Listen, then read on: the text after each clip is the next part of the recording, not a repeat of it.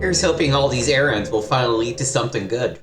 Hi, I'm Nick, and this is Classical Studies on Retro Games with Nick. Hello folks, and welcome back to our continued playthrough of Morrowind. Last episode, we made some progress. We leveled up a little bit.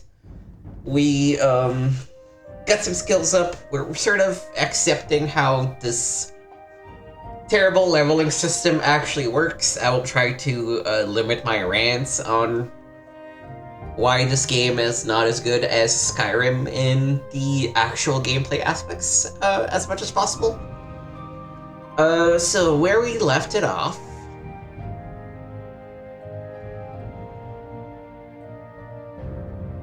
these enemies all look very cool. I don't know if we'll ever see them. Alright, we had just gotten attacked by a Dark Brotherhood assassin, which also gave us a lot of pocket money. We should go talk to somebody in Ebenheart for that. We have to go to kill some Telvanni agents at the Caldera mine. Oh, right, the main quest continues by going to the Ancestral Tomb outside of Pelagian, and killing something in there. I also did want to talk to Larius Varro over at Fort Moonma. Mage's Guild, no, not this one. The 4 Taps of Flowers are by Lake Maya. Which is also, it's sort of on the way, right? So maybe we should do this on our way to that Ancestral Tomb.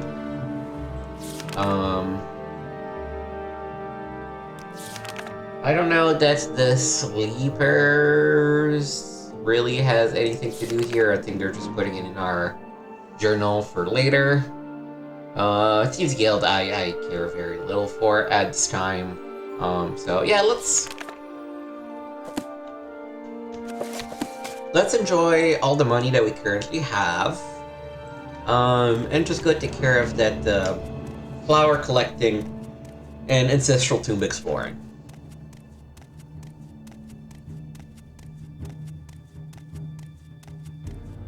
Oh, actually, I did want to spend maybe some of this money. This is Corner Club, right? Yeah. With like lock picking, which is the security. I believe we already bought a couple more probes. Yeah.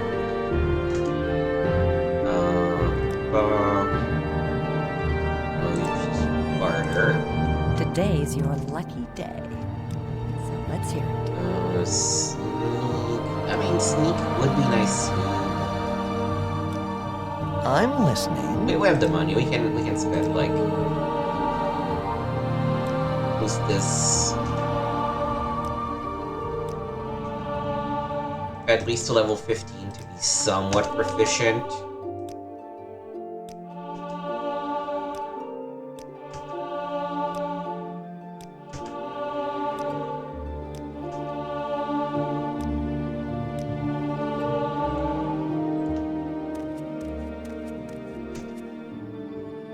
Can you train me? No.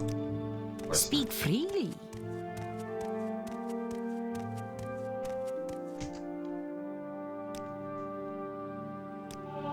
Friend.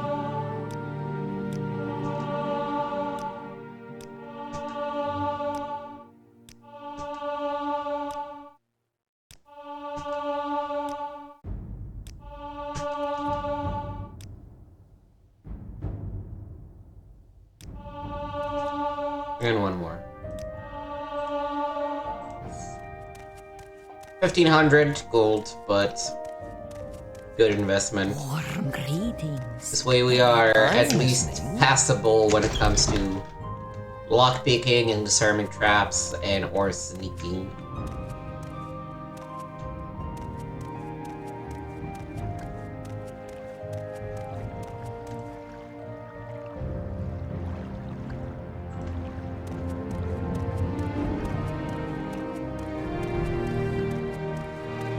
Alright, so first of all, these flowers thingamabobs.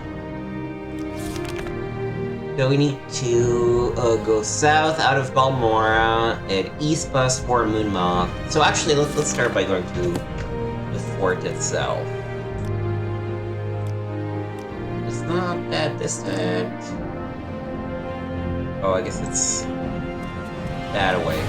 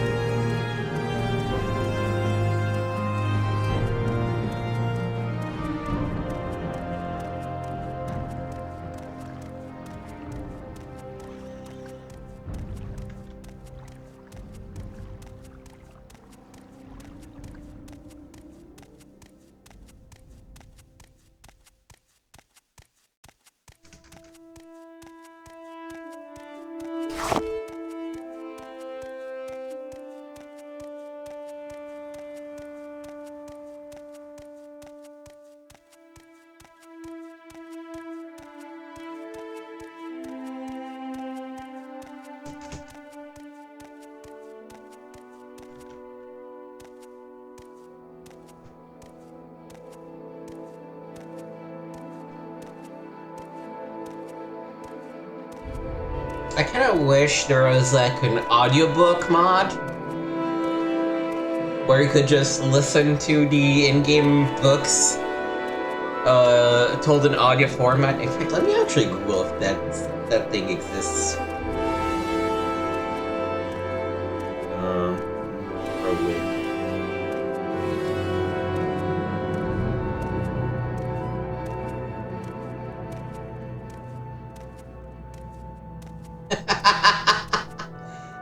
That's actually a thing.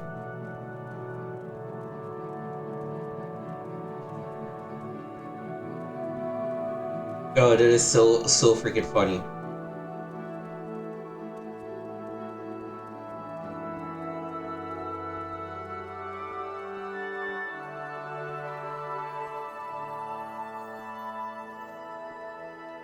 Tell you what, I'm actually gonna make a save here.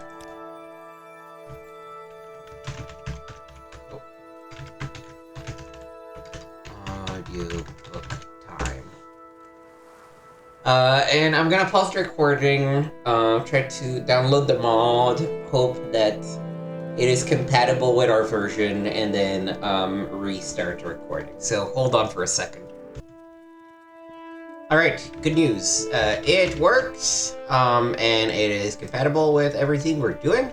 The one downside is that we have to have a book to be able to actually have it read. So what we're gonna do is we're gonna listen to... Also, it can't, like, stop and pick it back up, so we have to listen to the whole thing when it's happening. But, you know, it's still pretty impressive that we can just go like this. For 300 years, I have been a priestess of Azura, the Daedric princess of Moonshadow, mother of the Rose, and queen of the night sky. Keep moving, yes. Every Hoggitham, which we celebrate on the 21st of First Seed, we summon her for guidance, as well as to offer things of worth and beauty to her majesty. She is a cruel but wise mistress. We do not invoke her on any Hoggitham troubled by thunderstorms, for those nights belong to the Mad One, Sheogorath, even if they do coincide with the occasion. Azura at such times understands our caution. Azura's invocation is a very personal one. I have been priestess to 3 other Daedric princes, but Azura values the quality of her worshippers and the truth behind our adoration of her. When I was a dark elven maid of 16, I joined my grandmother's coven, worshippers of Molag Bal, the schemer princess. Blackmail, extortion, and bribery are as much the weapons of the witches of Molag Bal as is dark magic. The invocation of Molag Bal is held on the 20th of Evening Star, except during stormy weather. This ceremony is seldom missed, but Molag Bal often appears to her cultists in mortal guise on other dates. When my grandmother died in an attempt to poison the air of Firewatch, I re-examined my faith in the cult. My brother was a warlock of the cult of Boethia, and from what he told me, the Dark Warrior was closer to my spirit than the treacherous Molag Bal. Boethia is a warrior princess who acts more overtly than any other Daedroth. After years of skulking and scheming, it felt good to perform acts for a mistress which had direct, immediate consequences. Besides, I liked it that Boethia was a Daedra of the Dark Elves. Our cult would summon her on the day we called the Gauntlet, the second of Sun's dusk. Bloody competitions would be held in her honor, and the duels and battles would continue until 9 cultists were killed at the hands of other cultists. Boethia cared little for her cultists. She only cared for our blood. I do think I saw her smile when I accidentally slew my brother in a sparring session. My horror, I think, greatly pleased her. I left the cult soon after that. Boethia was too impersonal for me, too cold. I wanted a mistress of greater depth. For the next 18 years of my life, I worshipped no one. Instead, I read and researched. It was in an old and profane tome that I came upon the name of Nocturnal, the Night Mistress. Nocturnal, the Unfathomable. As the book prescribed, I called to her on her holy day, the 3rd of Hearthfire. At last I had found the personal mistress I had so long desired. I strove to understand her labyrinthine philosophy, the source of her mysterious pain. Everything about her was dark and shrouded, even the way she spoke. Speak freely, friend. She required of me. It took years for me to understand the simple fact that I could never understand Nocturnal.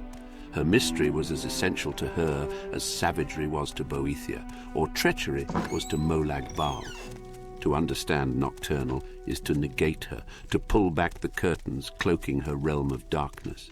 As much as I loved her, I recognized the futility of unraveling her enigmas.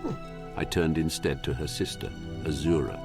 Azura is the only Daedra princess I have ever worshipped who seems to care about her followers.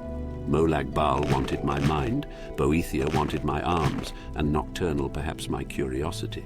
Azura wants all of that, and our love above all, not our abject slavery, but our honest and genuine caring in all its forms.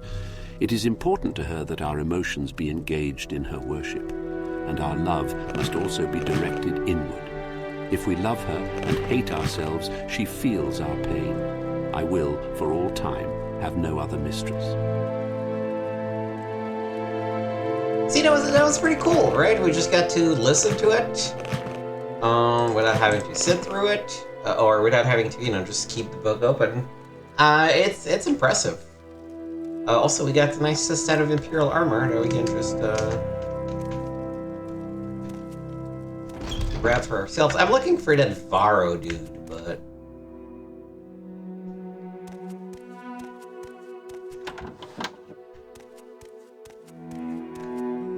How can I like help? Cult guy. This just leads back to the tower.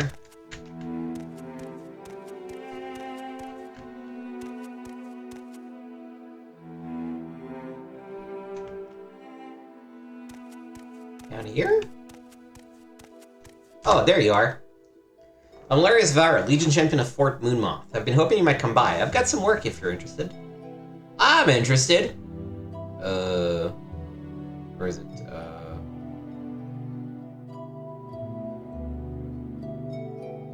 I don't see work, so let's go with my trade. Blades. I turn weapons and armors. The blades are for spies. Imperial. Number of careless travelers have been attacked recently. Seems there's a Nord near Hlaod who's been robbing the unwary. If you happen upon him, take care. And of course, I'd be grateful if you took care of the crown for me. This is the jerk that killed us that one time. Rules. Oh, work. Through various channels, I've learned a bit about your situation. I'd like to tell you a little story. And when I'm done, you can ask me some questions. And then maybe you might decide to go out and do some things. You might, and you might not. That's your affair. I also want to tell you a nice present I think the Emperor wants you to have. I'm not sure where it is, but maybe you'll want to check back and see if I found it. Later, after you've done some things. Once upon a time, there was a bad magistrate who took gold from criminal organizations to reduce the sentences and fines of criminals. Everybody knew he was doing this, but nobody could prove it. Because even if it could be proved, the bad magistrate had important friends, and proof is not as powerful as important friends. At the same time, there was a good officer who enforced the laws because he thought laws made people happy and safe. And it bothered the good officer that enforcing the laws did no good, because the bad magistrate let the criminals go as quick as the officer caught them. For a long time, the good officer sighed and said, "What can I do? Because the bad magistrate has important friends, and nothing I can do will touch him." But then the good officer said, "Say, wait a minute, what about the bad people who are bribing the bad magistrate? They haven't got important friends, and if they aren't around, then the bad magistrate can't get any more bribes." And even better, the good officer suspected that the bad people who were bribing the bad magistrate were probably criminals themselves. So the good officer decided it would be good if the bad people who were bribing the bad magistrate should go away. Forever. So the good officer made a little special prayer that there would be a little bloodbath to wash the bad people away. There, isn't it a nice little story? Maybe not a perfect story, because it ends with a prayer and not a bloodbath, but maybe the story isn't over. What about the nice present? What is the nice present from the Emperor? I'm sure I don't know. I think it's supposed to be a surprise. As I said, I'm not sure where it is, but I might find it anytime. So check back and see if I found it. Later, after you've done some work. Oh, the bad people are the Camonna Tong. I thought everybody knew that. They're a criminal organization. Unfortunately, I don't know who the Camonna Tong are. No one will tell me because I am an officer, and it is against the code to tell officer things. But people in the Thieves Guild hate the Camonna Tong. I bet if you asked the Thieves Guild, they would cheerfully tell you who the bad people are and where to find them. But I warn you, these bad people are very tough. Tougher than you, I'm afraid. The bad people in my story are 5 members of the Camonna Tong. I know they are a scout, a pawnbroker, a savant, a thief, and a smith, and they are in Balmora. Unfortunately, I don't know their names. But maybe you can find their names, and where to find them. And maybe my story could then have a happy ending, with a little bloodbath instead of a prayer. Yes, right. Redguard? I mean, murdering assassins, that sounds good to me as long as I can actually, kill them. I don't believe it. Let's read another book for the road. The Daedra are powerful ancestor spirits, similar in form and substance to the Tribunal, blessed be their holy names, but weaker in power and more arbitrary and removed from the affairs of mortals. In old times, the Kaima worshipped the Daedra as gods, but they did not deserve this veneration, for the Daedra harmed their worshippers as often as helped them. The advent of the Tribunal, blessed be their holy names, changed this unhappy state. By the apotheosis, the Tribunal, blessed be their holy names, became the protectors and high ancestor spirits of the Dunmer, and bade the Daedra to give proper veneration and obedience. The 3 good Daedra, Boethia, Azura, and Mephala, recognized the divinity of the triune ancestors, blessed be their holy names. The rebel Daedra, Molag Bal, Malakath, Sheogorath, and Mehrunes Dagon refused to swear fealty to the Tribunal, blessed be their holy names, and their worshippers were cast out. These rebel Daedra thus became the 4 corners of the House of Troubles, and they continue to plague our tranquility and tempt the unwary into heresy and dark worship. The priests of the temple remain ever vigilant for signs of the adversary's return, sometimes aided by the loyal 3 good Daedra, who are familiar with the wiles of their rebellious kin. The good Daedra are known to the temple as the Anticipations, since they are the early ancestral anticipations of the loving patronage of the Tribunal.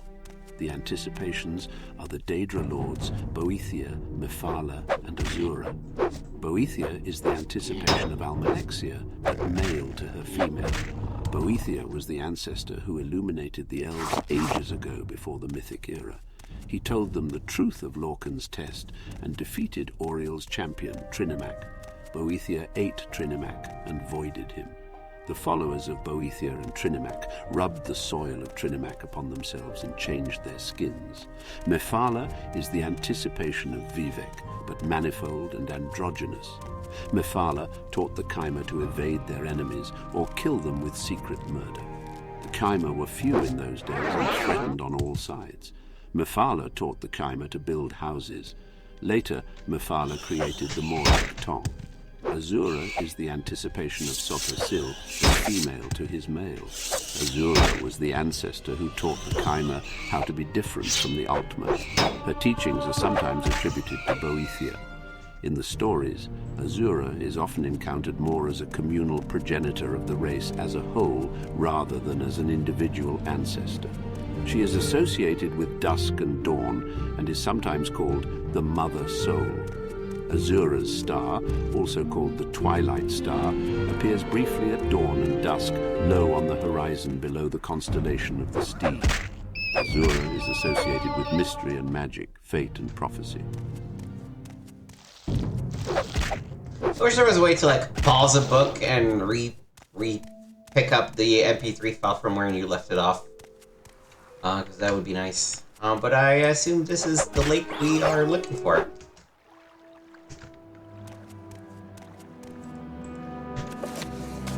Because the thing said, after getting a Foyada, I should take the road to Saran, which runs along the north shore of Lake Maya. And if we look at where we are, I guess I don't know. Oh, there's the ruin that I was told about. Okay, cool. I'm gonna assume that this is the lake and this is the road that leads north.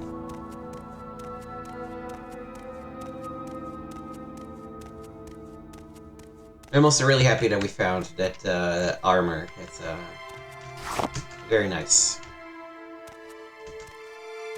Okay, so we need gold Cannet, stoneflower petals, willow anther, and heather. We had like most of these at some point.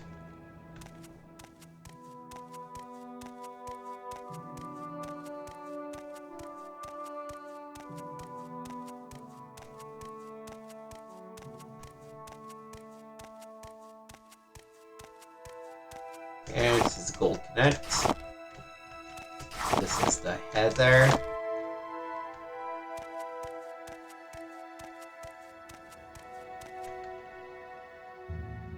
Stone flower.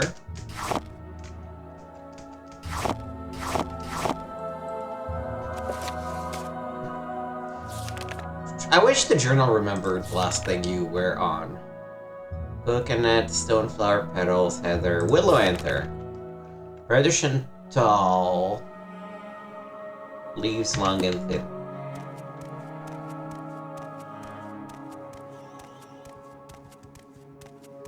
This one? Yeah.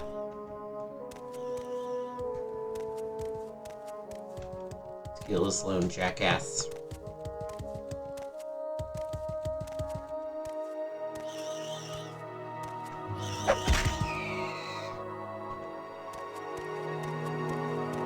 Alright, so I believe that, that completes this task.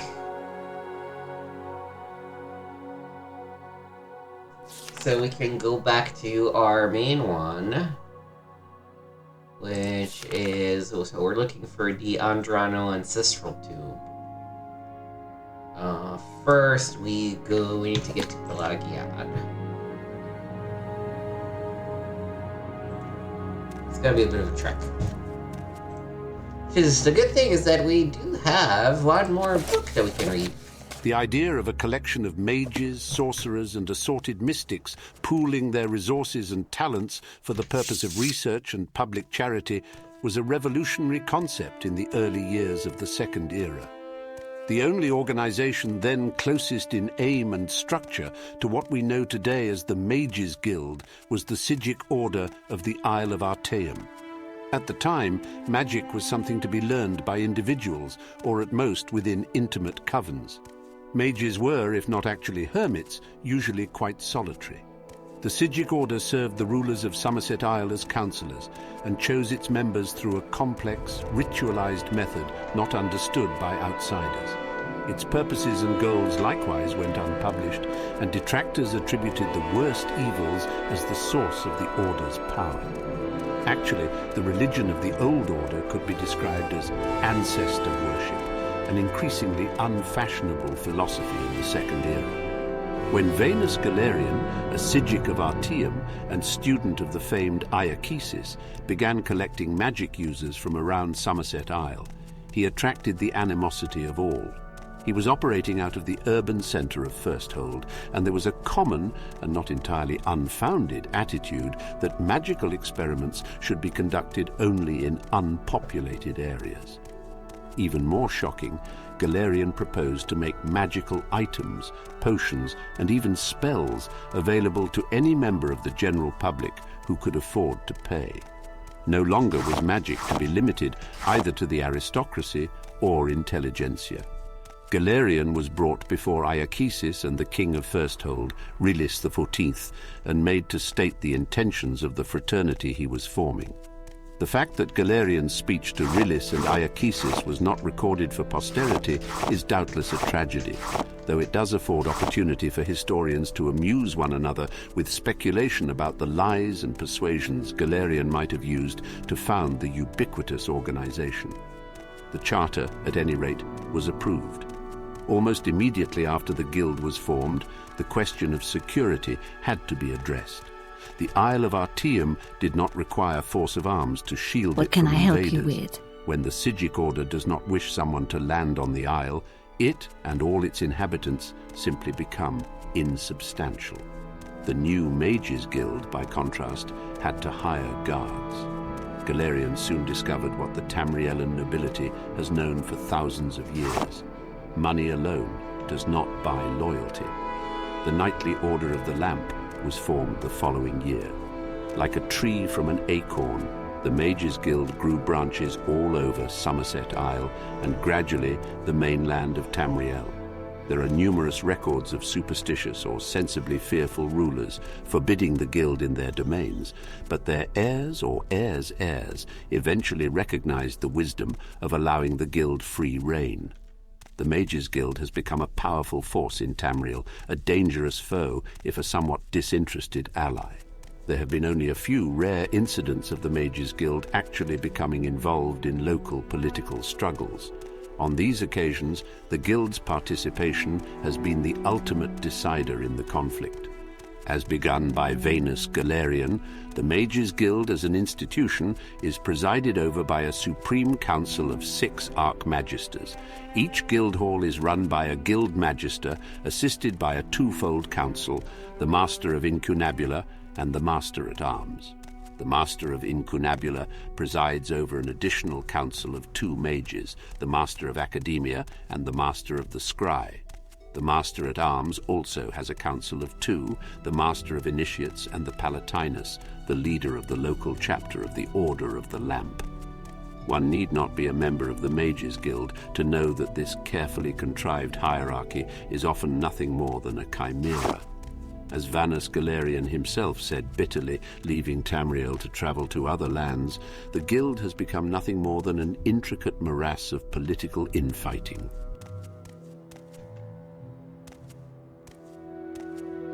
Yeah, this mod definitely helps tone down the monotony of these long-ass walks. I feel, less pressure to keep my public entertained. I might buy like a series of books, like the Real Barenzia, however you want to say that, and sort of read through it as we move. We've reached Pelagiad. Sedanine. This is the road that we're on. I'm gonna guess that somewhere in this mountain there is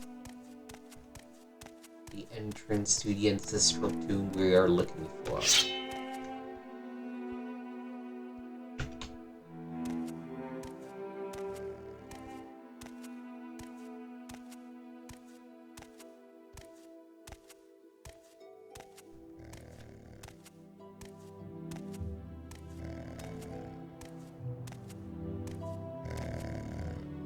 Oh, look at his little eye. You know what? He's not attacking me. I'm not gonna kill it. I'm not a murderer. Oh, I bet that's that. Yep. Bingo.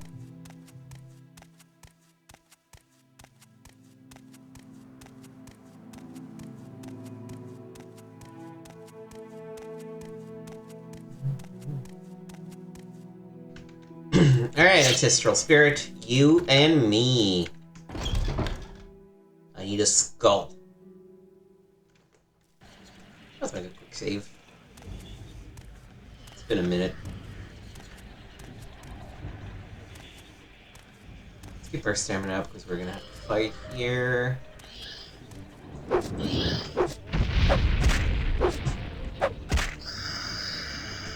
Fuck yeah. What's in a dead body? Iron stuff. I'll take the coin.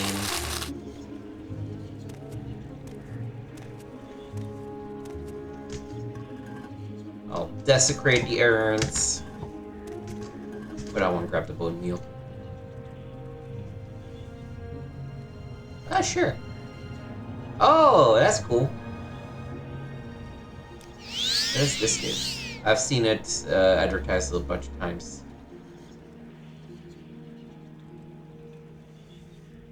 It just restores attributes, I guess. So if you get cursed. Okay.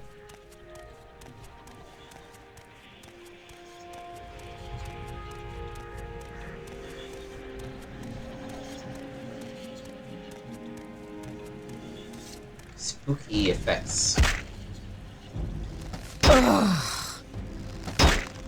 I wish you could block.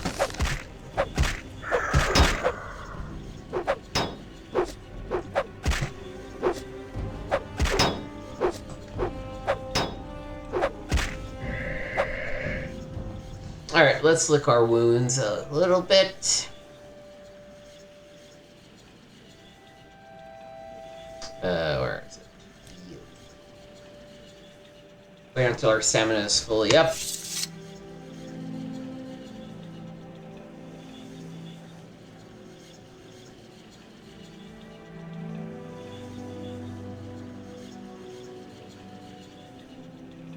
We get like a 50% shot.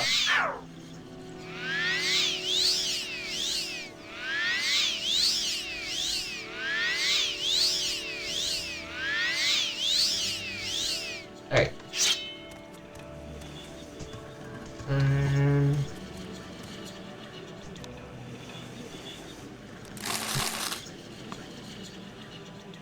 That's fine.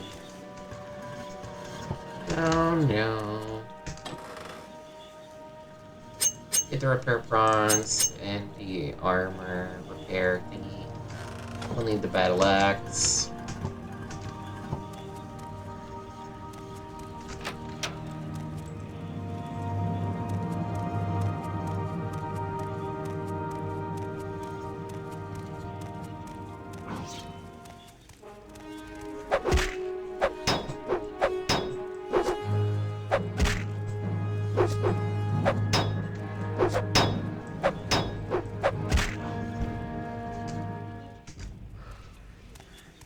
There was a creepy thing in here.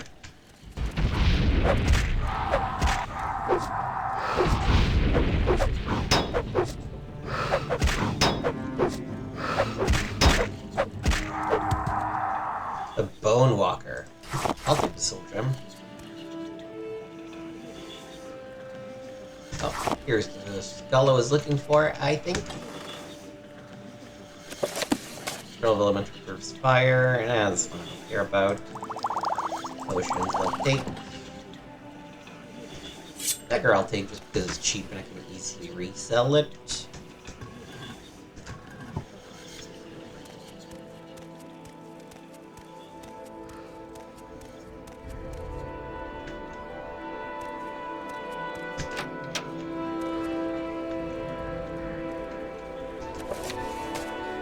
Sothasil and the Scribs.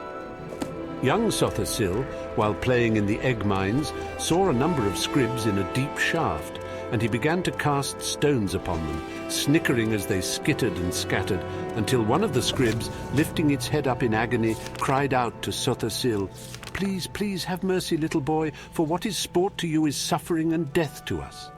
And so Sothersill discovered that the idle of amusements of one may be the solemn tortures of another. Lord Vivec and the contentious beasts.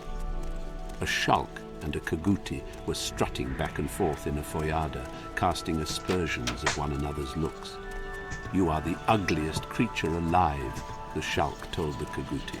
"No, you are the ugliest creature alive," the caguti told the shulk, for each thought himself most handsome and the other most ugly. Then Lord Vivec chanced by and settled their dispute.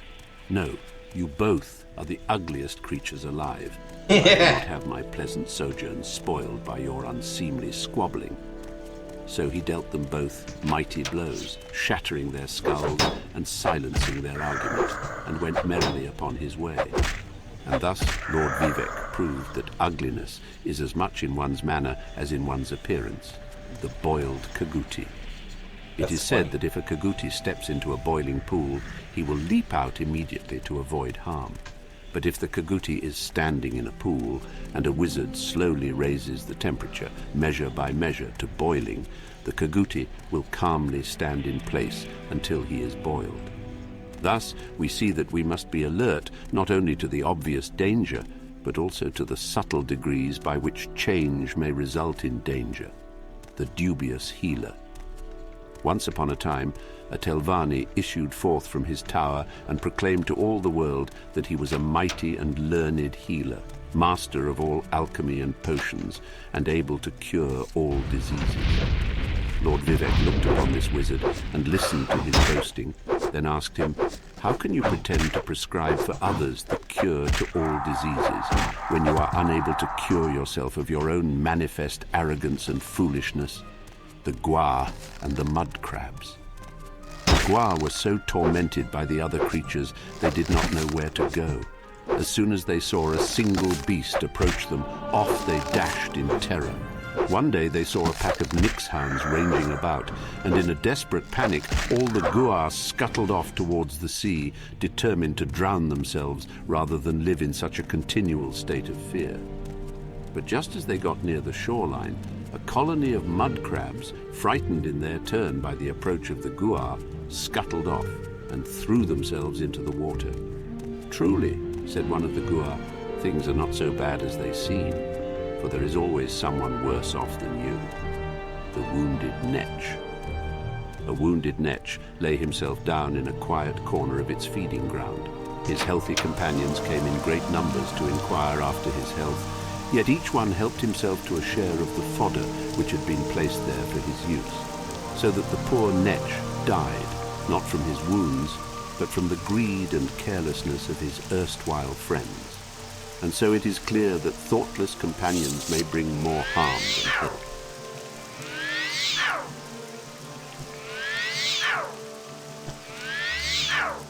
Oh, come on. Yeah, we're supposed to say to me, let's just go there and use the Silt Strider to go back to Balmora. You might try out that Camonna Tong murders. Just to see. So this is something that I knew and that I tried in a previous playthrough, and I got ridiculously destroyed by them. But I feel like I'm a lot more efficient in combat this time than I was in the past, because I kind of sort of finally understood how the skill system works. So maybe it's not gonna be as bad as I think.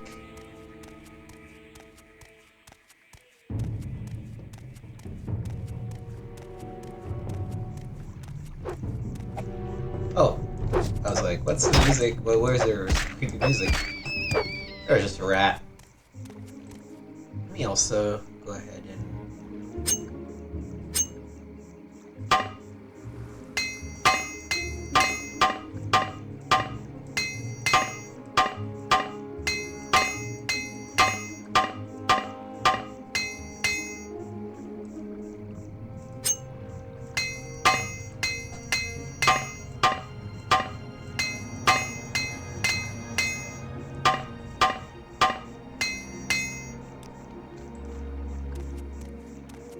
It's hopefully a little bit of armor skill being developed there.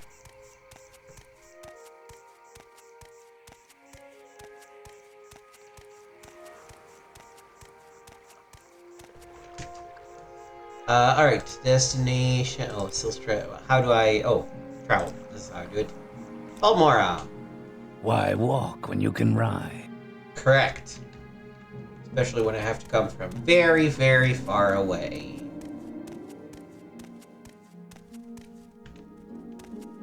Where are you people?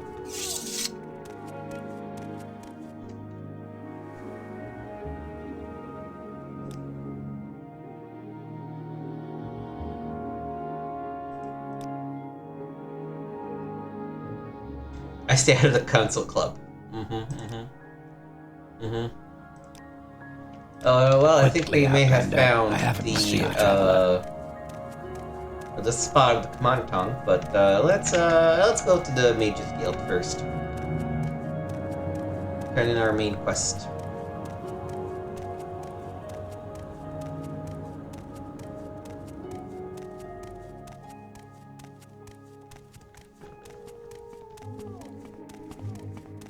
Look into our stash too. Let's make this one our library.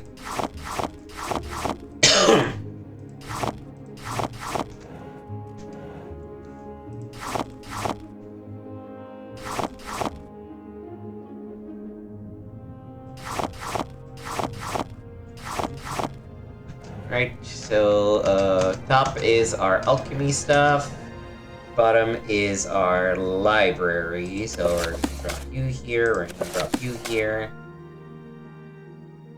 This one we're gonna keep because it's a quest item. And the rest we're gonna keep on us, I guess. Now let me put this, this dagger here. And this blade here too.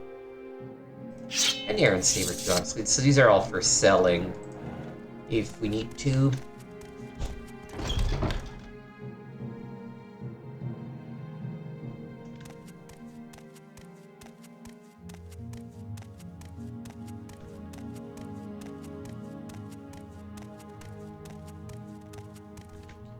Alright, here you are. Here's your skull. Errand. Very good, I'll just take this skull from you. Perfect for what I have in mind. Thank you. Now, as I promised, I'll answer your questions about the Nerevarine cult. Go ahead.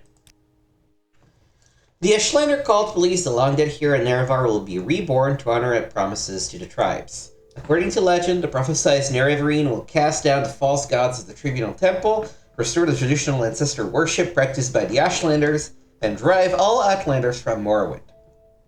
Both Temple and Empire outlaw the cult, but it persists among the Ashlander, who care little for Imperial or Temple law. Here, take this copy of my notes on the topic for Caius. Nerevar. Nerevar is the first stage hero of the Dunmer people. He was a great general and leader. He helped from the First Council and formed the First Council, and united the Dunmer houses against foreign invaders aided by the traders of House Dagon. He triumphed over Morrowind's enemies at Red Mountain, but died in the battle. The hero that will be reborn is called the Nerevarine. The prophecies. Ashlander culture honors dream, vision, and prophecy, unlike the Temple and the Western cults, which regard visions and prophecy as primitive superstition. Wise women interpret dreams and visions and pass them on to succeeding generations. The most common version of the Nerevarine prophecy is the Stranger. Did you know that Nerevar was known to possess a magical ring named One Clan Under Moon and Stars? Nerevar swore his promise to honor ancient Ashlander traditions and land rights on this magical ring. Okay.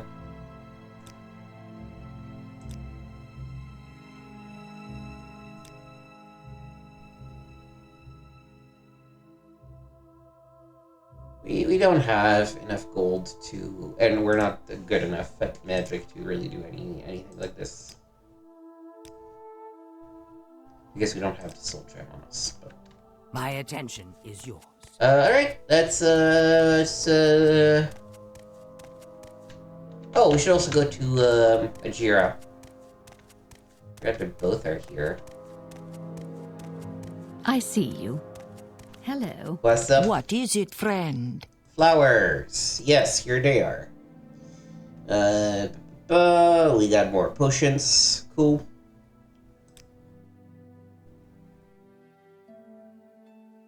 You need a ceramic bowl? Okay. Ravir the trader in Balmora. Okay. I mean, I think I have like a bunch in my trash upstairs, but...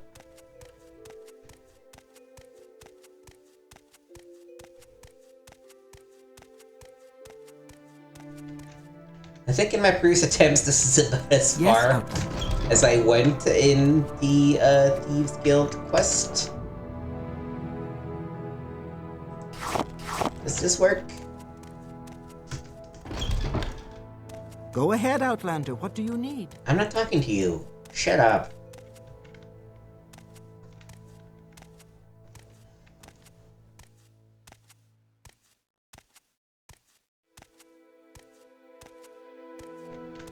They're trained as athletics.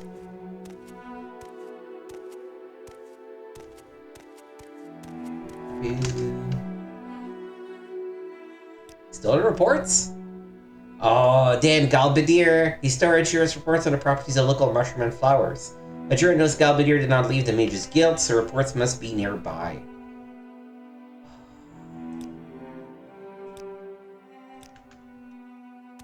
Our sugar is yours, friend. I suppose I have. I'm sorry, what? What is it? Did you just offer me drugs? Because that's what it sounded like. Alright, Hello, Outlander. Is there something I hope I you can won't do take for too much you? of my time. So I bet Galbadir doesn't sound like the kind of person that's particularly smart. Ooh, can I pocket these?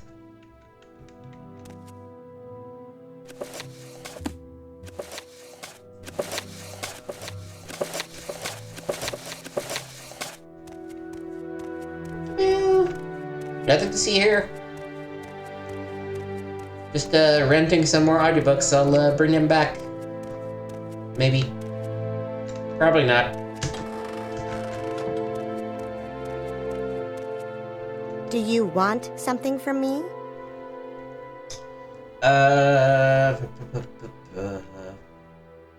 Still in reports.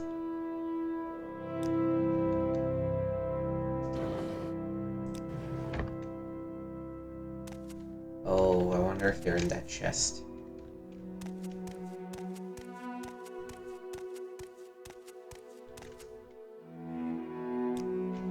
There's an unfortunate situation. Back when I was an apprentice here, we had to find our own reports when a jealous rival stole them. But I suppose you want to know where the scroll is. Can't say for sure, but I saw Galbadir rummaging among those sacks and barrels across from the stairway earlier. Is there something I can do for you? Oh, thank you very much. Haha! Okay, this one does not have an audiobook. Ajira studies fur-covered mushrooms in Vardenfell.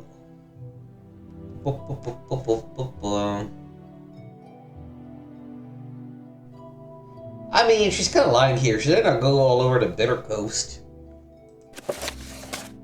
Report is not great. Hey, bitch. Or jerk, I can't tell which one you are, but... I got them. So...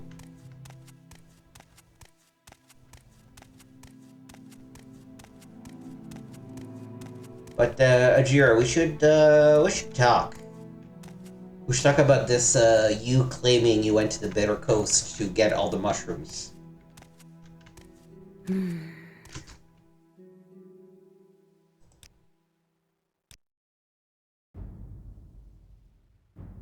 Okay, there's another one too. I'm listening, please. Go ahead. Do you want something? Oh, you're the spellmaker one. Okay. Actually, let me talk to you two. You never know. Maybe somebody has something else to say. Oh, you don't. What about you? You got something to say about stolen reports? So Galbadir carrying a scroll up to her desk, but I didn't think of anything at the... Go ahead, Outlander. What do you need? Such useless creatures.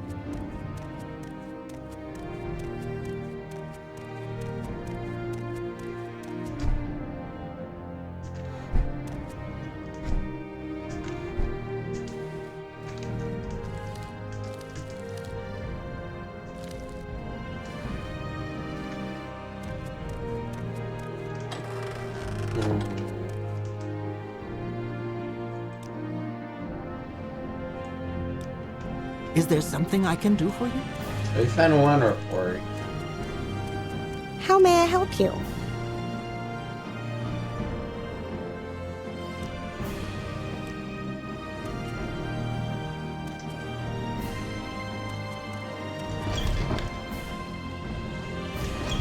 Interesting. Go on. Up to her desk. Interesting. Go on.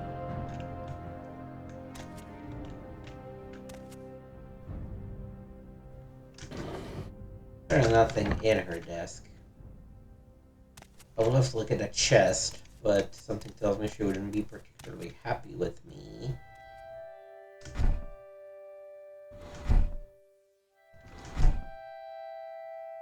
Yeah, these are all ingredients. Nothing looking like a report. Is there something I can do for you? I'll just do the ceramic bowl. So I can at least give that to Ajira. What about you? Did you see anything about these? Nope. Okay. Have you any news?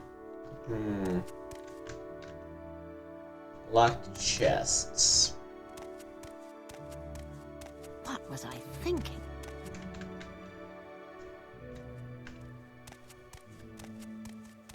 Oh, I see you. do I see something down Hello. here? Gotcha. Okay, you also did not go and collect those flowers either, Ajira. Come on.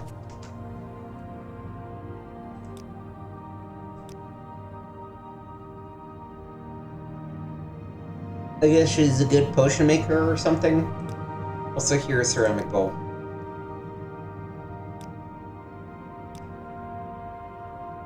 Ajira knows my secrets, but are not yet for friend games with Nick. Speak with Ajira again when you are a warlock. Uranus Athris here may have duties for you, but Ajira does not like Ranis much. So she suggests going to Aldrune. I'm listening, please. Go ahead. This is an honor. But, which person did you say? Uranus Athris. Something like that. Hello, Outlander. Is there something? no. I hope you won't take too much of my Apparently not time. you.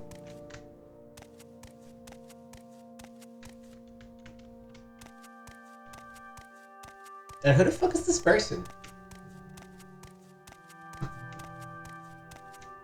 It's gotta be you. Is Yeah. there something I can do for you? Duties. Advancement. I don't have any duties for an associate, but you may be ready for advancement. Congratulations, you're now officially the apprentice.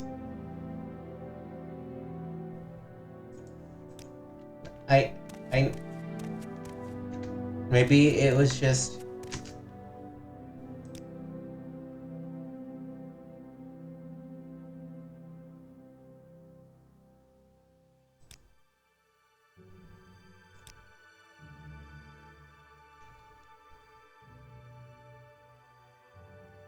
The Guild of Mages only accepts candidates of keen intelligence, endowment, and will. Candidates must exhibit mastery in the great schools of magic, destruction, alteration, illusion, and mysticism. Well, that's not great, because I kind of suck at all of them. Was that written somewhere in my journal here?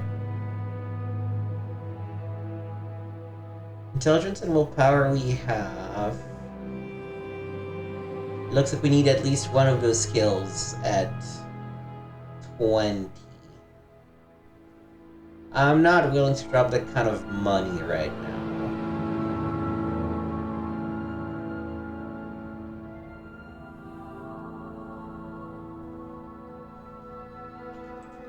So at least the Mages Guild here will have to,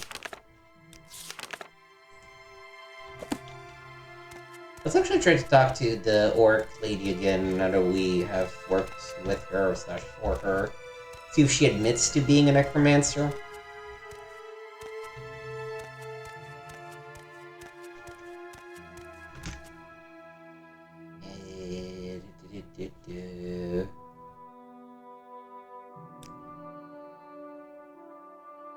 Continues to deny it.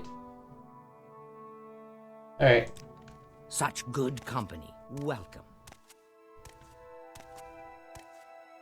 I mean, nobody believes that, but...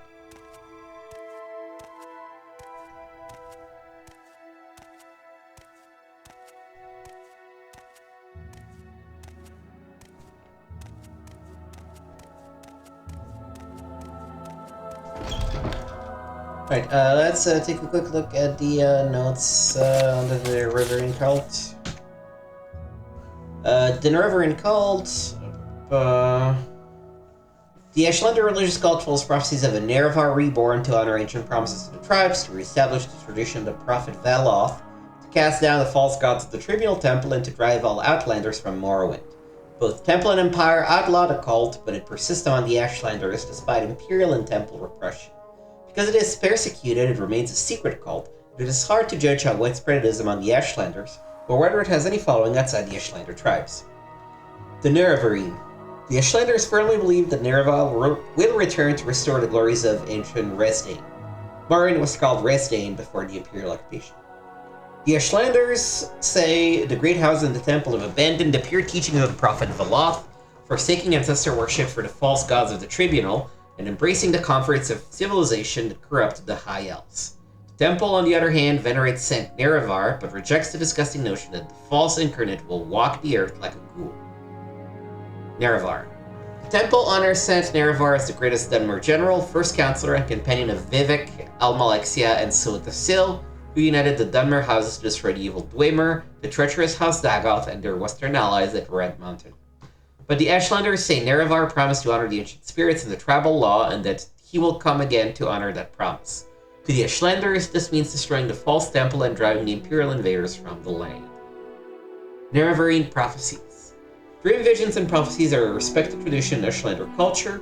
Their wise women and shamans take careful notes of dreams and visions. Again, we've heard that. First, many less well-informed scholars assume that the phrase journeyed far neath moon and stars is just a cliche to suggest a very long journey, but the Nerevar of legend was known to possess a magical ring named One Clan under Moon and Star, upon which Nerevar is supposed to have sworn a promise to honor ancient Ashlander traditions and land rights. Second, the reference to 7 curses must certainly refer to the lost prophetic verses known to the Ashlanders as the 7 curses. Gee, you don't say! The Stranger. When earth is thundered and skies choke black, and sleepers serve the 7 curses, to the hearth there comes a stranger, journeyed far neath moon and stars. Though stark born to sire uncertain, his aspect marks a certain fate. Wicked stalk him, righteous curse him, prophets speak, but all deny. Many trials make manifest the stranger's fate, the curse's bane. Many touchstones tread a stranger, many fall, but one remains. Lost prophecies. Ashlander elders complain of prophecies who have been lost to tribal memory due to the carelessness or ineptitude of earlier generations of wise women and Ashcans.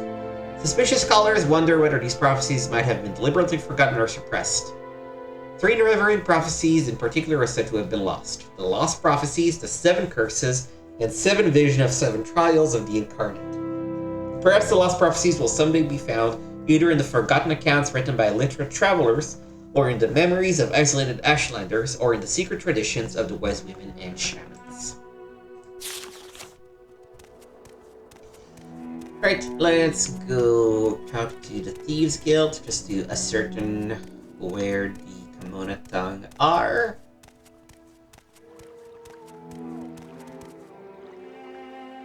Yeah.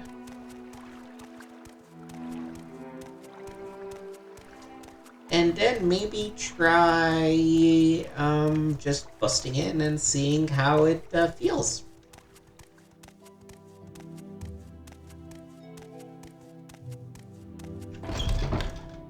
You've got the better of me. I guess that. I'm listening. Dr. Sugar Lips. No. Okay, you don't wanna talk about that. Bad people. The bad people are looking for the Camonna Tong, and they're in Balmora. You'll find them at the Council Club Corner Club. That's the local Camonna Tong handout. And then they tell me who the people are. Okay, thank you.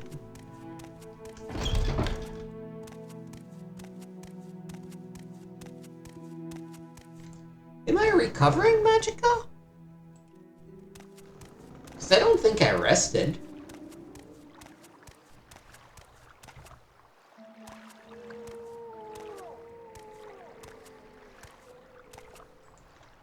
Out of 35. What was that?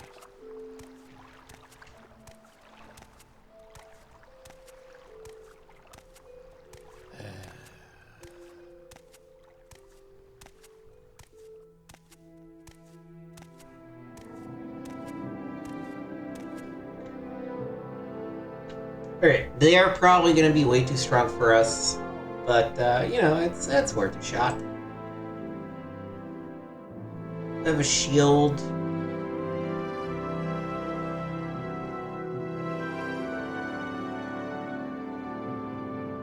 I have a scroll of shield.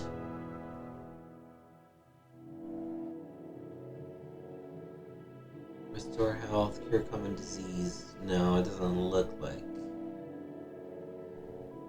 Yeah. Okay.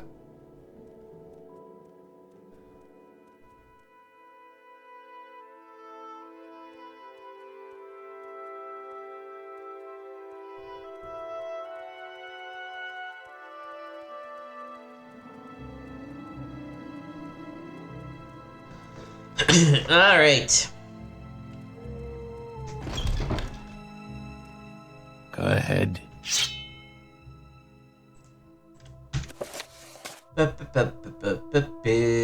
Talon Valis would be the smith. You Inma. There is no escape!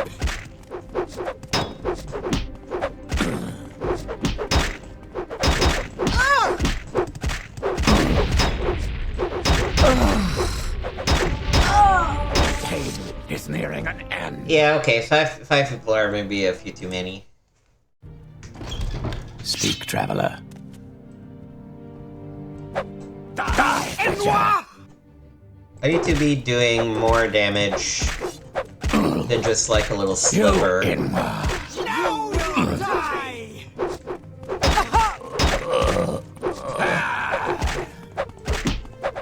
Have you? Escape! I have You Inma. There is no escape! Let's try to use some potions. 45 health.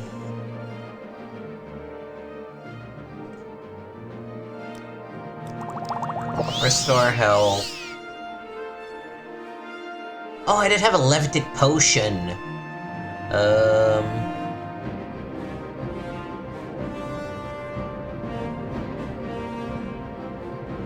Oh, you know what? Let's try it. It's a little expensive, but if it lets us actually do it. Yeah, fuck, what the fuck not? Lightning shield. You Inma.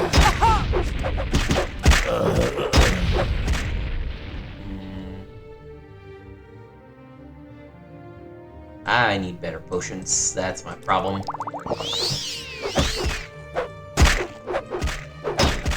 end is approaching! Eesh.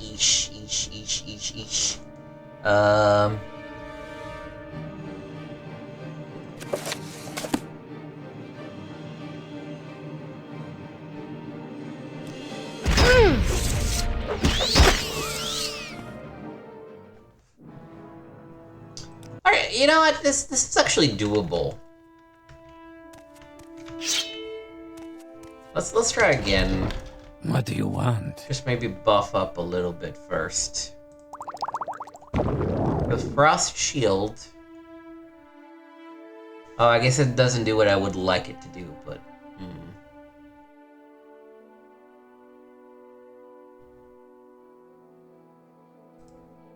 Spell Absorption can do something.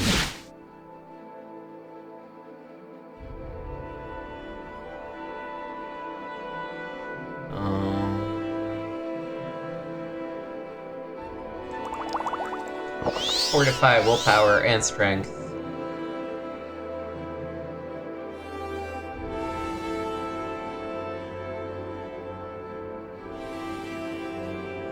And 45 health. There is no escape! Greatly. You surrender your life, and I will end your pain! You're beaten. You will die.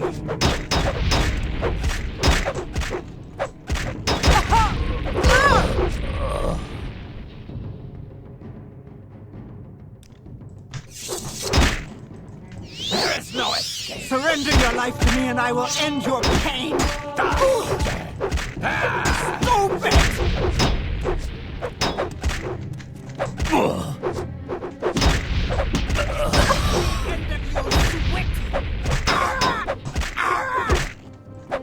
You Inma. Ah, damn it! Actually, I almost had it. Actually, okay, let's try again. Let's try again. I think I can do this.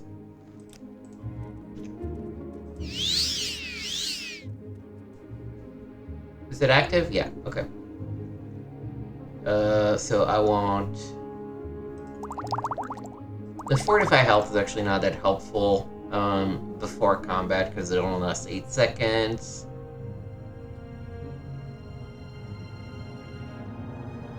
The shields also I don't think did anything.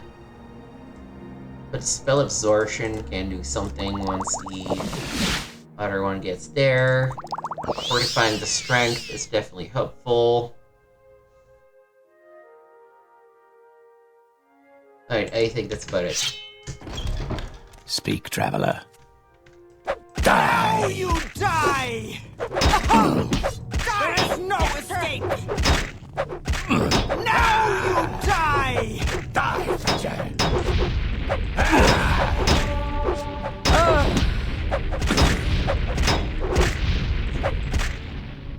Let me pop a good potion. Oh, 45 health. Now that's a good time.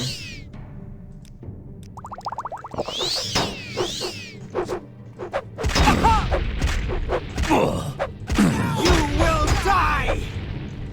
Stupid!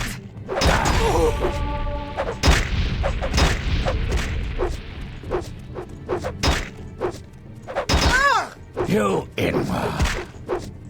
Let's pop. Do I still have the spell absorption? I do. Now you die! Die, Fetcher. Oh, let's restore fatigue.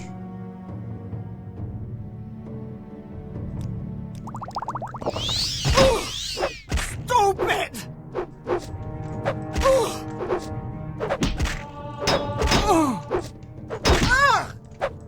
Is the end of you, switch?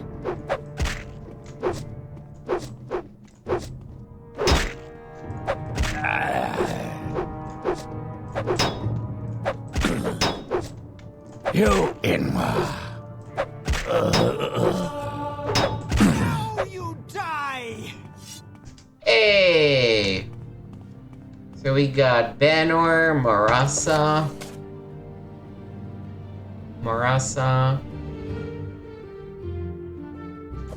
This guy was not actually a Camonna Tong, so there's gonna be one more.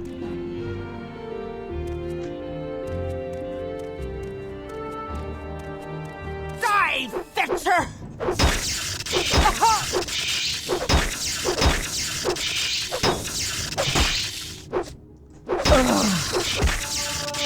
Oh no, oh no.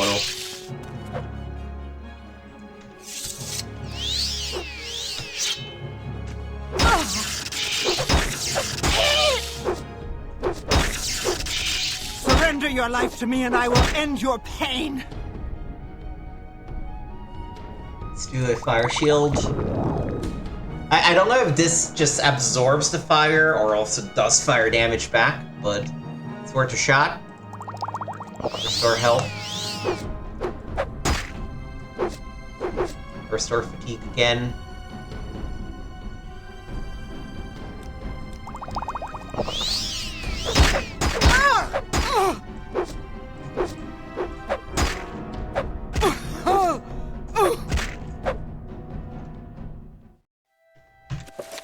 Draw a third? Yeah, okay.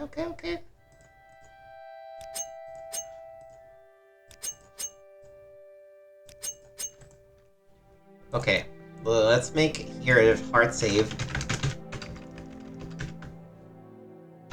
Camonna is dead. Alright.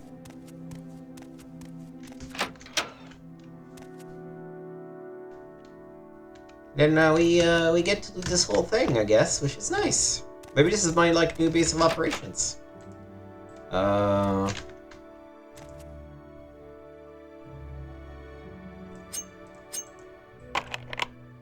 complex. Okay.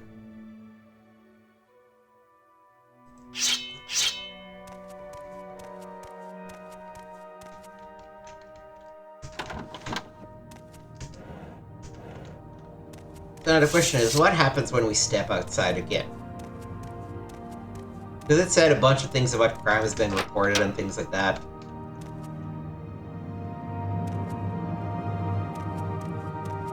Okay, they're running towards us, which is not great.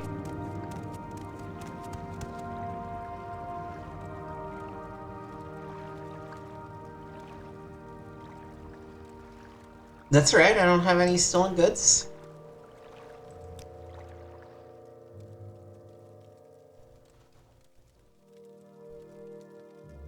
Oh, all of our skills decreased by a couple of points. That kind of sucks.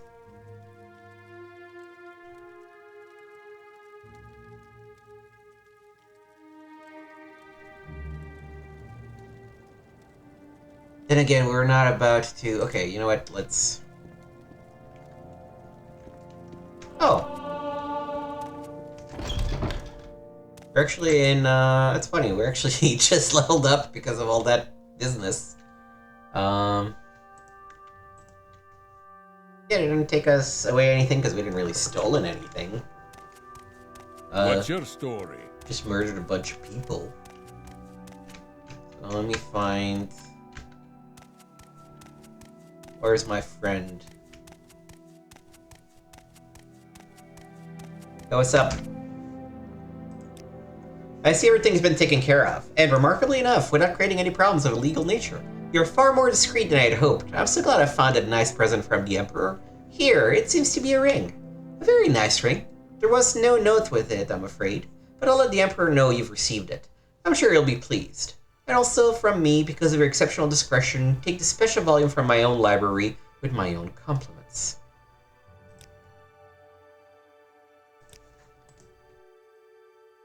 I'm listening.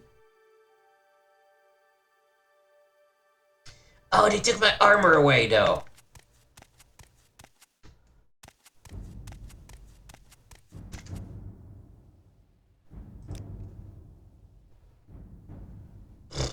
Why didn't you go to Nisus to join the Legion? That is actually a bummer. Let's keep, let's poke around some more. There's bound to be some armor I can swipe. This is where we found it originally, I think.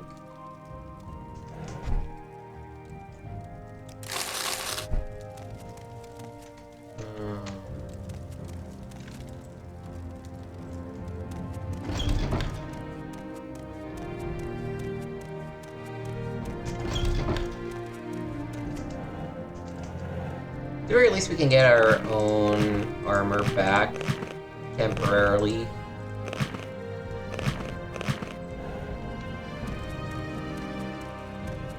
Which beats not having heavy armor.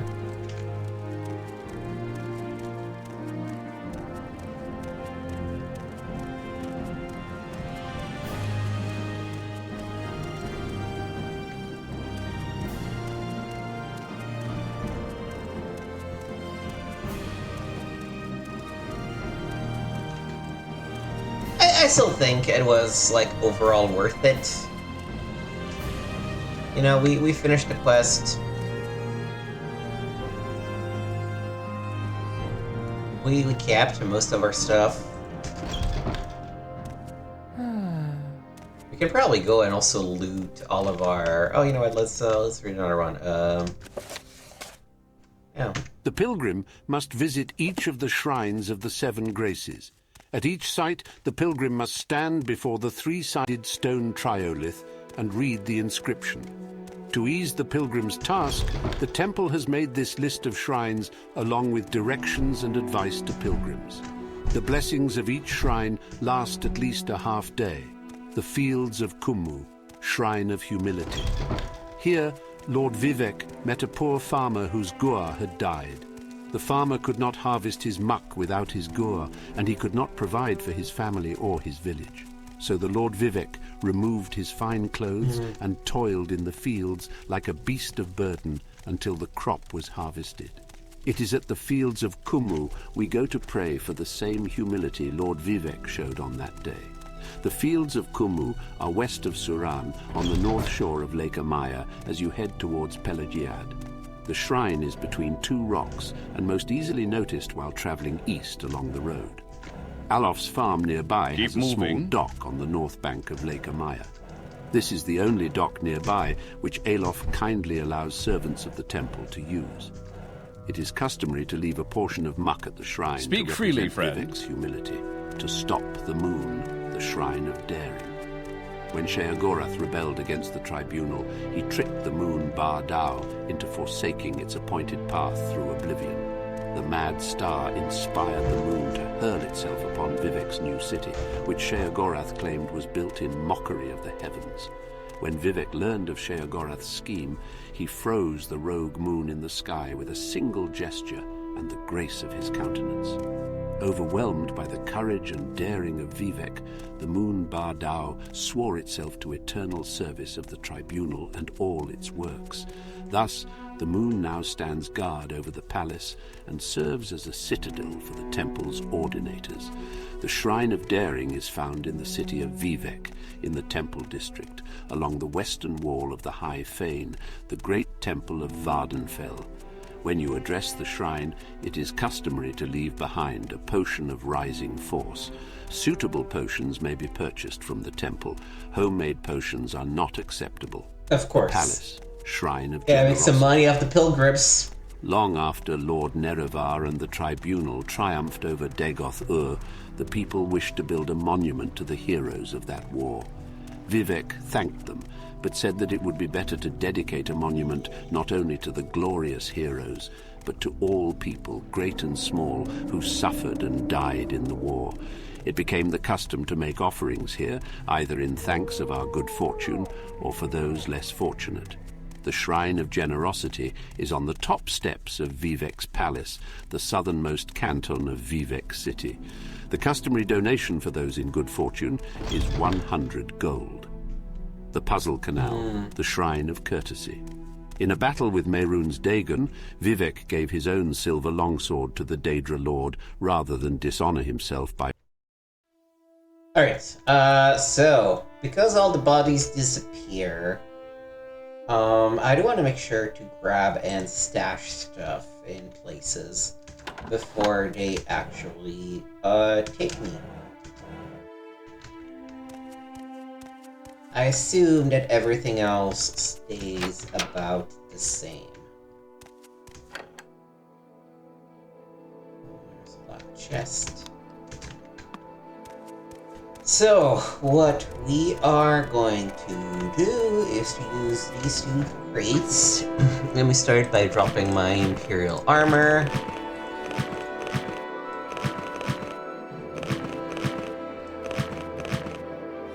I guess the helmet was still mine.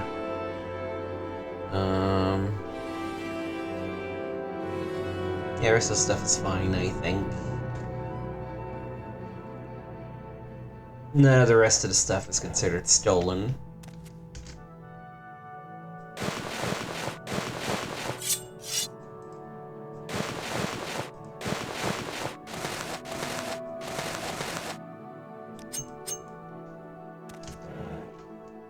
Okay, so I'll put my stuff there on the left, and then all the loot here on the right.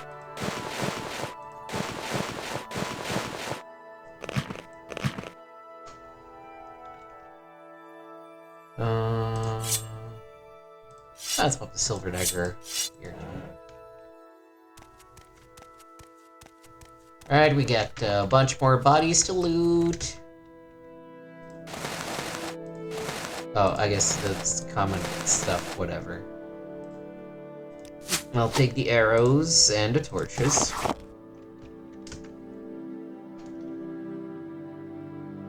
Yeah, the warhammer is not worth enough for me to bother.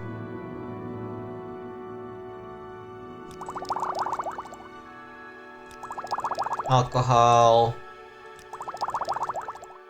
Various potions.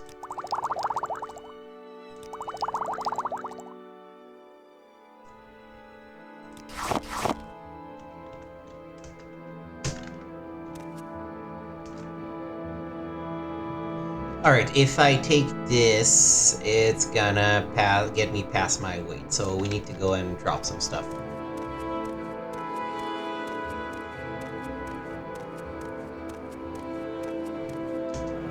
Let's dump all the potions here.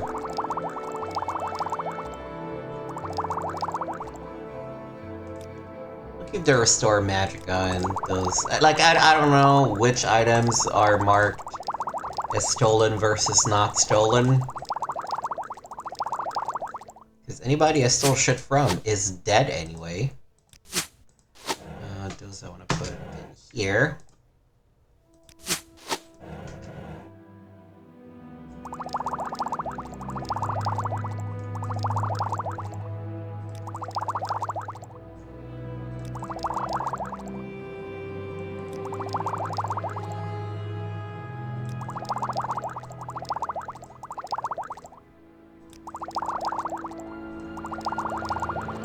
These fucking potions add up, huh?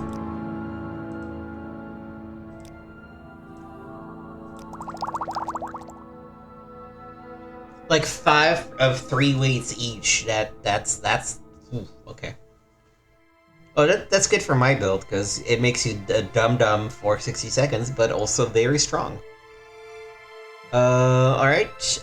We also put these, which are precious. I saw that the books stayed with me. The scrolls seem to stay with me. God, boy. I can just drop on the floor. I don't care. Put all my lockpicking stuff here too.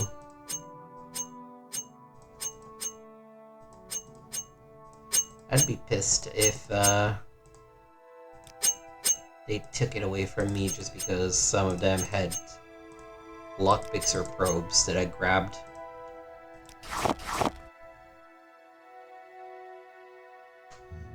Right. Back up to do some more looting.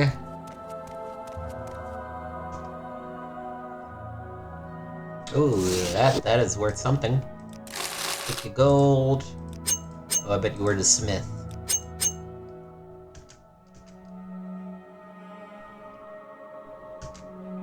Okay, you... Common shit for the most part. Light armor. That's not worth much.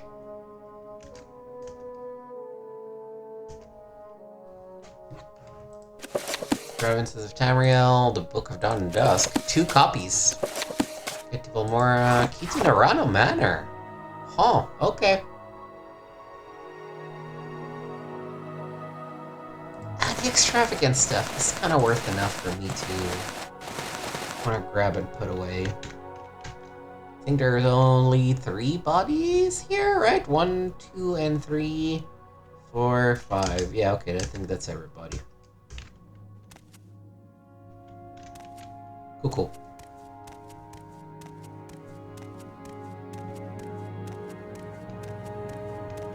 And then we dump all of this in here.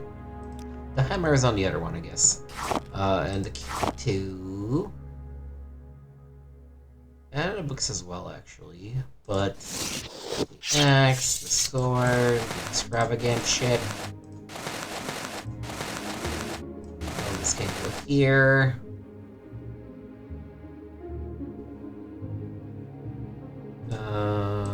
This is also ingredient that I still not care about it. But, okay. And here, key. Oh, the crate is full. Well, in that case, I'll put them in this crate.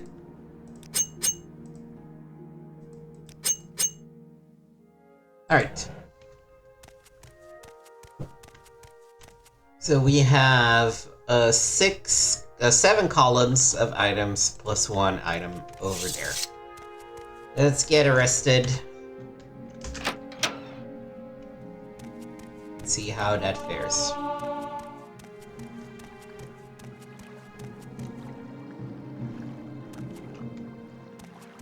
Yep, I'm here. I'm here. I'm not running. Go to jail. Goodbye.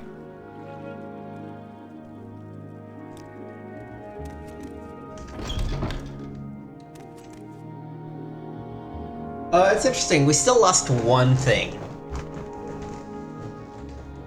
Let me take a quick screenshot.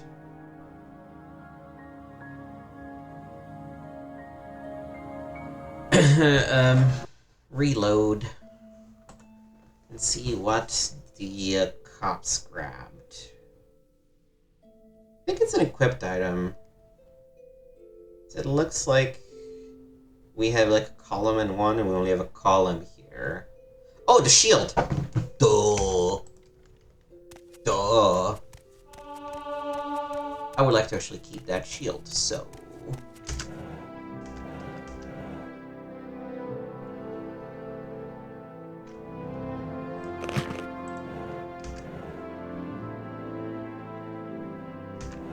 oh, here.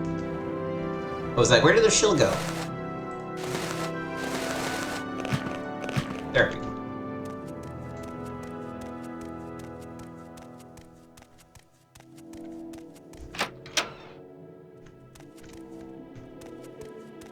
I murdered a bunch of assassins and I'm turning myself in. Please take me. Yes, I shall go to jail. Goodbye. Okay. Let's go get our reward. This way, I think, and down, right? Yeah. Hey, what's up? Took care of the work. Thank you very much.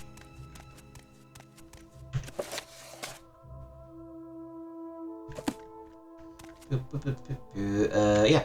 Back out. Wonder what's in that book that he gave me.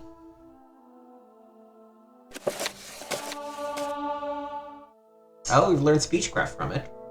Few historic figures are viewed as unambiguously evil, but Potema, the so-called Wolf Queen of Solitude, surely qualifies for that dishonor.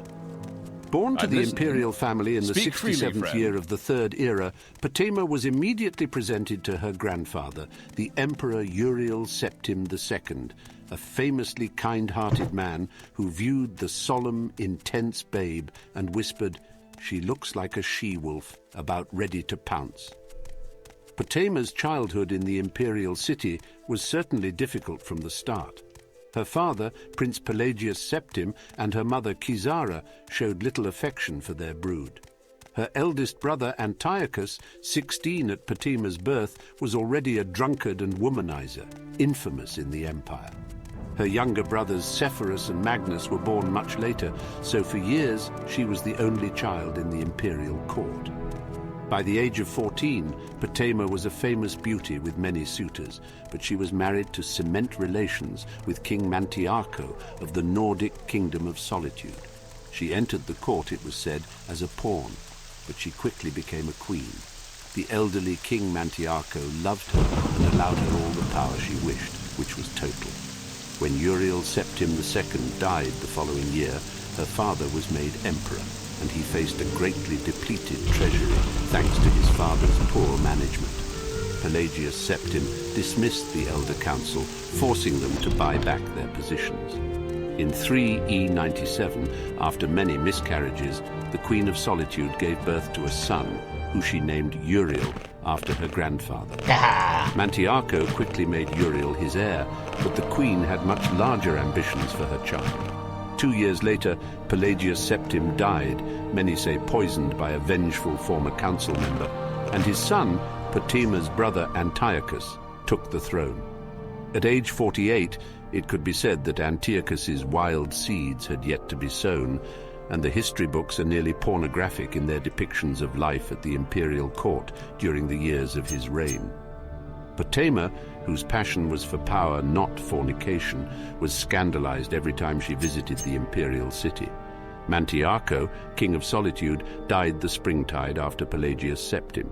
Uriel ascended to the throne, ruling jointly with his mother. Doubtless, Uriel had the right and would have preferred to rule alone, but Potema convinced him that his position was only temporary. He would have the empire, not merely the kingdom. In Castle Solitude, she entertained dozens of diplomats from other kingdoms of Skyrim, sowing seeds of discontent. Her guest list over the years expanded to include kings and queens of High Rock and Morrowind as well. For 13 years, Antiochus ruled Tamriel and proved an able leader despite his moral laxity. Several historians point to proof that Potema cast the spell that ended her brother's life, but evidence one way or another is lost in the sands of time. In any event, both she and her son Uriel were visiting the imperial court in 3E112 when Antiochus died, and immediately challenged the rule of his daughter and heir, Caldera. Potema's speech to the Elder Council is perhaps helpful to students of public speaking. She began with flattery and self-abasement. "My most august and wise friends, members of the Elder Council, I am but a provincial queen, and I can only assume to bring to issue what you yourselves must have already pondered." She continued on to praise the late emperor, who was a popular ruler in spite of his flaws. He was a true septim and a great warrior, destroying, with your counsel, the near-invincible armada of Piandonea. But little time was wasted before she came to her point. "The Empress Magna unfortunately did nothing to temper my brother's lustful spirits. In point of fact, no whore in the slums of the city spread out on more beds than she. Had she attended to her duties in the imperial bedchamber more faithfully, we would have a true heir to the empire, not the half-wit, milksop bastards who call themselves Holy fucking the emperor's children." The girl called Caldera is popularly believed to be the daughter of Magna and the captain of the guard. It may be that she is the daughter of Magna and the boy who cleans the cistern. We can never know for certain, not as certainly as we can know the lineage of my son, Uriel, the last of the Septim dynasty. Despite Potema's eloquence, the Elder Council allowed Caldera to assume the throne as the Empress Caldera II. Potema and Uriel angrily returned to Skyrim and began assembling the rebellion. Details of the War of the Red Diamond are included in other histories. We need not recount the Empress Caldera II's capture and eventual execution in High Rock in the year 3E114, nor the ascension of Potema's son, Uriel III, 7 years later. Her surviving brothers, Sepphoris and Magnus, fought the emperor and his mother for years, tearing the empire apart in a civil war. When Uriel III fought his uncle Sepphoris in Hammerfell at the Battle of Ichidag in 3E127, Potema was fighting her other brother, Uriel's uncle Magnus, in Skyrim at the Battle of Falkenstar. She received word of her son's defeat and capture just as she was preparing to mount an attack on Magnus's weakest flank. The 61-year-old Wolf Queen flew into a rage and led the assault herself. It was a success, and Magnus and his army fled. In the midst of the victory celebration, Potema heard the news that her son, the Emperor, had been killed by an angry mob before he had even made it for trial in the imperial city. He had been burned to death within his carriage. When Sepphoris was proclaimed Emperor, Potema's fury was terrible to behold. She summoned Daedra to fight for her, had her necromancers resurrect her fallen enemies as undead warriors, and mounted attack after attack on the forces of the Emperor Sepphoris I. Her allies began leaving her as her madness grew, and her only companions were the zombies and skeletons she had amassed over the years. The Kingdom of Solitude became a land of death. Stories of the ancient Wolf Queen being waited on by rotting skeletal chambermaids and holding war plans with vampiric generals terrified her subjects. Potema died after a month-long siege on her castle in the year 3E137 at the age of 90. While she lived, she had been the Wolf Queen of Solitude, daughter of the Emperor Pelagius Septim, wife of King Mantiarco, aunt of the Empress Quintera II, mother of Emperor Uriel III, and sister of the Emperors Antiochus and Xepharus. 3 years after her death, Antiochus died, and his and Patima's brother Magnus took the throne. Her death has hardly diminished her notoriety. Though there is little direct evidence of this, some theologians maintain that her spirit was so strong she became a Daedra after her death, inspiring mortals to mad ambition and treason. It is also said that her madness so infused Castle Solitude that it infected the next king to rule there. Ironically, that was her 18-year-old nephew Pelagius, the son of Magnus. Whatever the truth of the legend, it is undeniable that when Pelagius left Solitude in 3E145 to assume the title of the Emperor Pelagius Septim III, he quickly became known as Pelagius the Mad. It is even widely rumored that he murdered his father Magnus. The Wolf Queen must surely have had the last laugh. I feel like this thing is taking me a bit for a ride, because the Dwarven War Axe is supposed to be 450. Outlander, what do you want? Is it because my mercantile... Oh yeah, my mercantile dropped below 15.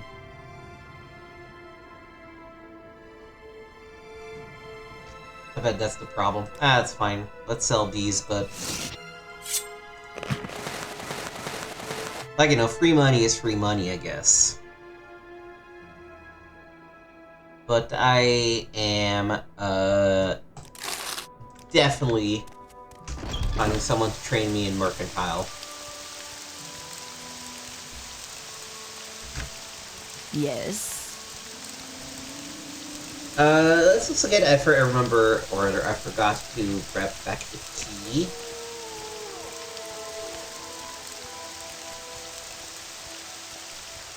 I have been good this episode, and I've not complained about a lot of stuff. But let me tell you, and I don't know if Skyrim fixes this, or if it's just, I'm so used to playing modded Skyrim that goes that way, but ingredients having a weight, that's just bullshit. Ingredients in potions should not have weight.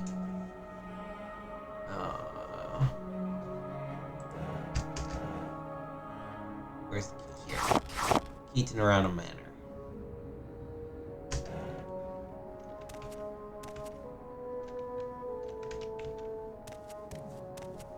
I would like to unlock some of the shit, but...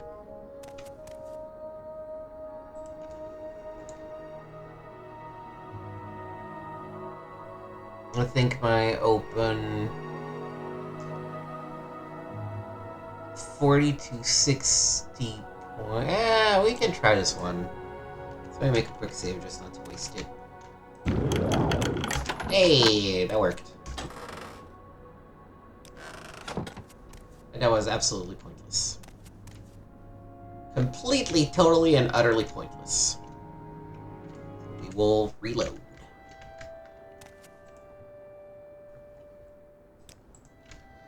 Alright, after all of that, I guess we are gonna go back to Caius to continue our main quest.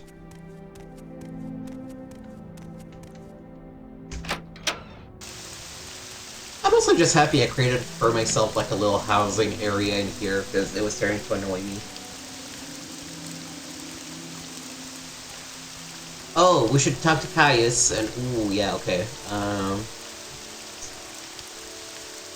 bet at the corner club we can train something. So we currently have agility cross 5 and intelligence cross 4. It would be nice to train a couple more skills to get at least better strength or endurance up to 8 times 4 or times 5, just because, you know, that helps. What's you don't this all about? What do you train in? No. How may I help Expensive and not helpful. You don't train me. Warm day to you.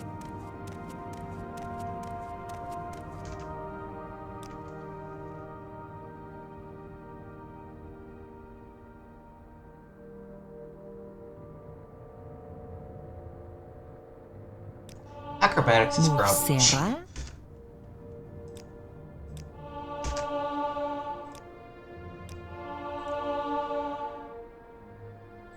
Strength is up to ×3.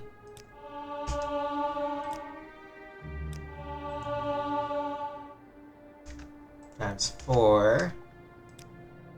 Let's get security up again.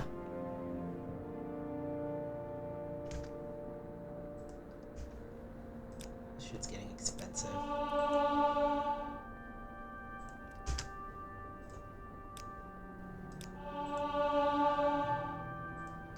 Alright, let's maybe do security once more.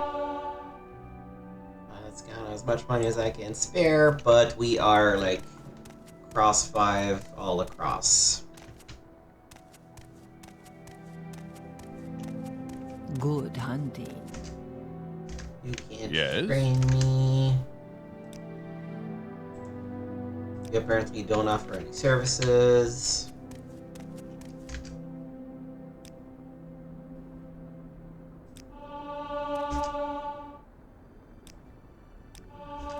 Go ahead. I'm listening. It's a lot of money and we're almost broke, but it's gonna pay for itself.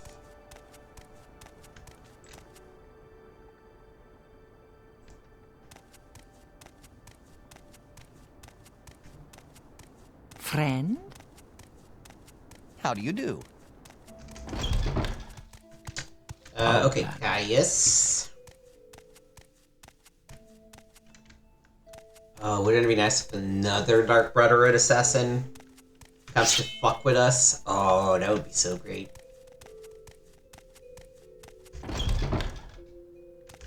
Alright, orders.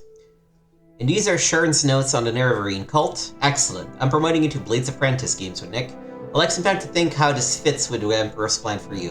So if you'd like to get in a little freelance adventuring, go ahead. But when you're ready, I'll have new orders for you. I've thought it over and I want you to interview 3 informants in Vivec City concerning the Nerevarine and the 6th house. First, I want you to speak to Adi Ranir, Khajiit Thieves Guild operative. Second, I want you to speak to Huleya, an Argonian in the Morak Tong. Finally, I want you to speak with Mira Milo, a temple priestess. Here, I've written down the details so you won't forget. And here are 200 drakes for bribes and other expenses. Okay, cool. Mira Milo, she's a temple priestess, lives in the libraries of the Hall of Wisdom and Justice. She's your friend, so be careful and don't get her in trouble. The temple is suspicious of Outlanders and won't be happy to find Mira talking with you about religious matters. She'll be easy to spot. Look for the priestess with the copper hair and copper eyes. Huleya is an Argonian and Morak Tong assassin. You'll find him in Vivec at the Black Shelk Quarter Club in the lowest wastework in the Foreign Quarter. In addition to his other skills, Huleya is also known around Vivec City as a student of history and a lover of books and old things. The Morak Tong is a guild of executioner and assassins, completely legal and guided by a strict code of conduct. It's an ancient Dunmer society steeped in tradition, but I know and respect a few Westerners who belong to the Morak Tong. They are nothing like the Dark Brotherhood. I'd have no idea how to join them. Oh, I'm interested. The Khajiit, you'll find their blah blah blah. You'll have to win or purchase their thing. Okay, cool. With pleasure. Please, go ahead. I'm all ears. Alright, strength, intelligence, and agility. All the time that all the energy and time you've wasted, it's a sin. But without the experience you've gained, taking risks, taking responsibilities for failure, how could you have understood? Level 4.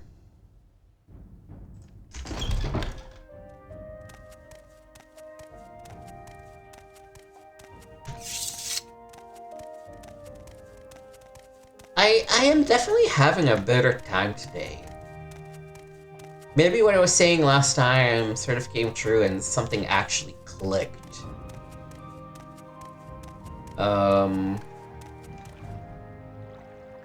Alright, I wanted to go and sell some stuff from my original stash just to make up some pocket money. Hoping that my Mercantile 15 skill will now be helpful in one way or another.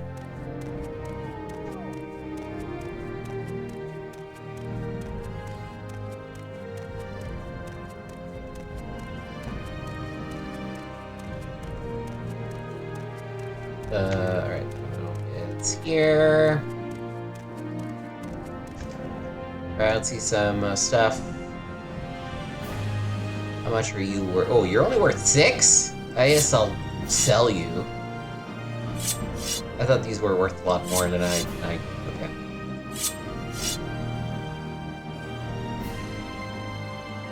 This is better. I don't really need Slowfall. The Iron Saber I don't really care for anymore. I'm out of soul gems. Selling one of these still feels like such a waste. I'll sell the steel mace too, I guess. I'll bring it with me, but I doubt that they'll be able to make it worth my while.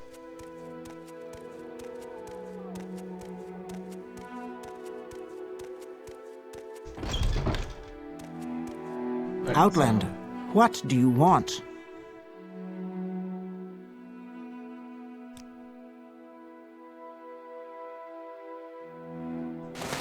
Oh, no.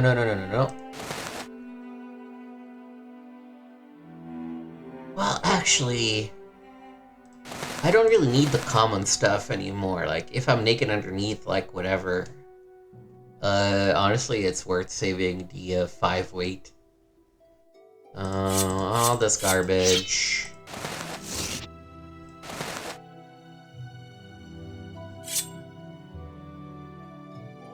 Now, if I throw in... Oh, this too. If I throw in this, that's way too expensive. But I might be able to actually buy back some of the Dark Brotherhood stuff?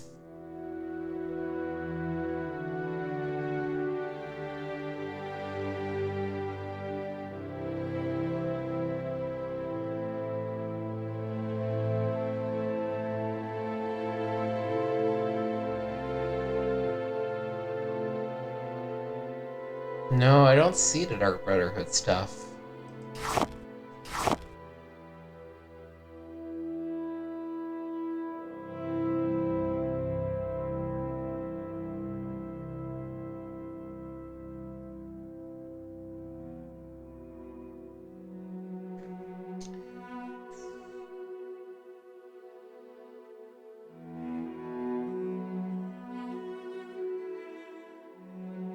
I just don't know how to. I guess I can do this.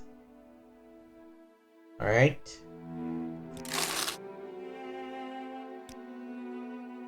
And then I want to resell the stuff that I rebought.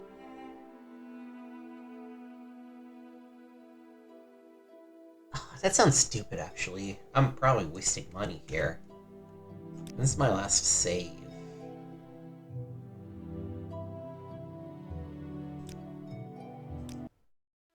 Yes, Outlander? So...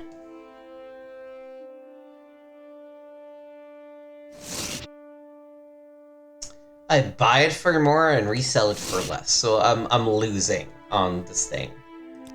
If I try to admire, that works. Second time it doesn't work. Okay. Admire. Okay, this time it didn't work. Intimidate works even less. Taunt works even less, but I might. Okay. Wow. Okay. I don't waste my time. Suppose I bribe you. Okay, admiring Outland. for some reason seems to not be to her choice. So if I bribe you, are you gonna buy the shit from her? So this is worth 413. She gives me 210. Outlander, If I try what to do you want? that, it does matter actually.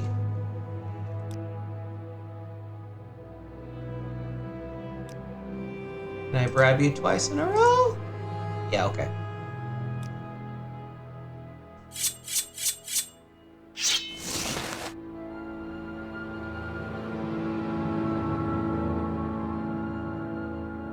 I'll sell you this. You want to listen to the various brief histories of the Empire?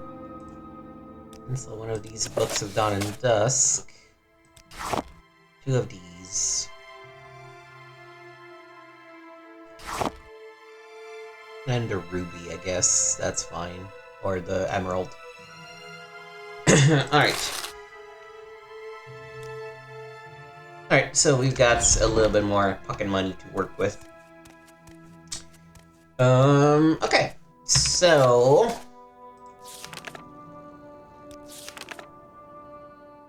we could go to Vivec City, but I think I would rather instead head to Caldera.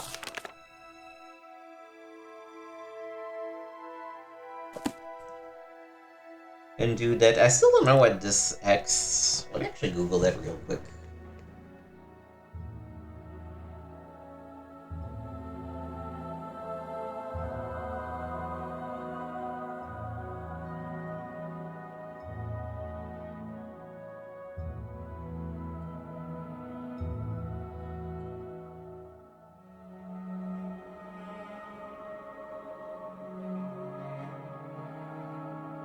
Oh, it's the mark spot. That's what it is. Okay, that makes a lot of sense.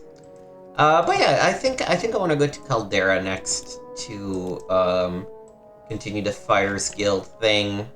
Maybe see what that town is about. It's a little far north.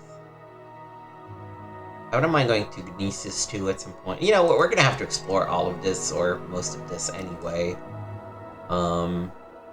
I think Morrowind is more densely populated down here, but still, you know, we did a good job around here. And before we go to Vivec and Ebenheart, which are sort of this massive area, let's sort of look at the desolation up north. I think, yeah, I like that plan. Let's make a save. Onward to Caldera.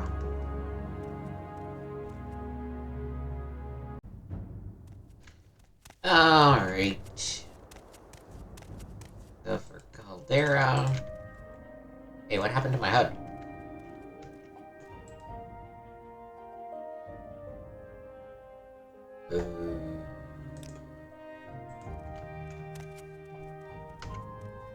Oh, there's probably a hotkey that I hit.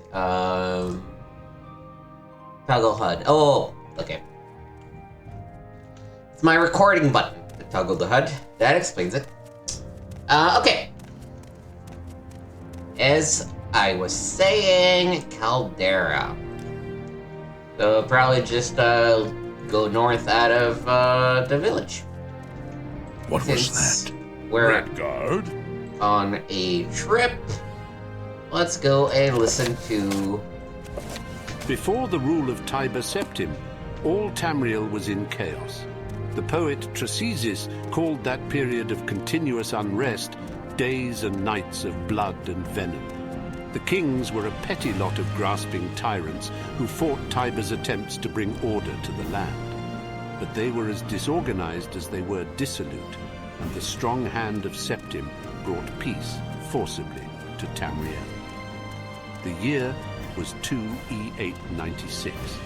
The following year, the Emperor declared the beginning of a new era. Thus began the third era, Year Ort. For 38 years, the Emperor Tiber reigned supreme. It was a lawful, pious, and glorious age when justice was known to one and all, from serf to sovereign. On Tiber's death, it reigned for an entire fortnight, as if the land of Tamriel itself was weeping. The Emperor's grandson, Pelagius, came to the throne. Though his reign was short, he was as strong and resolute as his father had been, and Tamriel could have enjoyed a continuation of the Golden Age. Alas, an unknown enemy of the Septim family hired that accursed organization of cutthroats, the Dark Brotherhood, to kill the Emperor Pelagius Septim as he knelt at prayer at the Temple of the One in the imperial city. Pelagius Septim's reign lasted less than 3 years. Pelagius had no living children, so the imperial crown passed to his first cousin, the daughter of Tiber's brother Agnorith. Kintyra, former Queen of Silvenar, assumed the throne as Caldera I. Her reign was blessed with prosperity and good harvests, and she herself was an avid patroness of art, music, and dance. Caldera's son was crowned after her death, the first emperor of Tamriel to use the imperial name Uriel. Uriel I was the great lawmaker of the Septim dynasty and a promoter of independent organizations and guilds. Under his kind but firm hand, the Fighters Guild and the Mages Guild increased in prominence throughout Tamriel. His son and successor Uriel II reigned for 18 years, from the death of Uriel I in year 64 of the Third Era to Pelagius Septim's accession in year 82 of the Third Era. Tragically, the rule of Uriel II was cursed with blights, plagues, and insurrections. The tenderness he inherited from his father did not serve Tamriel well, and little justice was done. Pelagius II inherited not only the throne from his father, but the debt from the latter's poor financial and judicial management. Pelagius dismissed all of the elder council and allowed only those willing to pay great sums to resume their seats. He encouraged similar acts among his vassals, the kings of Tamriel, and by the end of his 17-year reign, Tamriel had returned to prosperity. His critics, however, have suggested that any advisor possessed of wisdom but not of gold had been summarily ousted by Pelagius. This may have led to some of the troubles his son Antiochus faced when he in turn became emperor. Antiochus was certainly one of the more flamboyant members of the usually austere Septim family. He had numerous mistresses and nearly as many wives, and was renowned for the grandeur of his dress and his high good humor.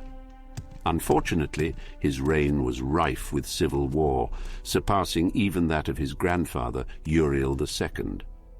The War of the Isle, in year 110 of the Third Era, 12 years after Antiochus assumed the throne, nearly took the province of Somerset Isle away from Tamriel. The united alliance of the kings of Somerset and Antiochus only managed to defeat King Orgum of the island kingdom of Piandania due to a freak storm. Legend credits the Sigic order of the Isle of Artium with the sorcery behind the tempest. The story of Caldera II, heiress to her father Antiochus's throne, is certainly one of the saddest tales in imperial history. Her first cousin Uriel, son of Queen Patima of Solitude, accused Caldera of being a bastard, alluding to the infamous decadence of the imperial city during her father's reign. When this accusation failed to stop her coronation, Uriel bought the support of several disgruntled kings of High Rock, Skyrim, and Morrowind, and with Queen Patima's assistance, he coordinated 3 attacks on the Septim Empire. Look at his The jackass. first attack occurred in the Iliac Bay region, which separates High Rock and Hammerfell. Caldera's entourage was massacred and the Empress taken captive. For 2 years, Caldera II languished in an imperial prison believed to be somewhere in Glenpoint or Glenmoral before she was slain in her cell under mysterious circumstances. The second attack was on a series of imperial garrisons along the coastal Morrowind Islands. The Empress's consort, Contin Arynx, fell defending the forts. The third and final attack was a siege of the imperial city itself, occurring after the Elder Council had split up the army to attack western High Rock and eastern Morrowind. The weakened government had little defense against Uriel's determined aggression and capitulated after only a fortnight of resistance. Uriel took the throne that same evening and proclaimed himself Uriel III, Emperor of Tamriel. The year was 121 of the Third Era. Thus began the War of the Red Diamond, described in Volume 2 of this series. Alright, I wanted to make sure that we listened to the whole thing before we lose it, because otherwise it's a very long read. But yeah, man, have you seen that, like, weird-ass creature? It's like a blob with tentacle. It actually kind of reminds me of, like, a StarCraft Overlord. Just trying to figure out what's around here in this Caldera place. We found a Mage's Guild, which I guess is something. Nearby is that mine that we have to go to for the Fighters Guild.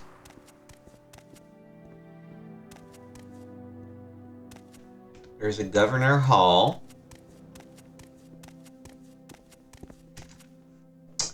You're an Imperial Guard. Talk to me about Caldera.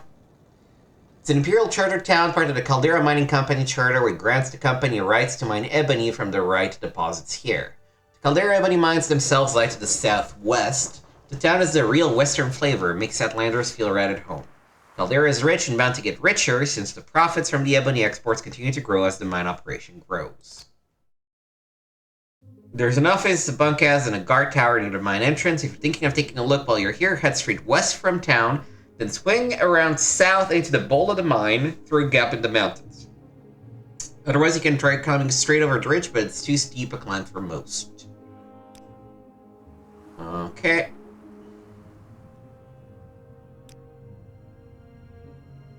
House Redoran is really steamed up about the Caldera land grab.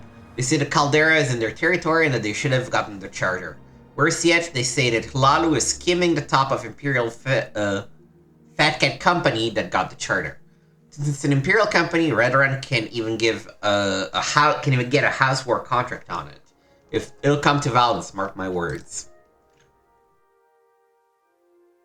Okay, Legion, Secret. Don't carry those cheap armorer's hammers around with you. Hammers are dead weight. Buy them and use them on the spot. If you're a short blade specialist and you like to travel light, it's often cheaper to own and carry backup weapons. Oh, good to know.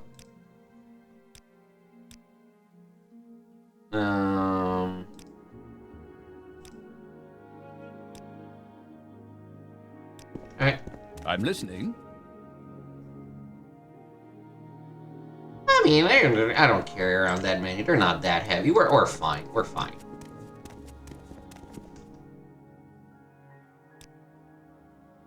Yeah, these guys are like all the same. Who are you? What do you ask of me? You're a commoner. Talking about the mines. So Trocknolf the Craven, who is strong and tough but not the brightest star in the sky, wanders into Shank's shovel and drinks enough to choke a guar. Then he tells everyone about the loads of loot stashed in their cave and how the guards will never find it. And then he stumbles out of Shank's shovel and water west of town, not paying any attention to me following along behind. And after a while he ducks into his cave. Poor fellow, he will never learn. Gee, I have a mood to go get some treasure. I wonder where I could find some.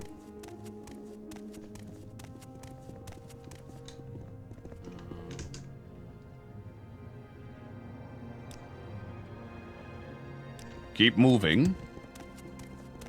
What do we have over here? An armor.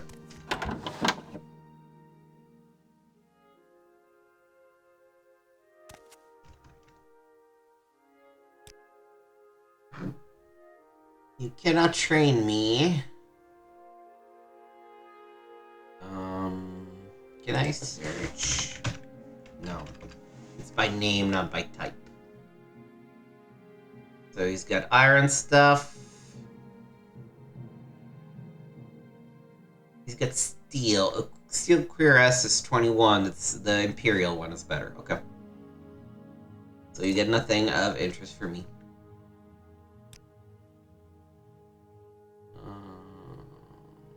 Okay. Shank's shovel, the trade house by the south gate, has beds, food, and sundries. Hudlismot the Nord is our smith. Isn't that you? Is this, Okay, Hudlismot. Good to see you talking in the third person. Vivec, Germain, our trader. Your gold, our pawnbroker. And Falanamo, our clothier. House Lalu's services are available at the big Governor's Hall on the hill to the northeast. The Mages Guild, they have an alchemist, enchanter, mage, and nightblade. Various other folks in town offer training. Okay. Outral Helvia, the Governor's Hall, is a town reeve of Caldera.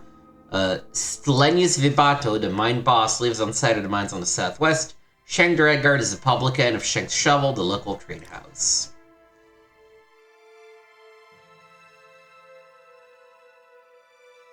They have a guild guy transported to Vivec, Balmora, Aldrune, and Salithmora.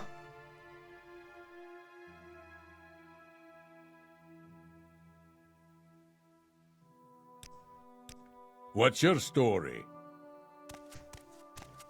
You don't have any good stuff. Yeah, it's just like steel and shit.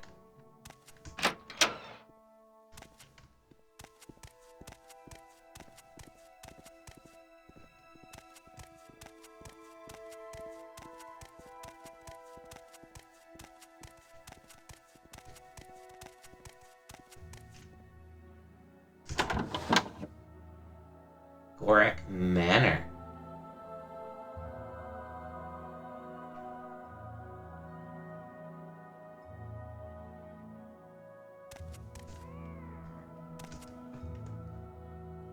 For summon Caldera, it's a piece of the Empire, thanks to the...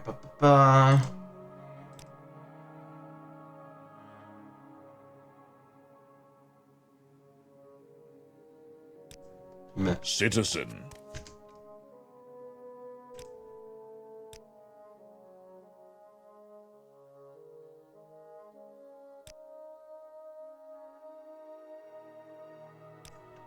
May your kills be quick and many. I don't quite understand what this manor is. Oh, creeper. You're creeping. You also buy stuff at good prices. Oh, fuck yeah. And you have 5k gold? Fuck yeah, man.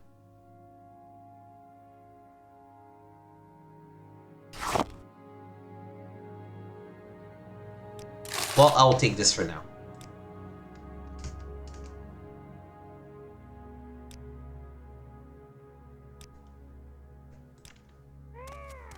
That definitely helped our money problems for a little bit. Red Guard? So are people just like shacking up here, or? Oh no, this must be like a like an orc locale. Okay.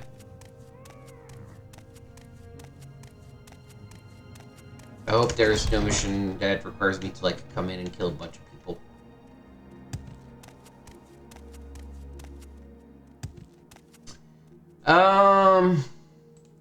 You know, we should probably just go and do the mine. Oh, uh-oh.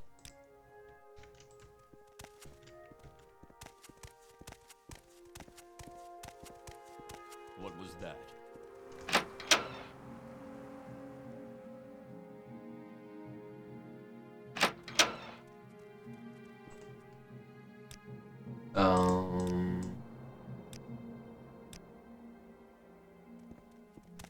It's weird because it's displaying in the bottom right corner.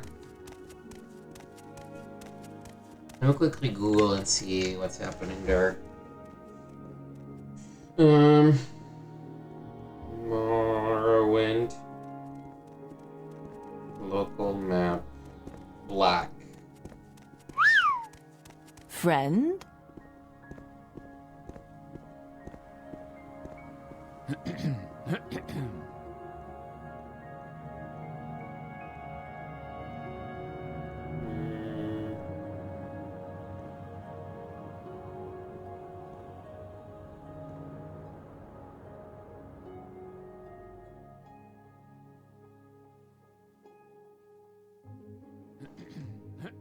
Apparently we can change our view distance a little bit.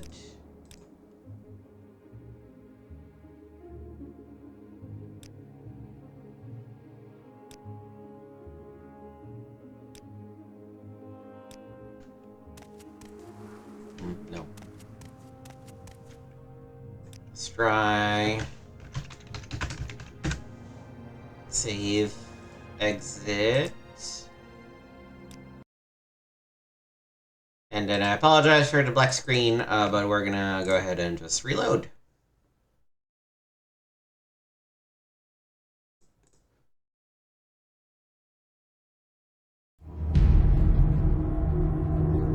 Alright. Load. Alright, now the map is not... Okay. So I guess we're just gonna, like, quit and reload every time this happens, huh? That's basically what it comes down to. Okay, moving Caldera from the west, follow Caldera Mining Company.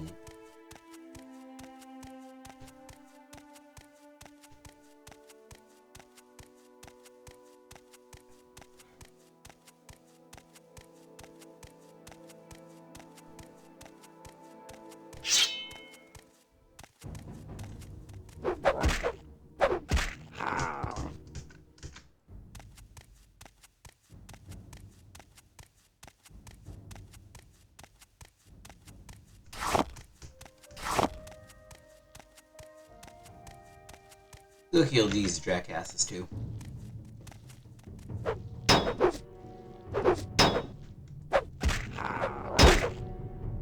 Maybe I should just actually stay here and let him hit me.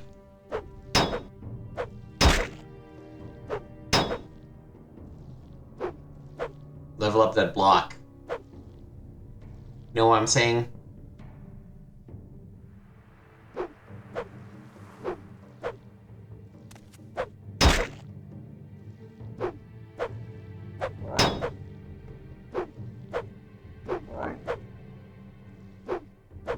Oh, come on, we're hitting me so much. There we go.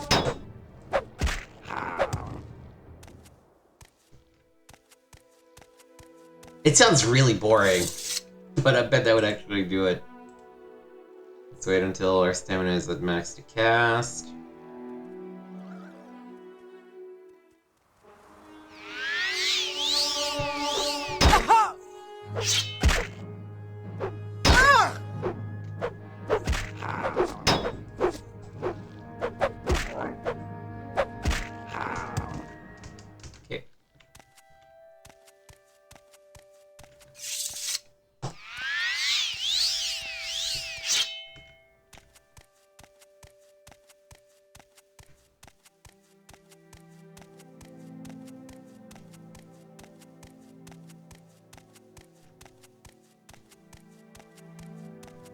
You know, I will say, I am starting to come around. Like, I'm recording this after Hollow Knight Silk Song, or I guess just... Is it called Hollow Knight Silk Song, or just Silk Song? But anyway, it just released. And yet, a part of me was just itching to get back to Morrowind.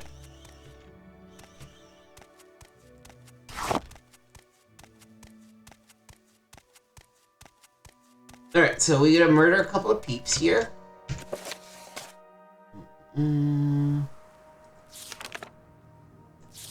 Quests. Fighters Guild.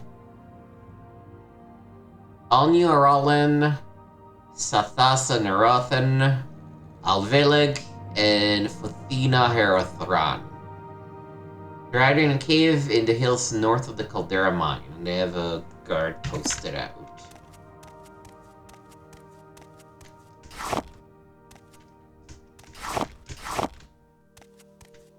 Oh, hello. This is going to be fun.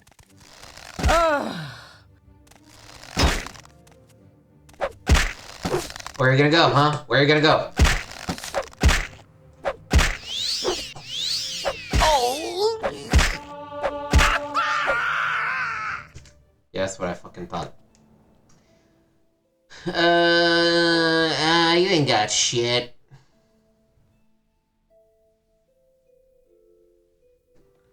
How much protection? Ooh, my shield actually is pretty fucking low.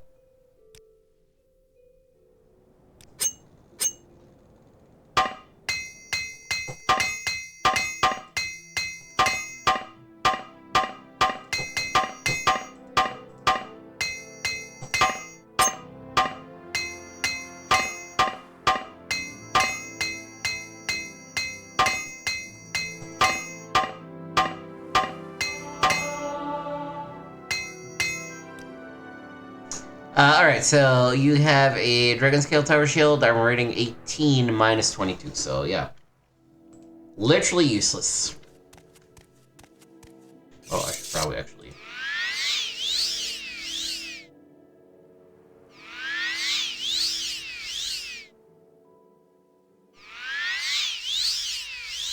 Alright.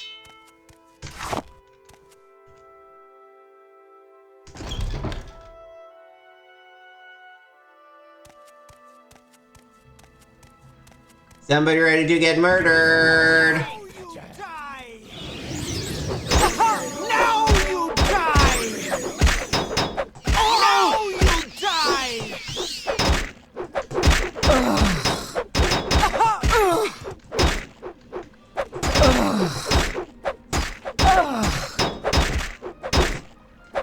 Now you die! Now I gotta be careful to make sure that someone is me.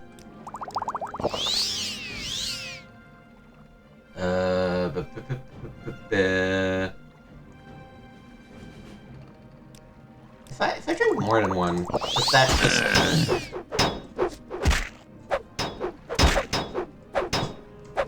You will suffer greatly! Stupid!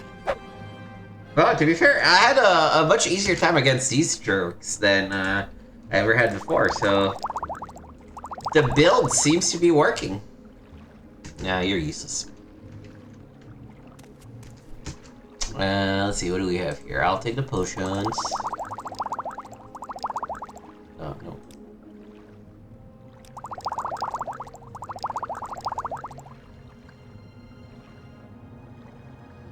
Something's worth, like, in the hundreds, I'll consider it. Otherwise, it's just, like, garbage loot. No.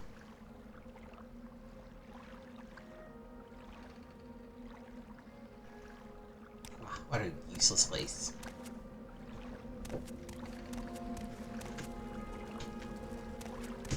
Hope you have some good loot hidden here.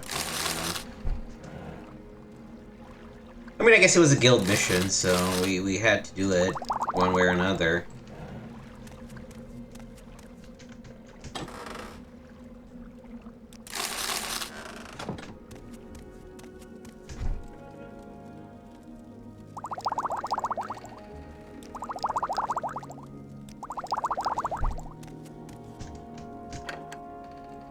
Alright, okay, so first a probe. Okay. Then a lockpick.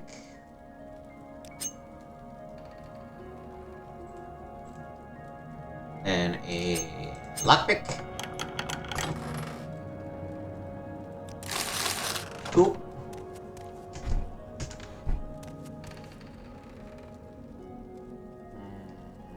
Worth something. I'll actually sell that shit.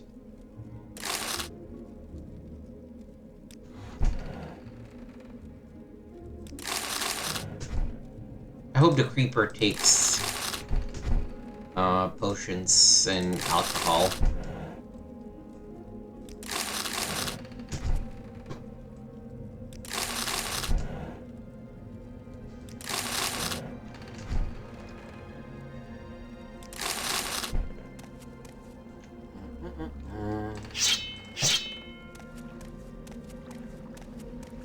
Wait, why am I even carrying a longbow on me?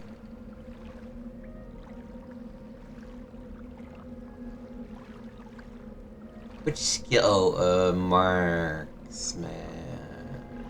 No. Which skill would the bow use? Because I'm sure I'm not trained in it at all. Marksman, yeah. Okay, yeah, I don't even know why I'm carrying a bow.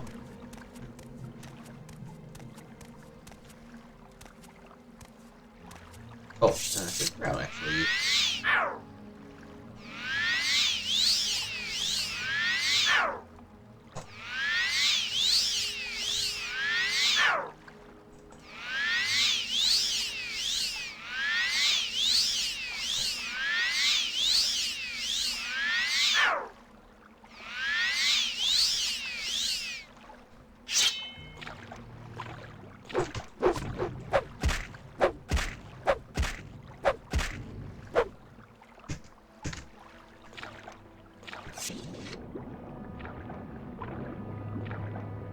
It looks like there's a treasure or something down there.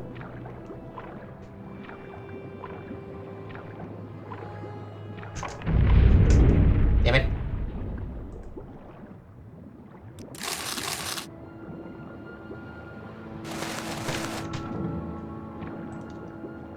what did we get? Drain fatigue.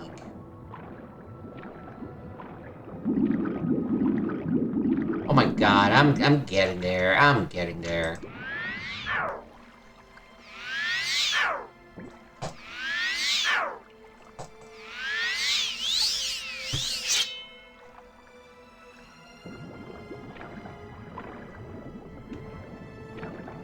I think that's it in here.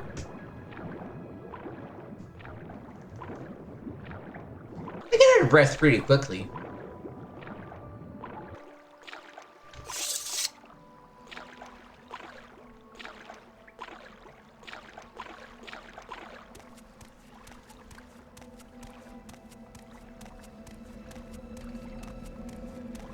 Alright, I mean, I guess we took care of business here. So, yeah. That was cool.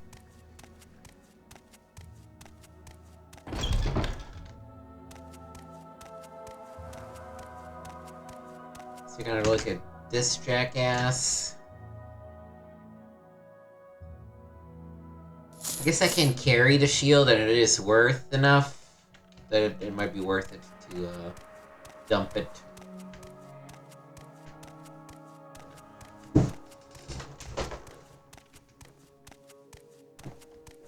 I don't know that the mining area is anything else for us, but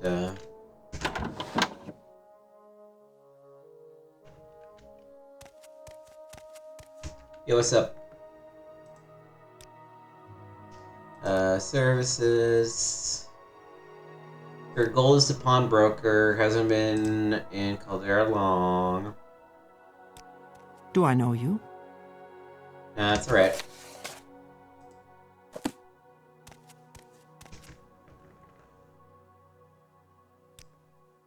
Your mage. Mage's Guild. Any time now. Nothing much.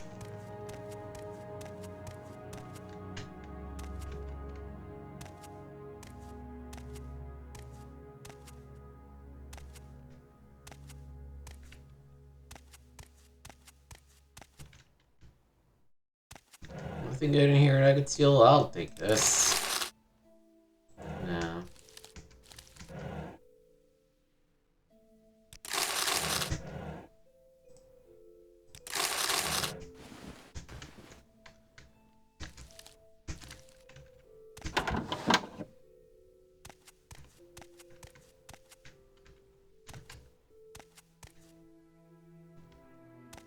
We're just gone add one way into the other? Yeah, I think so. Yeah.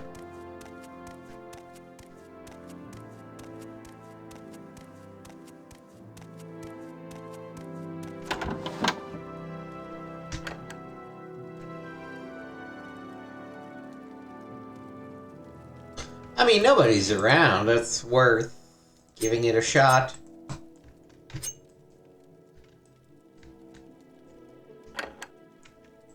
Why not?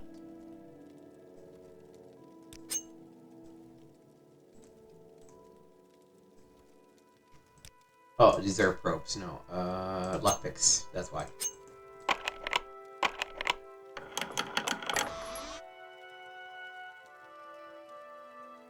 Bah.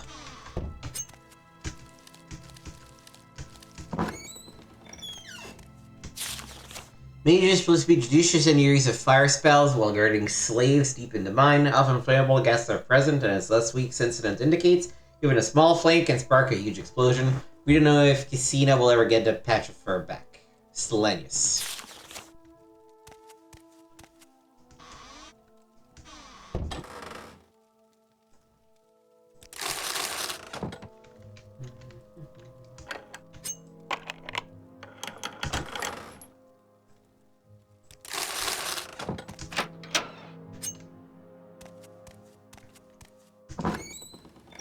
What do you want?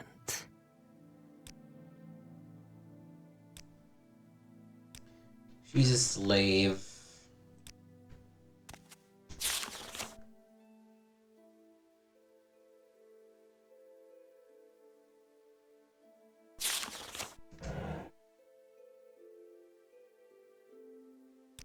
thief! No thief! Oh, sorry. Tell you what, I'll put back. I don't know if this is gonna matter, but I'll put back more than I brought. Apologies. I forgot for a second that there was someone right next to me. Yeah, you also need a key. Yep, same note about damage to property.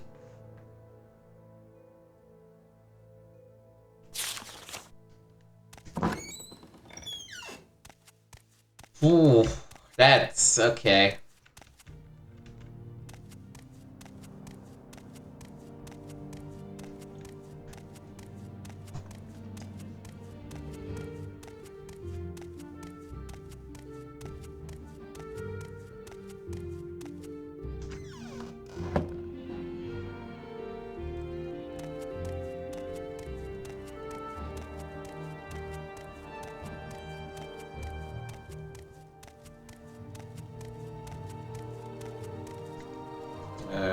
Do I know long you? guard. Here's the thing, even if I could buy the freedom of one of them... Khajiit better than lizard. We work hard, no steal. Make you happy. I can't probably buy all of them.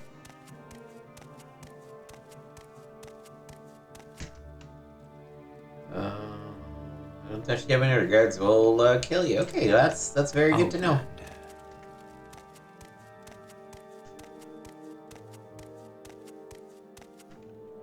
So can you actually mine? Oh. Well.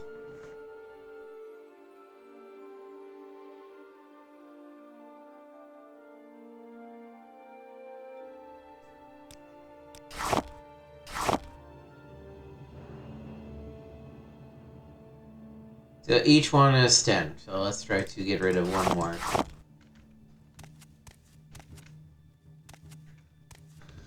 I guess we can toss that pickaxe.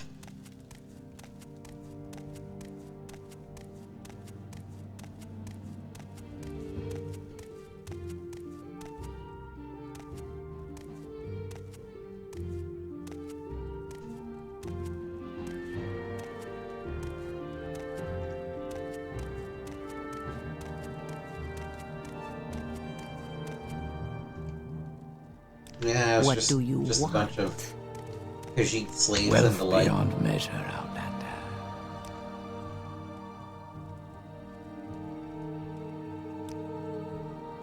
Well, secret smuggling is a crime. Boom.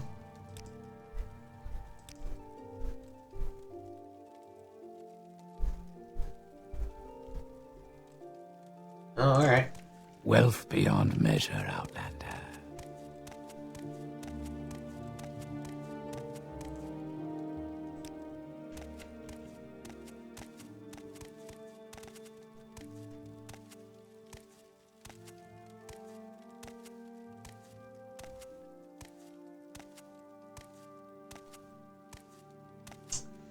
What shall we do?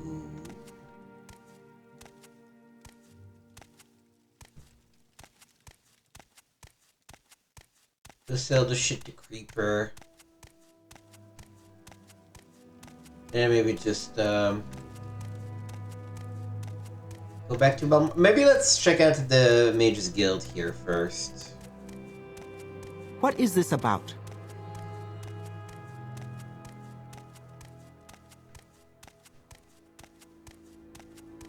Like, Diabony is worth a lot.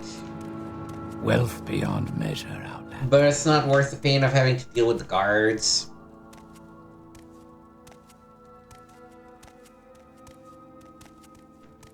Friend? And also, if you're managing to sell that gem, we're like loaded with shit at this point, so...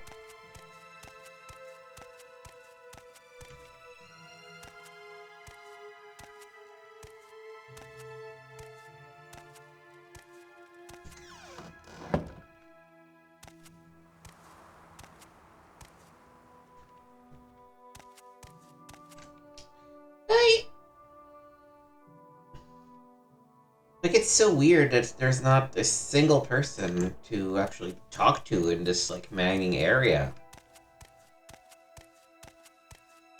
Like, I was expecting, like, a foreman or some shit, but...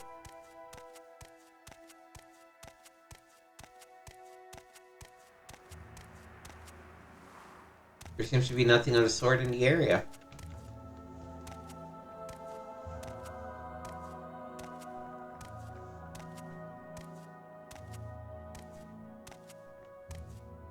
I feel like this is the kind of game where we really can't just explore the nooks and crannies of one place.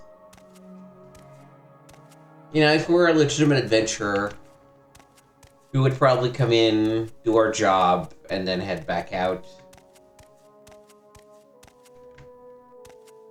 I haven't checked this tower guard.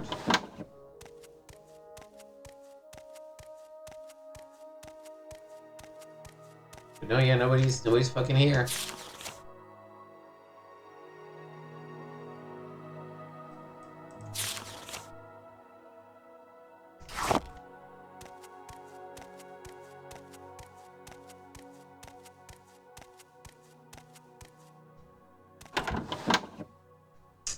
We will do two good deeds. You wish to speak? Go free.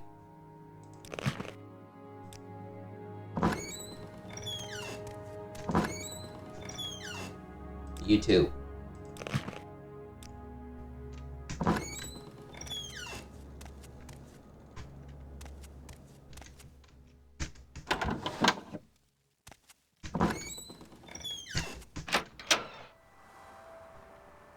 There's like fucking nobody. Fucking weird.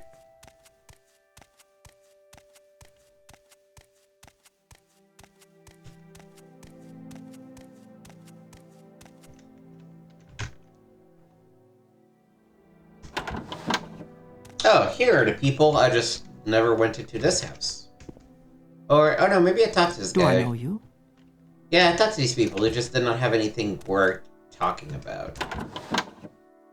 Alright, beep, beep, beep, beep.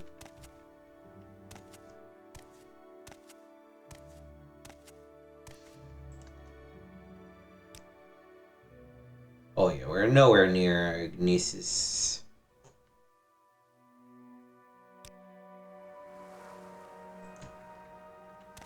So let's just go back to Caldera.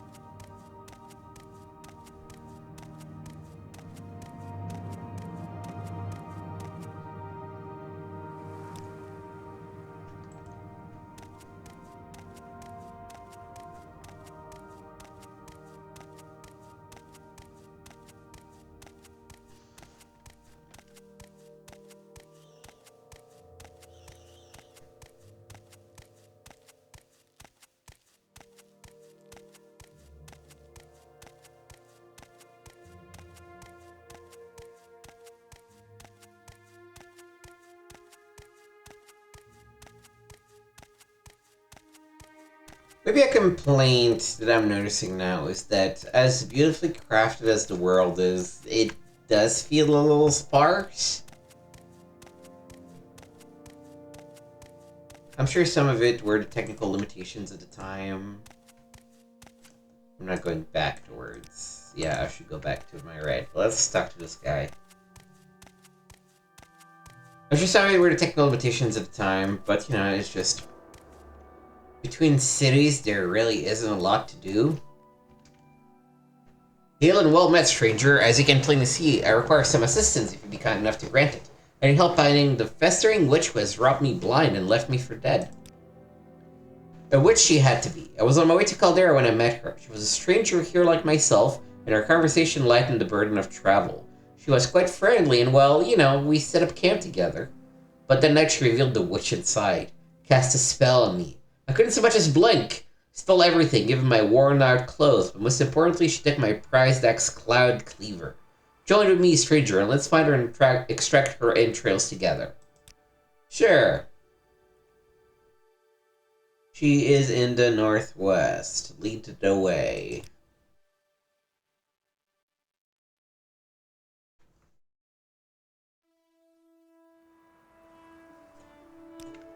Alright. Guess a little adventure before we head back.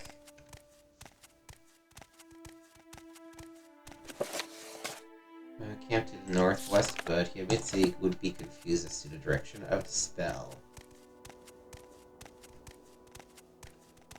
So I guess it probably means it was not northwest, huh?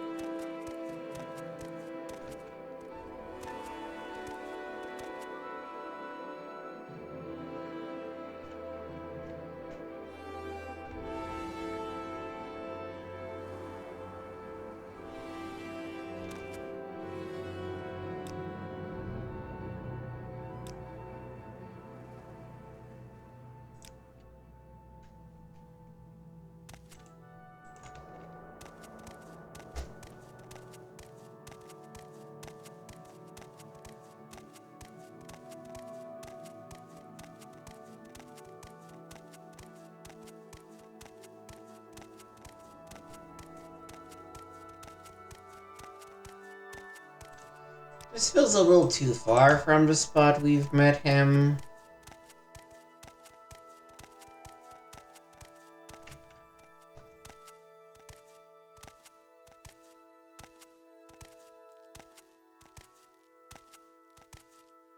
Unless that is her?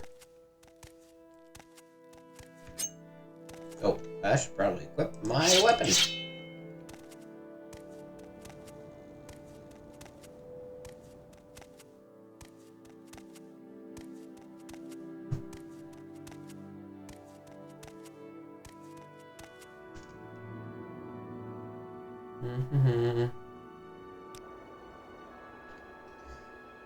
She took him as traveling companion for protection, only for the road to Caldera. He got too friendly to the point where he actually had to cast a sleep spell on him.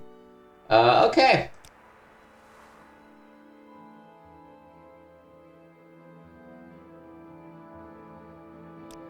Alright. All right, I'm listening.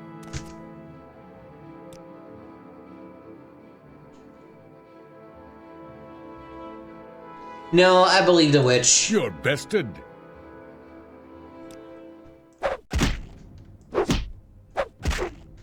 This is too easy. Is it? Arg. Arg.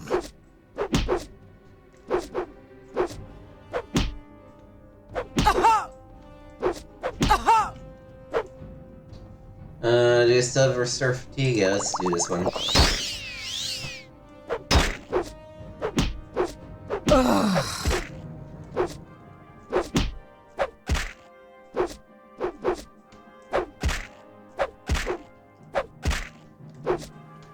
You do not make. How does it feel to know death is near? Move on. You will die where you stand. Lady that You're growing did not request it. Stupid. Yeah, he's dead.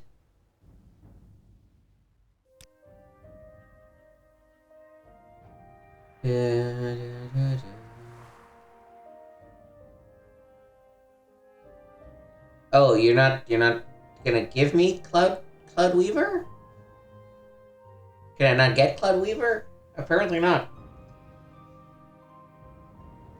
Should leave it to someone who can use it well.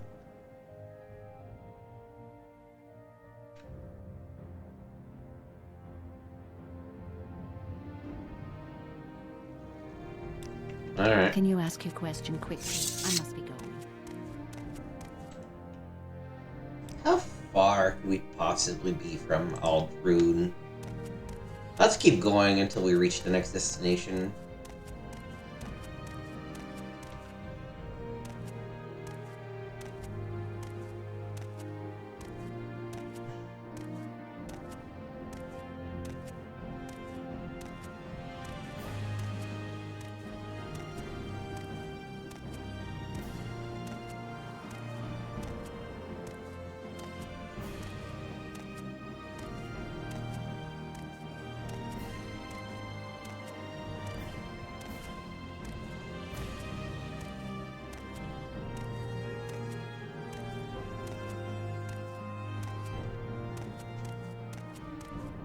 Also, can't believe I already got enough shit to level up.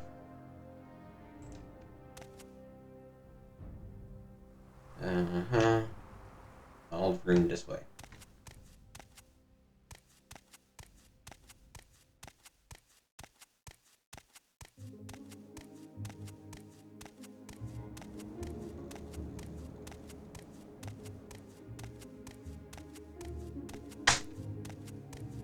Should probably level up like sneak and lockpicking, or security as they call it, a little bit more.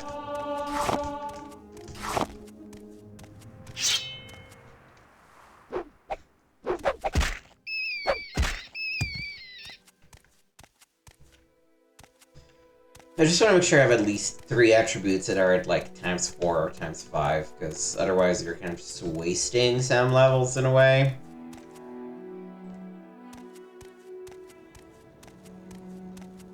I may have underestimated how far Aldrune was.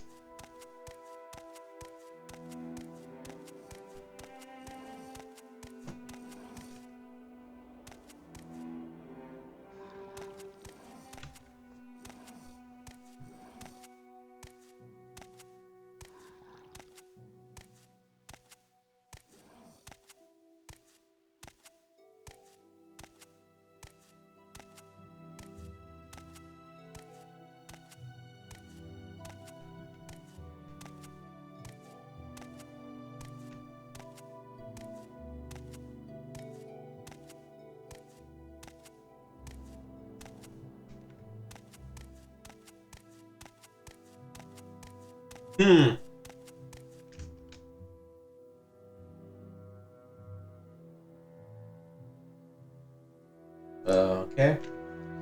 Foul Witch has given me some enchanted disease, leaving me rooted to the spell. She called it Witch Wither, Fall Temptress. I've been her escort. She was a big woman, friendly, you know.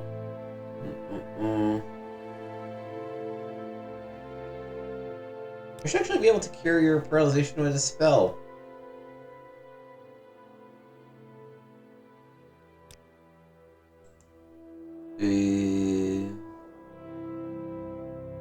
Oh, except I have it on self.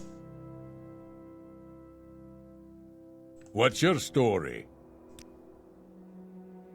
I need a potion of common cure disease. Okay.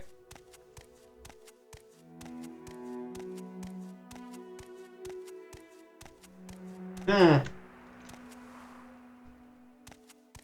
of makes you wonder.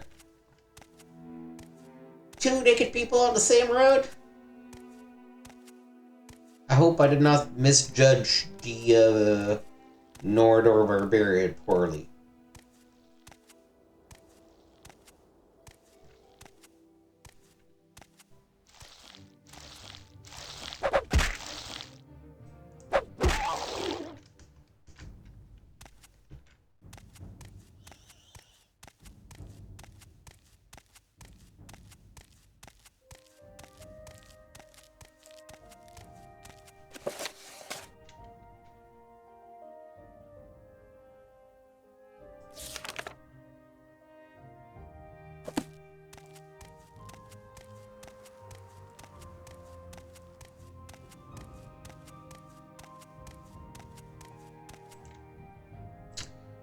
Boy.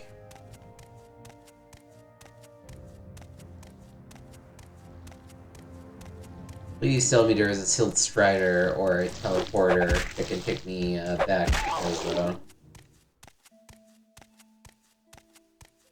I don't particularly relish the idea of having to walk this back. Fuck. Alright. Let's keep going, I guess. Sunk cost fallacy.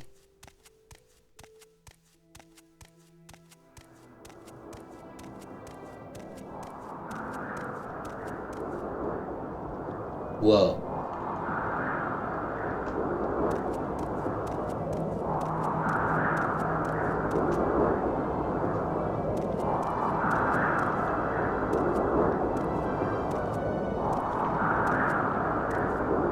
This is kind of cool and terrifying.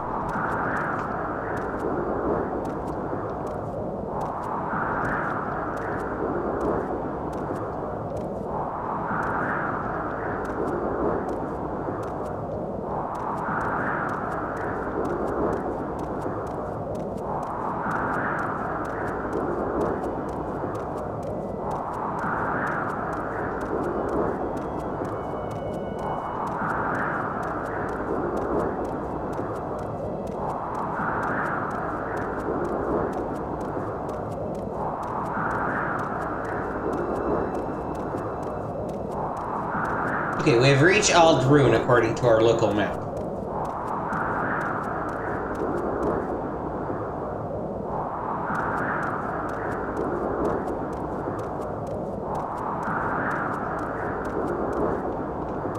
Not gonna lie, it's not quite the place I expected it would be.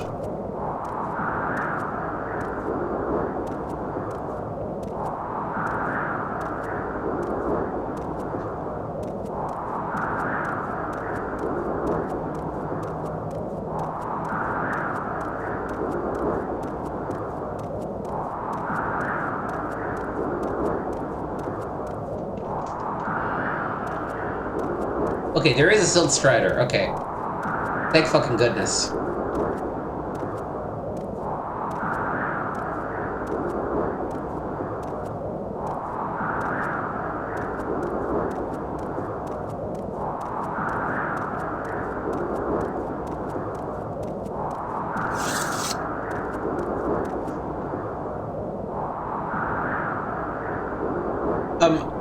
Hello, hi, it is, National, Michu Games. Okay, so this guy's looking for an airship. He builds an airship, levitation spell, Ludmer equipment.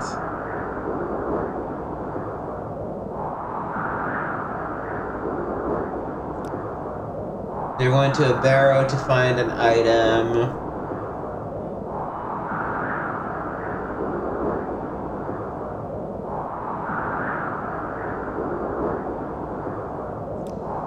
We were supposed to recover an amulet.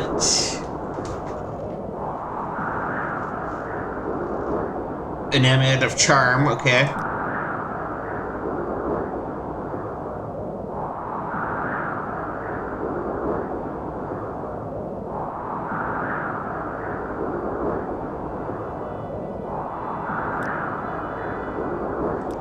I'm listening. Please. Is that? Go ahead.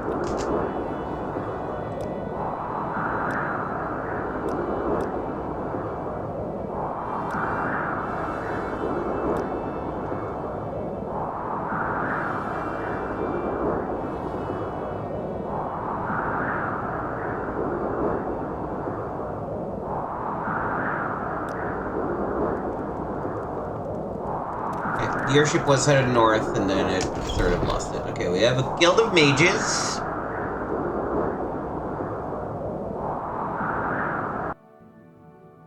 Oh, I'm just happy to be away from that very loud shit.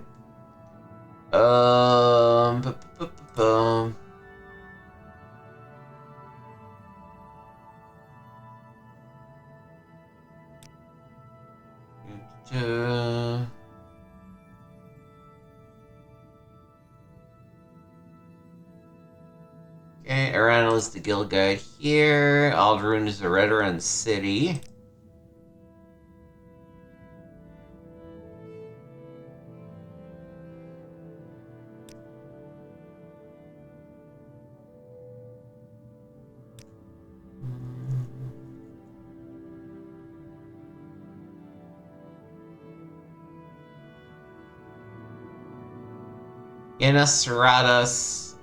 Sarandas apparently is poor and hasn't got a drink for a meal, but still shows up.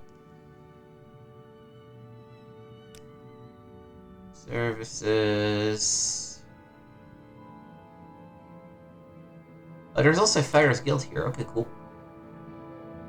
So Strider to Balmora, Agnesis, and Margon.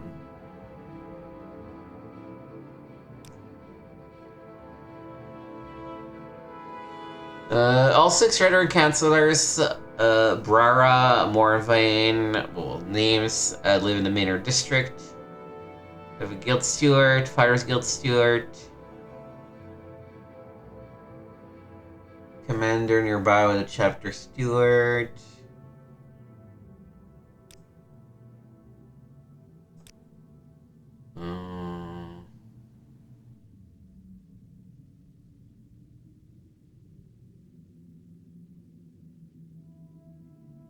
No, let's use the teleporter to go back to Caldera. Actually, we just need to go to Balmora. We're done with Caldera, so Can I do some work for some of y'all? There's someone watching me. I can tell. Alright, can you, first of all, can you teach me some, like, Outlander. mysticism? He's a student. I'm listening. Go ahead.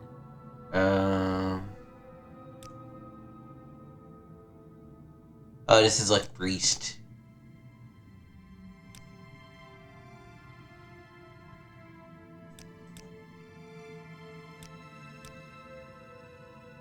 We'll just get the information, but I think Greetings. No, it's fine.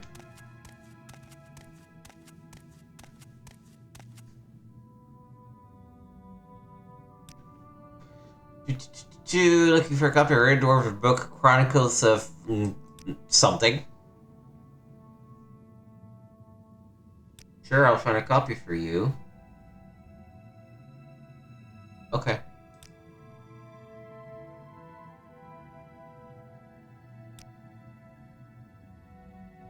Maybe one of the booksellers has one. How does the day greet you, friend? So, this person is an alchemist.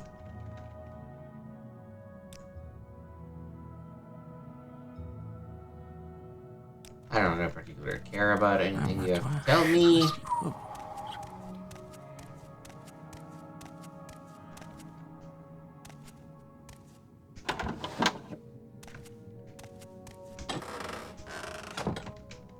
Chest.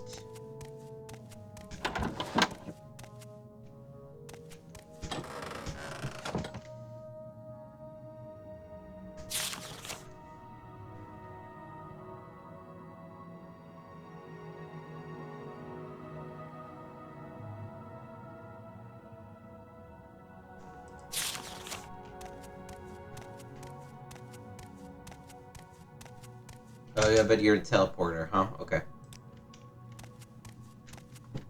How much do you want to take me back to Balmora? 11 GP. Yeah, that's cheap. Okay.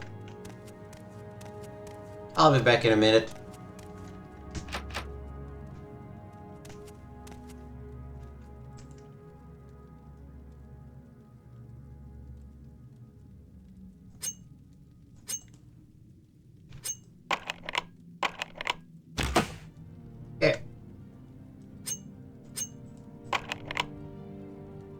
Too complex for this lockpick. What about a journeyman one? Too complex. Okay. Never mind.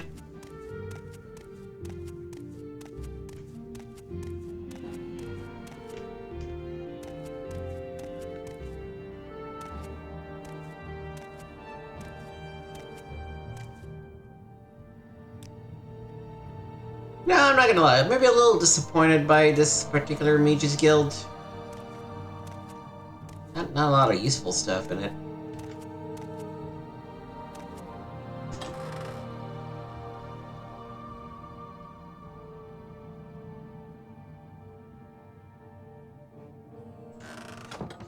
I guess let's just teleport back to Balmora and move on with our lives, I guess.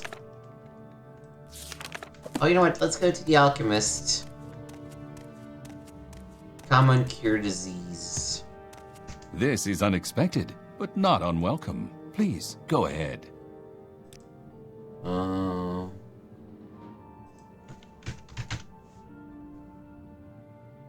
cure disease. Give me one. Oh no, we need to go to Caldera first. Because we gotta sell shit. Yeah, I forgot. Almost forgot.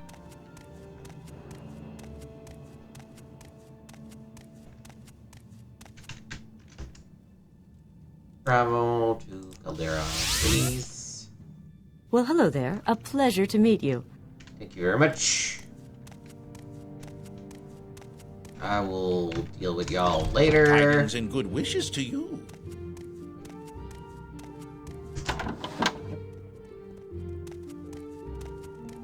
Right, the manor. Where's the manor?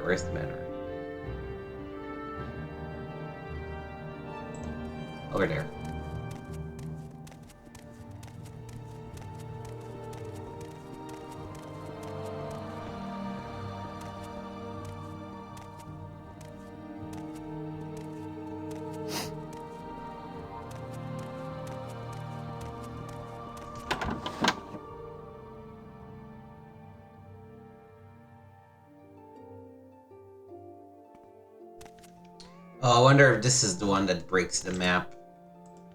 There are many creatures beyond the Fight cities. well, good hunting. Where's the creeper? Citizen. What's going on, best friend? Okay, I'll just sell the bow. We can't use it anyway.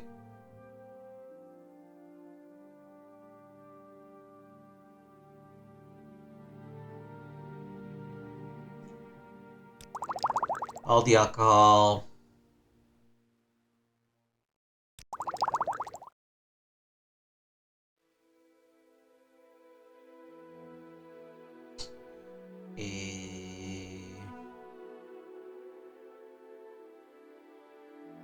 It's funny that you can sell the slave key.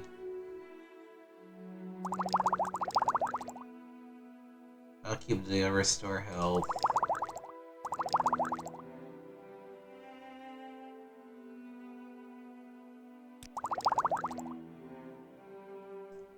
It's really mostly just to like clear off my space.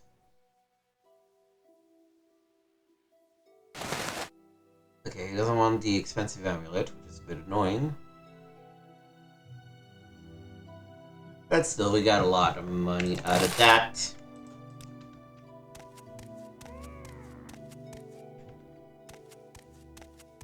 May your kills be quick, citizen, and many.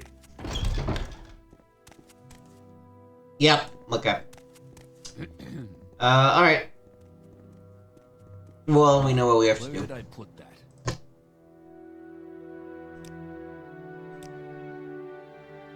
Map. Exit. And we restart. Open MW. The window back in the corner. And reload our game. Alright. Let's see what else Caldera has to offer at this time. I'm just looking for trainers, really? Oh no, you're building the nav mesh again? Fuck.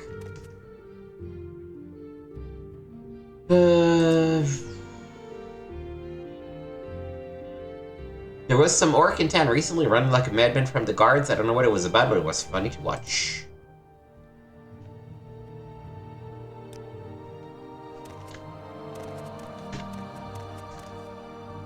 What can you train me in? Yeah, we can do some axe levels, I guess. I'm listening. What am I getting here? I really would like to find a short blade trainer more than an axe trainer, so we're gonna hold off, I guess. Oh no, okay, the mesh seems to be fine. You want something? You cannot train me in anything. Alright.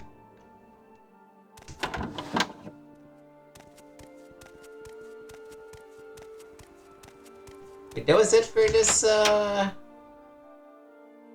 this bar? There must be more than just 2 people. Oh, there's an upstairs.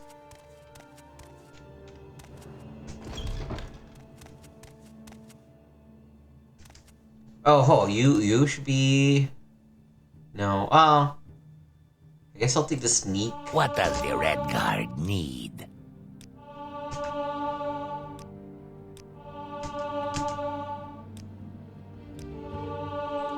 If I want to get anywhere with the Thieves Guild.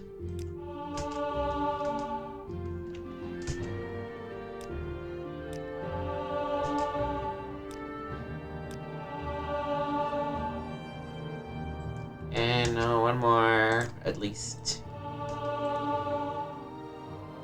Okay. Agility is maxed out. I was really hoping it would teach me marksman, but no such luck.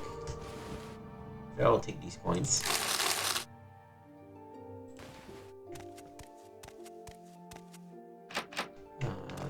Door. Holy shit, this is a nice place. Cheap wine, but a nice place.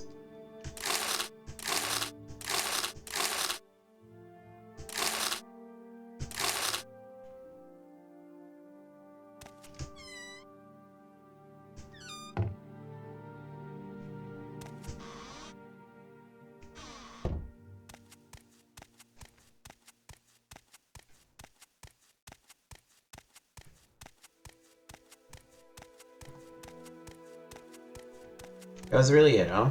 There's just you here.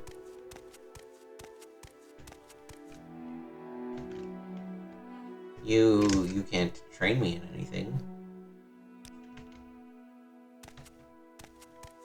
Yep. I'm listening. Nope, that's it. Hold up. No, I'm good. What is this about? We got a trader here. Fancy robes and shit.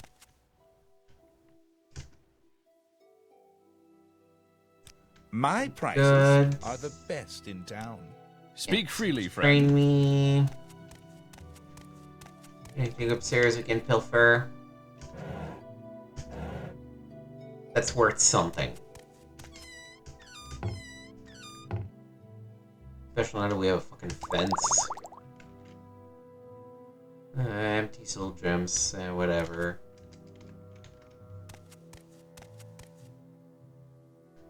Bottles.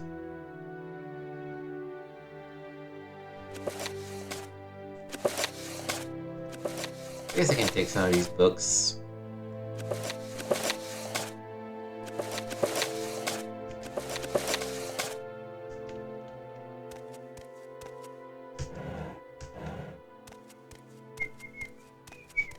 Alright, have a good day.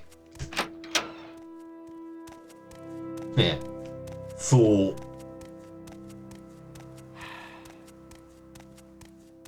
I don't believe the smith could train me, right? Yeah, no, he just repairs.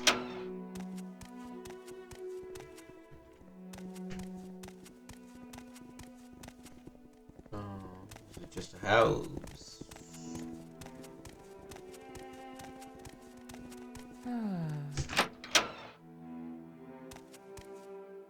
I've got a few minutes if you need something.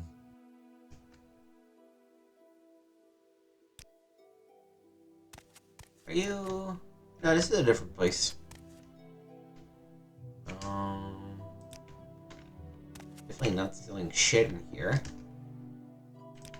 Can't learn anything. Yes. Let's see. You know, I should probably go talk to the people in the Mages Guild.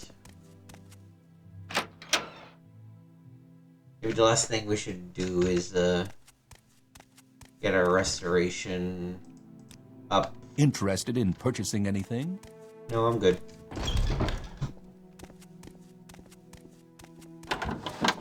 What do you want, Outlander? Oh, alteration is, mysticism and alteration are so cheap, though.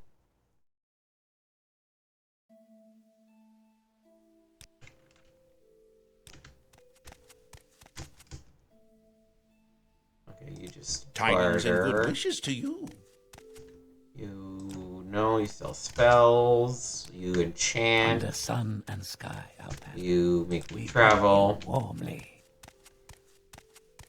If there is someone teaching restoration here, I'll learn that. If not, we're just gonna go for mysticism.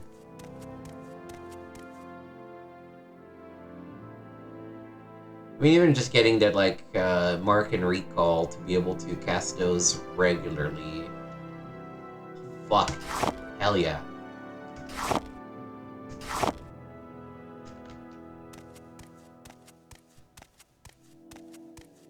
Let's go, baby. Ah, welcome. Alright. What is it, friend? Hail and welcome. Do you have any news? Mysticism. Mysticism. Yeah, they're all willpower anyway.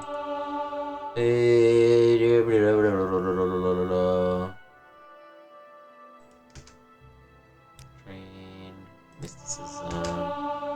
Train mysticism.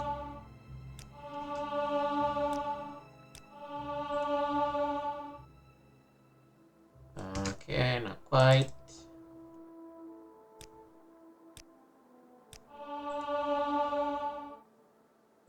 Not quite. Alright.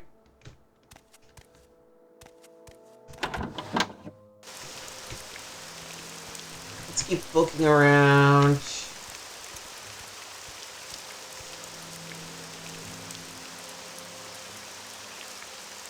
These are just houses, but let's try going to the government manor or whatever the fuck you call it.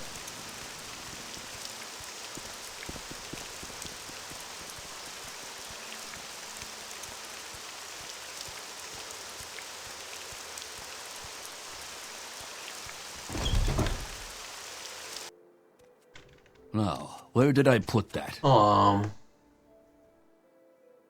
principal charter holder. Oh, Speechcraft actually. Yeah, we should spend money in that. Okay, so I don't like it.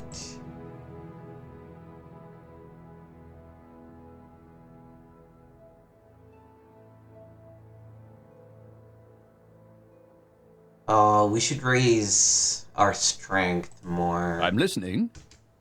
So, I'll keep you in mind, but not right now.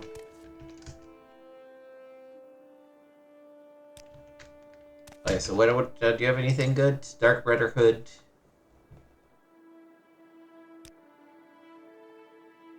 Oh yeah, okay, so let me actually go back and look at my quests.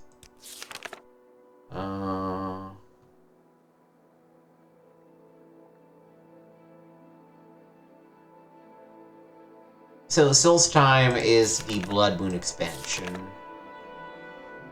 We need to go to Ebenheart for the Dark Brotherhood stuff. This has been taken care of. Take care of the outlaw near La Ode.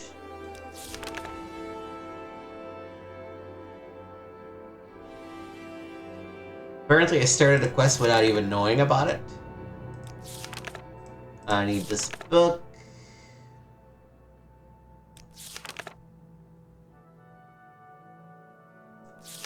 I have the letter to go and do that.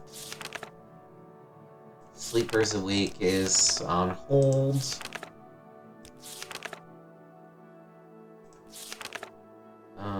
Tell Brenora. Okay, we haven't been there yet. Where's the Paralyzed Barbarian?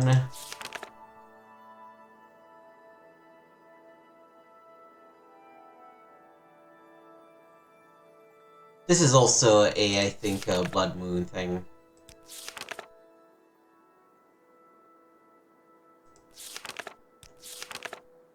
And this is my main quest. Okay, yeah, no, there's really nothing else happening.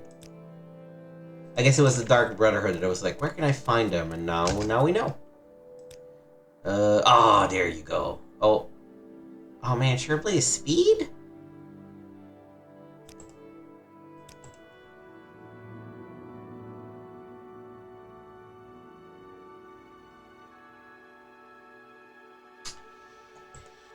I'm willing to share. I guess we're gonna train Shortblade for the next level.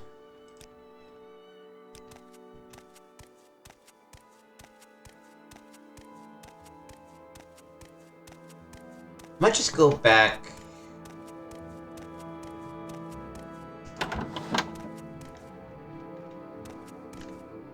Might just go back to the Publican house.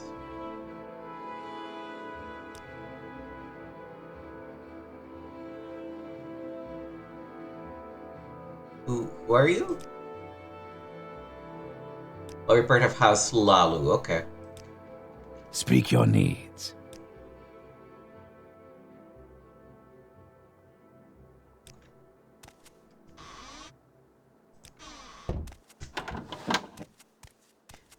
such a great house.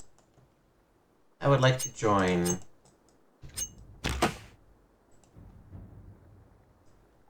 I'm sure we're gonna have to pick one.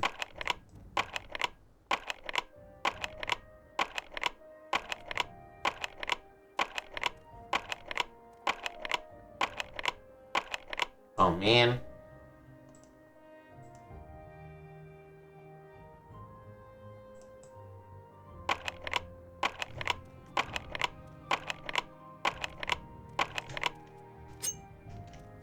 It's not worth it. Too much bad luck.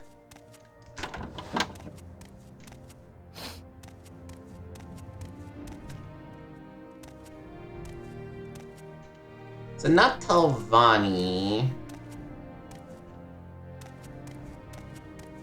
As a Red Guard, I'm probably an Imperial man, and so I would probably join with House Lalu. If I had to pick one of them.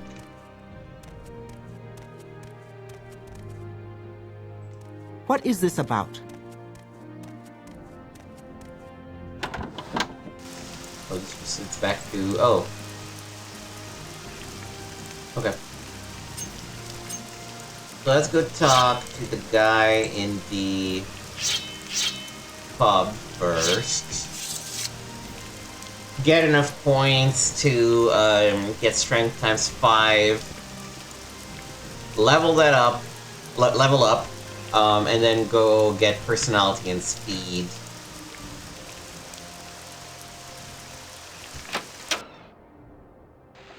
We're here, right? So was it you?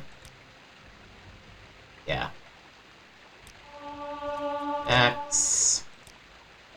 X. Keep moving. Oh, let's keep going. 1, 2, 3. Alright.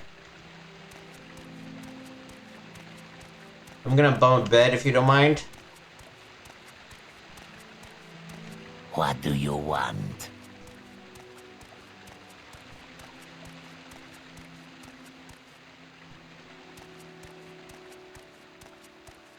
This looks like a very nice bed. Right, strength, willpower, agility.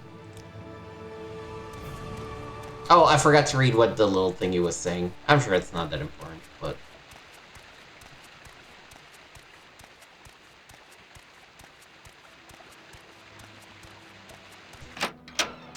Alright, so...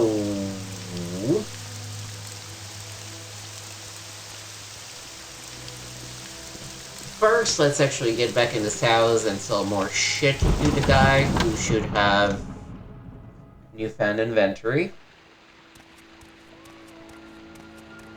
Fight well. May your kills be quick and many. I hate so much the fucking, like, best barter guy in the game. Oh no! Oh fuck. I guess I can sell them to Pawnbroker in Balmora.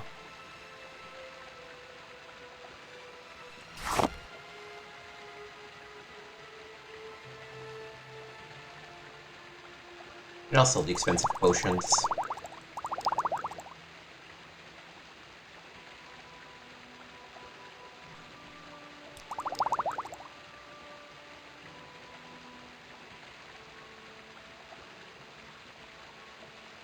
I want to try to keep these quality ones.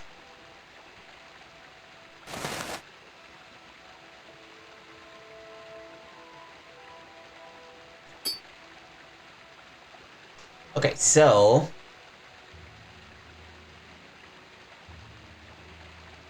that's too much.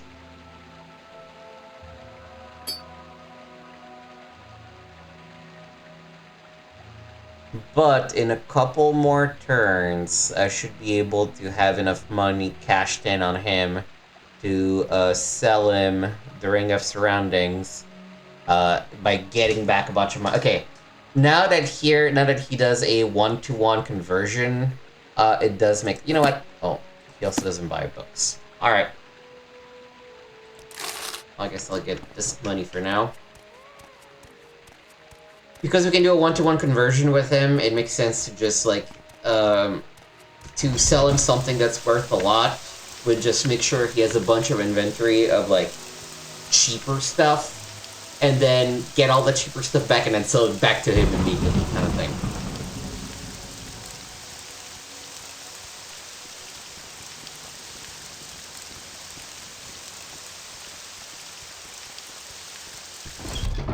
Alright, you... Speech. Speak freely, friend.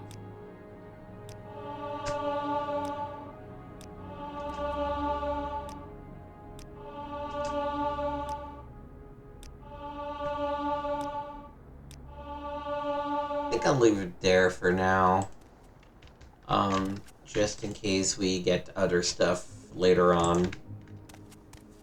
Same thing with Short Blade. We're gonna learn like 6 or 7 levels. I'm willing to share my insights for the right price.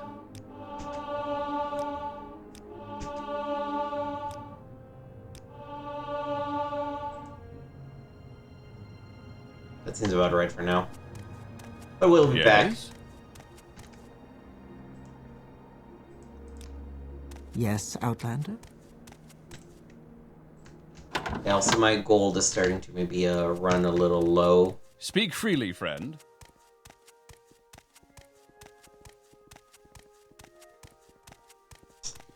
Okay, so Mage's Guild back to Balmora.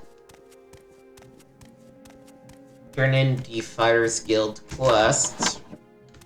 Do you have something to say, Outlander?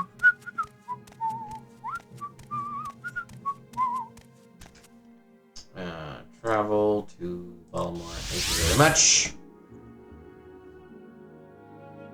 Have you any news? Actually, can I barter shit with you? May you walk on warm sands. We're besties.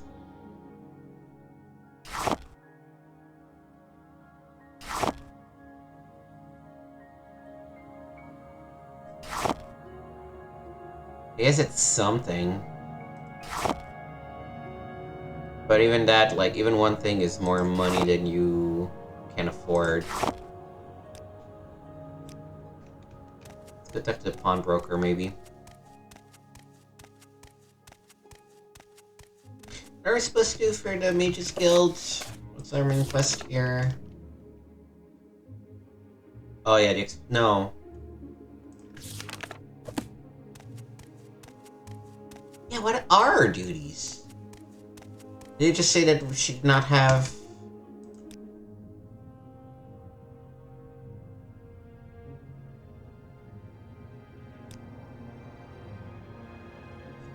Requirements for Journeyman. Oh, right.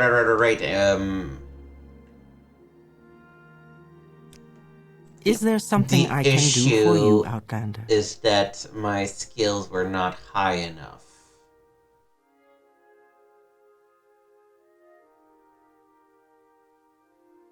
I need intelligence and willpower at 30 or above, and at least one of the skills, favorite skills, at 20.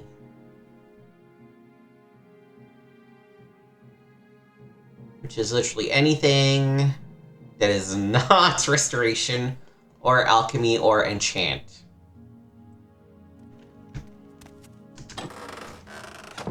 Enchant wouldn't actually be the worst thing out there. Because it's one of our minor skills, but...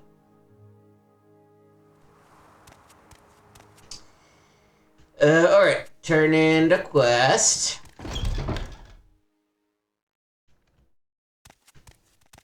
May I help you? To Fire Eyes. You. Televani agents. Okay, we got some money. I have more orders. We need a code book. We need to go to the south wall in Balmora, find a code book. Oof, okay. I don't love that. Care to talk? I mean, I guess I'm not really deep into Thieves Guild, but... I don't like conflict. That something tells me the codebook is not going to be easy to get our hands on.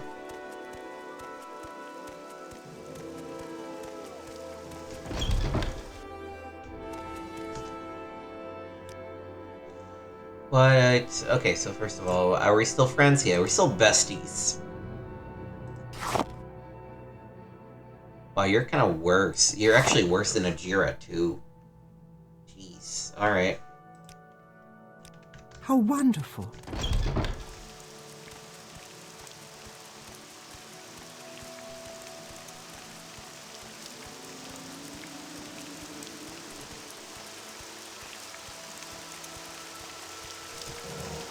Let's see.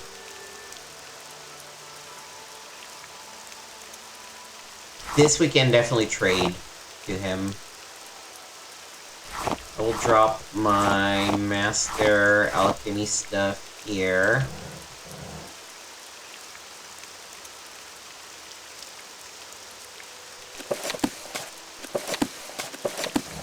I sold a bunch of books to the book person.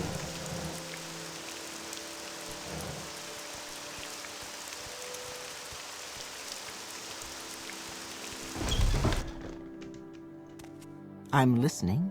Go ahead. Alright. Barter.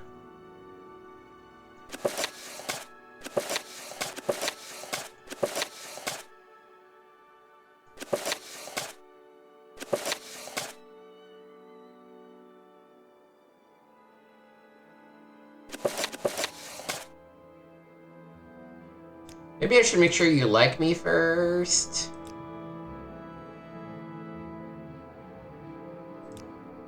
Yeah, that's worse.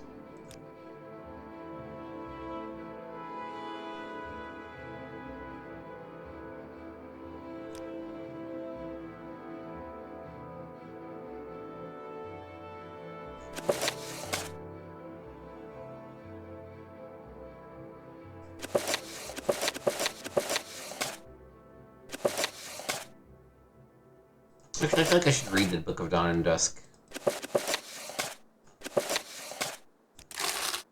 That's alright.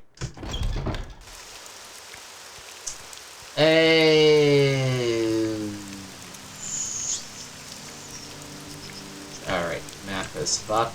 That's just what it is. Yeah, let's go back to the Mage's Guild and teleport again. So we can finish that mission. I'm listening, please. Go ahead. Where's the teleporter person? Down here? I don't know. I know there's one. I know there's one. Ah, Greetings, Red God. A visitor. How may I help What you? may I do for you? Oh, no, this is a Fighter's Guild. I'm an idiot.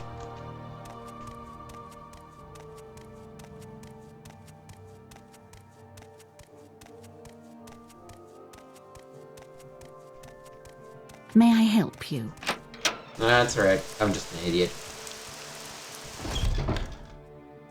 Hail and welcome. Do you have any news? And she's in the room with Ajira.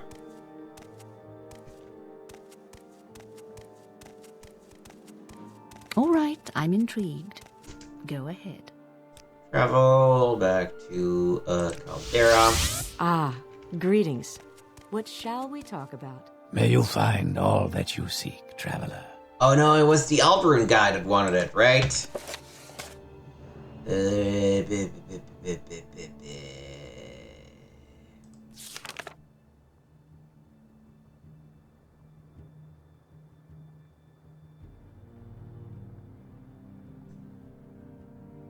Edwina Elbert.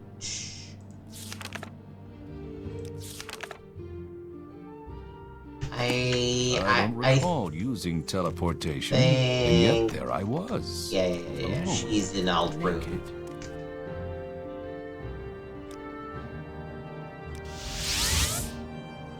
Alright. Okay. Downstairs.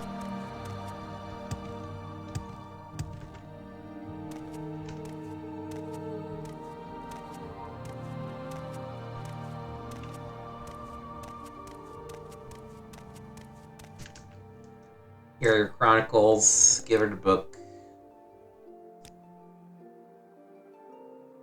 Detect creature potions from a guy in Sedith Mora. Okay.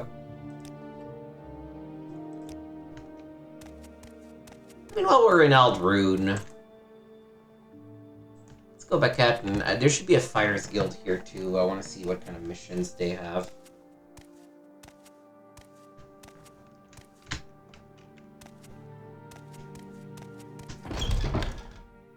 I suppose I have a moment. What is it? Hello.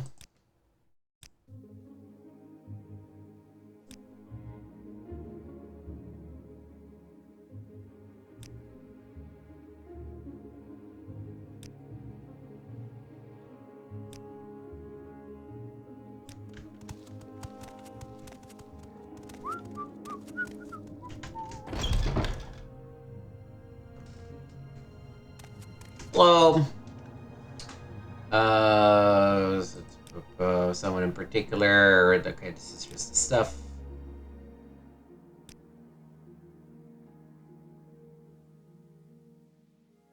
Let's talk to him about all of this, just because it probably gives us like map stuff. Foliada, my man. Okay, yep.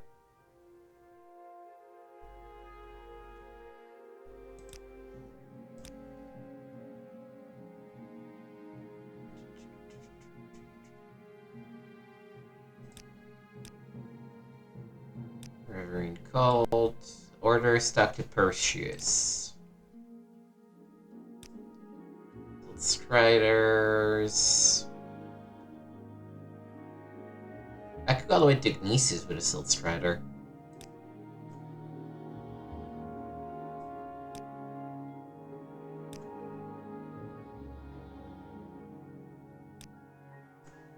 I'm listening. Chest. Oh, look at what's in the equipment. I'll get the potions.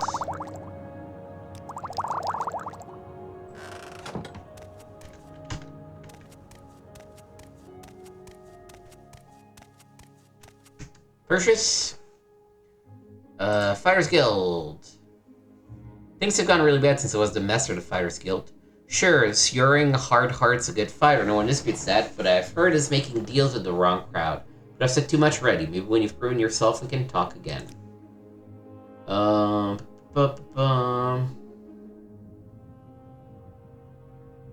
he used to be the guild master. That's interesting.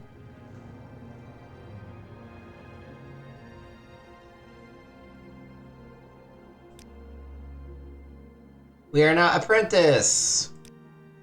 We're now journeyman. Need now to do more duties. Yeah, okay. So it sounds like we need to go to Sedith Mora or to Vivec. Okay, that's good. He can tell us if the orders are cool or not. Okay. Greetings. What shall we talk Actually, about? what can you... Okay, you can't train me into anything. Anything else worth noting here? Can I steal some shit from the guild?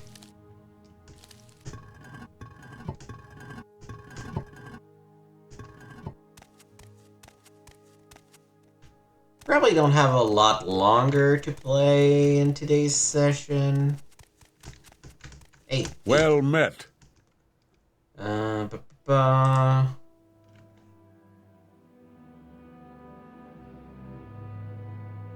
So am I Temple, Empire, or... Yeah, okay. Yeah, we're definitely RP-wise House Lalu. So that's just where we're gonna roll. Can I make some shit here at the forge, or no?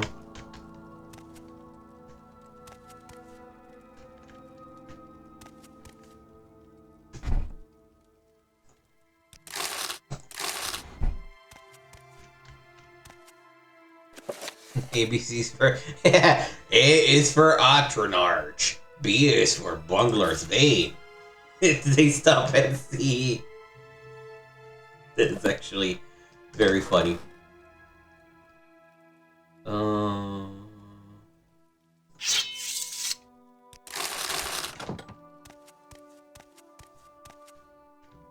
That's my guy. I'm ready for anything. Go ahead. Bunch of beds.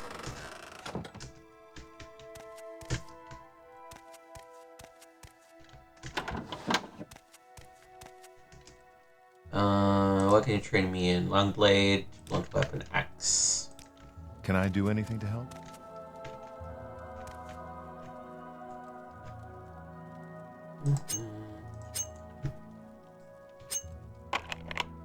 Oh, too complex. Apprentice? Is apprentice worse than journeyman?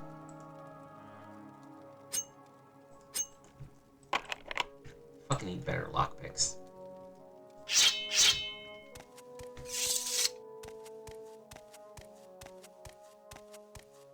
Alright. I think that does a tour of the guild. Yeah, no one's locked. Alright. So maybe what we're gonna do... I don't really care for Aldrune.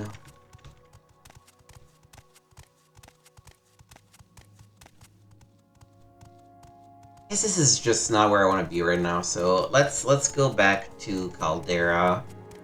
Sell our shit to the Creeper. What can I do for you, friend? Share your thoughts, friend. Oh, hello. I didn't know you were here. Oh, you do spell making. Yeah, whatever.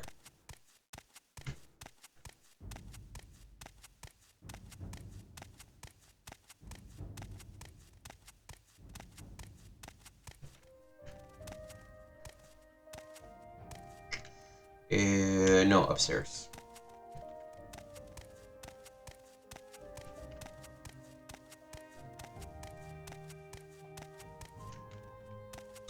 And I think maybe the episode crunch is going to be getting to Vivec. Well, hello we could there. teleport there, but I do want to like get there on foot just to experience what it's like. Shouldn't be too bad, right? We've been to Pelagiad. It's like it's closer than like Caldera is to Aldrune, so.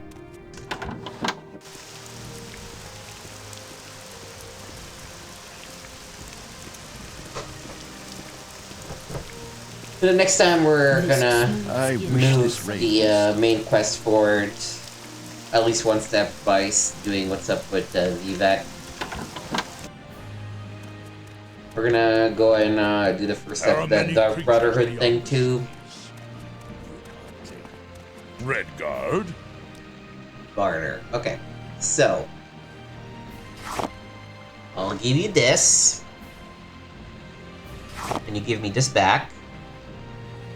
Then I'll also give you this.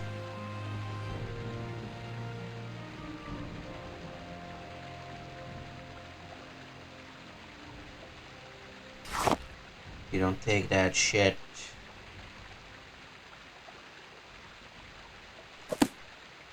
Or books.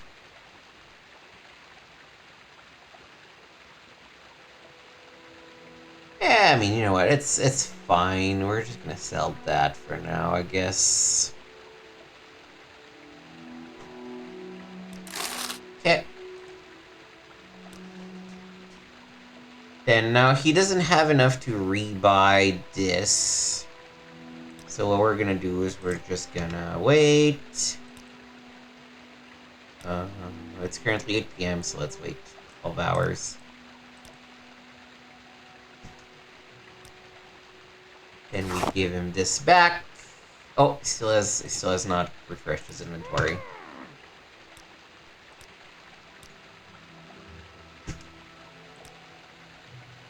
Okay. Let's give him this back.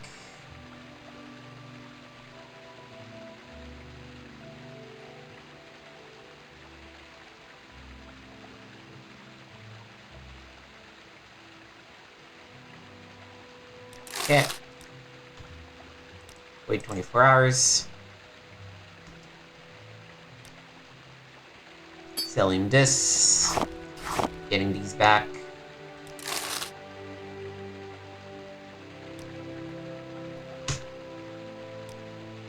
Wait 24 hours.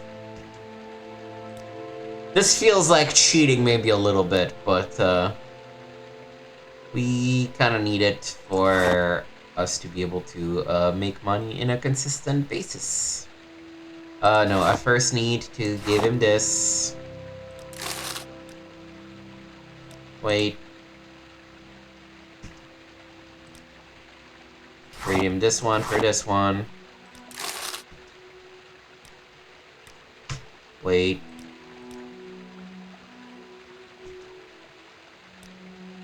And then trade him this one back.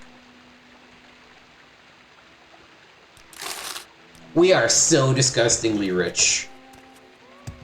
And that kinda makes me very, very happy. Well. Oh, brother. Okay, so we said... You know what, I'm gonna hoof it to Balmora. Volume 1 of this series described in brief the lives of the first 8 emperors of the Septim dynasty, beginning with the glorious Tiber Septim and ending with his great-great-great-great-grandniece, Quintira II. Quintira's murder in Glenpoint while in captivity is considered by some to be the end of the pure strain of Septim blood in the imperial family. Certainly it marks the end of something significant. Uriel III not only proclaimed himself Emperor of Tamriel, but also Uriel Septim III, taking the eminent surname as a title. In truth, his surname was Mantiarco from his father's line. In time, Uriel III was deposed and his crimes reviled, but the tradition of taking the name Septim as a title for the Emperor of Tamriel did not die with him.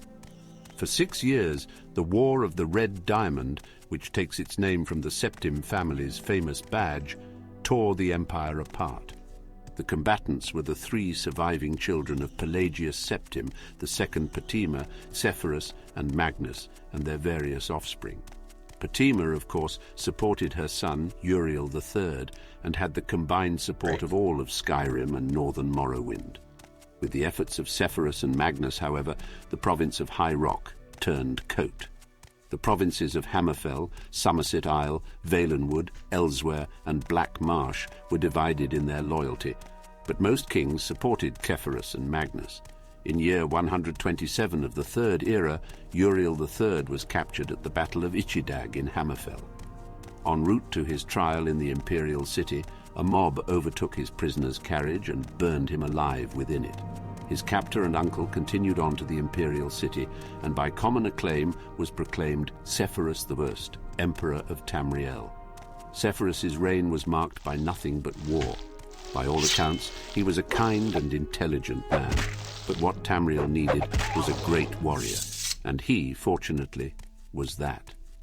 It took an additional 10 years of constant warfare for him to defeat his sister Patima, the so-called Wolf Queen of Solitude, who died in the siege of her city-state in the year 137. Sepphoris survived his sister by only 3 years. He never had time during the war years to marry, so it was his brother, the 4th child of Pelagius Septim II, who assumed the throne. The Emperor Magnus was already elderly when he took up the imperial diadem, and the business of punishing the traitorous kings of the War of the Red Diamond drained much of his remaining strength. Legend accuses Magnus's son and heir, Pelagius Septim III, of patricide, but that seems highly unlikely for no other reason than that Pelagius was king of Solitude following the death of Patima, and seldom visited the imperial city. Pelagius Septim III, sometimes called Pelagius the Mad, was proclaimed emperor in the 145th year of the Third Era. Almost from the start, his eccentricities of behavior were noted at court. He embarrassed dignitaries, offended his vassal kings, and on one occasion marked the end of an imperial grand ball by attempting to hang himself. His long-suffering wife was finally awarded the regency of Tamriel, and Pelagius Septim III was sent to a series of healing institutions and asylums until his death in year 153 of the Third Era at the age of 34. The Empress Regent of Tamriel was proclaimed Empress Caldera I upon the death of her husband. Some who do not mark the end of the Septim bloodline with the death of Caldera II consider the ascendancy of this dark elf woman the true mark of its decline. Her defenders, on the other hand, assert that though Cataria was not descended from Tiber, the son she had with Pelagius was, so the imperial chain did continue. Despite racist assertions to the contrary, Cataria's 46-year reign was one of the most celebrated in Tamriel's history. Uncomfortable in the imperial city, Cataria travelled extensively throughout the empire, such as no emperor ever had since Tiber's day. She repaired much of the damage that previous emperors' broken alliances and bungled diplomacy created. The people of Tamriel came to love their empress far more than the nobility did. Cataria's death in a minor skirmish in Black Marsh is a favorite subject of conspiracy-minded historians. The sage Montelius's discovery, for instance, of a disenfranchised branch of the Septim family and their involvement with the skirmish was a revelation indeed. When Cassinda assumed the throne upon the death of his mother, he was already middle-aged. Only half-elven, he aged like a Breton. In fact, he had left the rule of Wayrest to his half-brother Uriel due to poor health. Nevertheless, as the only true blood relation of Pelagius, and thus Tiber, he was pressed into accepting the throne. To no one's surprise, the Emperor Cassinda's reign did not last long. A thief! In 2 years, he joined his predecessors in eternal slumber. Uriel Lariat, Cassinda's half-brother and the child of Cataria I, and her imperial consort, Galivir Lariat, after the death of Pelagius Septim III, left the kingdom of Wayrest to reign as Uriel IV. Legally, Uriel IV was a Septim. Cassinda had adopted him into the royal family when he had become king of Wayrest. I'll just listen to the rest of this on the pause to the screen. council and the people of Tamriel, he was a bastard child of Cataria. Uriel did not possess the dynamism of his mother, and his long 43-year reign was a hotbed of sedition. Uriel IV's story is told in the 3rd volume of this series. Alright, yeah, I don't see how... I don't see how we're gonna get this code book with our current skill. Oh. Quickly! Over here! A thief! Like, you know, we're not hidden is the problem.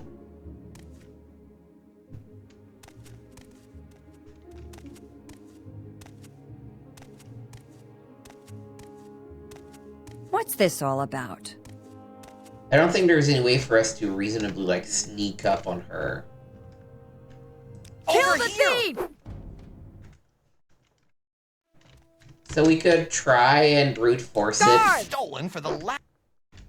But I think really this is gonna have to wait until our sneak is higher, or we have like a chameleon spell, or some stuff like that. Alright, well, that's a bummer. Okay, so before we go to Vivec City, let me go ahead and save and override the bug map save and quit and reload so we fix the local map. Relaunching open Morrowind. Fixing the position of the screen.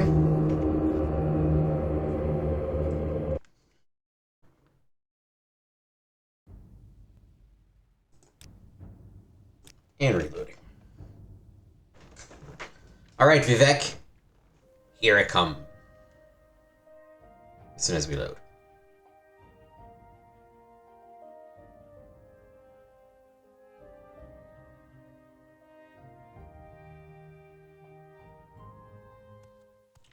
Okay. Loading back in, which, oh, that's the, wait. No, where the fuck are we? Okay, yeah.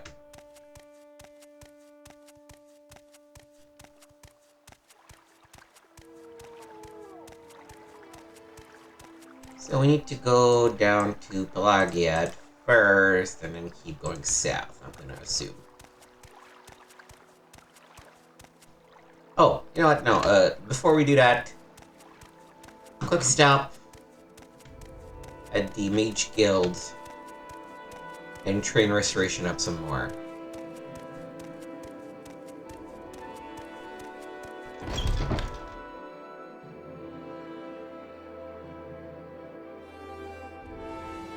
Hail and welcome. Do you have any news? Oh, you don't want to train me.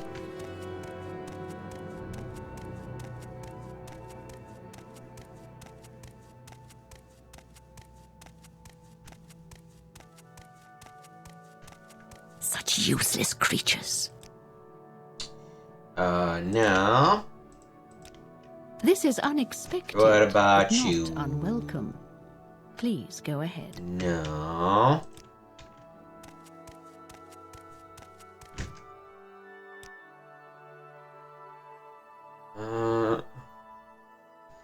I mean, maybe I should just do, like, enchant to advance faster.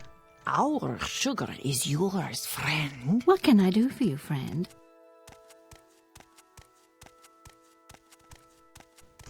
How the fuck is there not a single... Oh, there we go. Okay. Let's get to at least 20.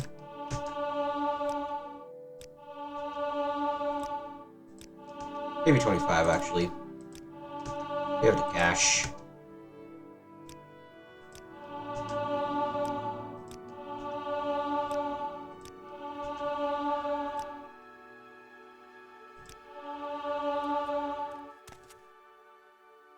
Oh, and that buys us a level up? Well, okay, well, oh, yeah, because restoration is a minor skill. I forgot about that part. Alright, in that case, a slight change of plans. This is unexpected, but not unwelcome. Send me Please to go ahead. Caldera.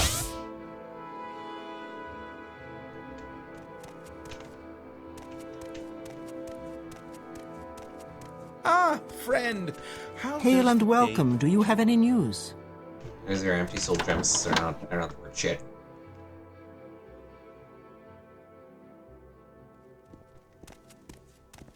Go to the palace. You want something, friend? And boost our short Yes. sword and our speechcraft.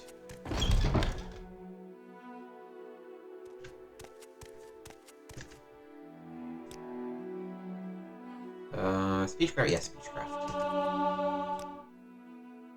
I'm listening. Okay, we're at 15. Can do some more.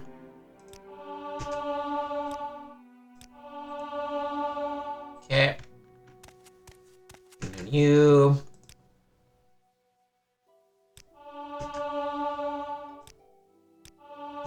I'm willing to share my insights for the right price. Alright.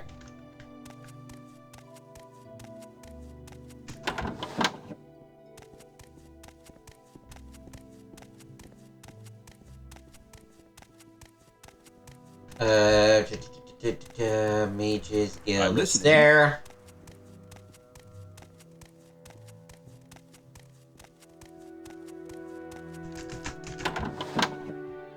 Is there something I can do for you? Ah, welcome. What is it, friend? I wanna go to Balmora. Well met. Greetings. All right, I'm intrigued. Go ahead. And now that we've leveled up restoration a bunch, let's wait until our fatigue is fully healed, just to see how much higher our casting chance is. Which you can already see, it's around like 75% or more. 75% exactly. We can start doing things like Mark and Recall are starting to be viable spells too. Destruction needs work next, probably.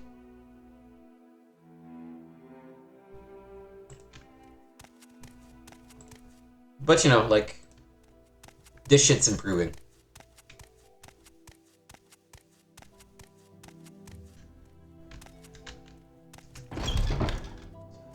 All we really needed to do was to get our savings rolling by getting attacked by the Dark Brotherhood thing. Thief. Alright. Home sweet home.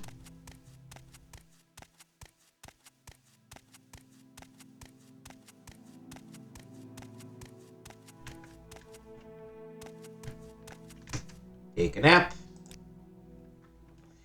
You sense yourself more aware, more open to new ideas. You've learned a lot about Morrowind. It's hard to believe how ignorant you were, but now you have so much more to learn.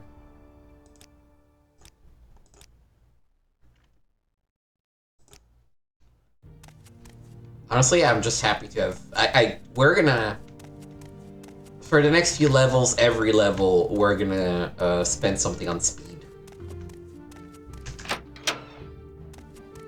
I had not realized that there was a way to make my running speed faster, and in this game, fuck, we need it.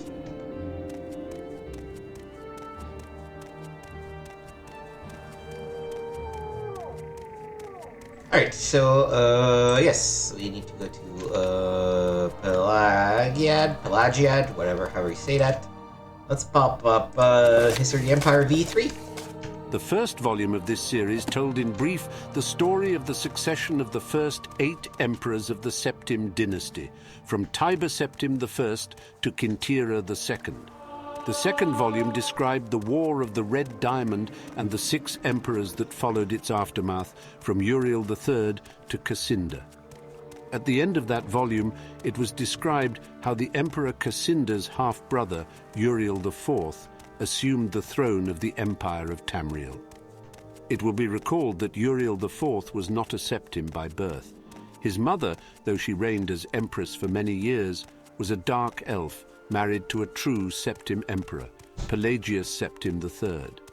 Uriel's father was actually Cateria's consort after Pelagius' death, a Breton nobleman named Galivir Lariat.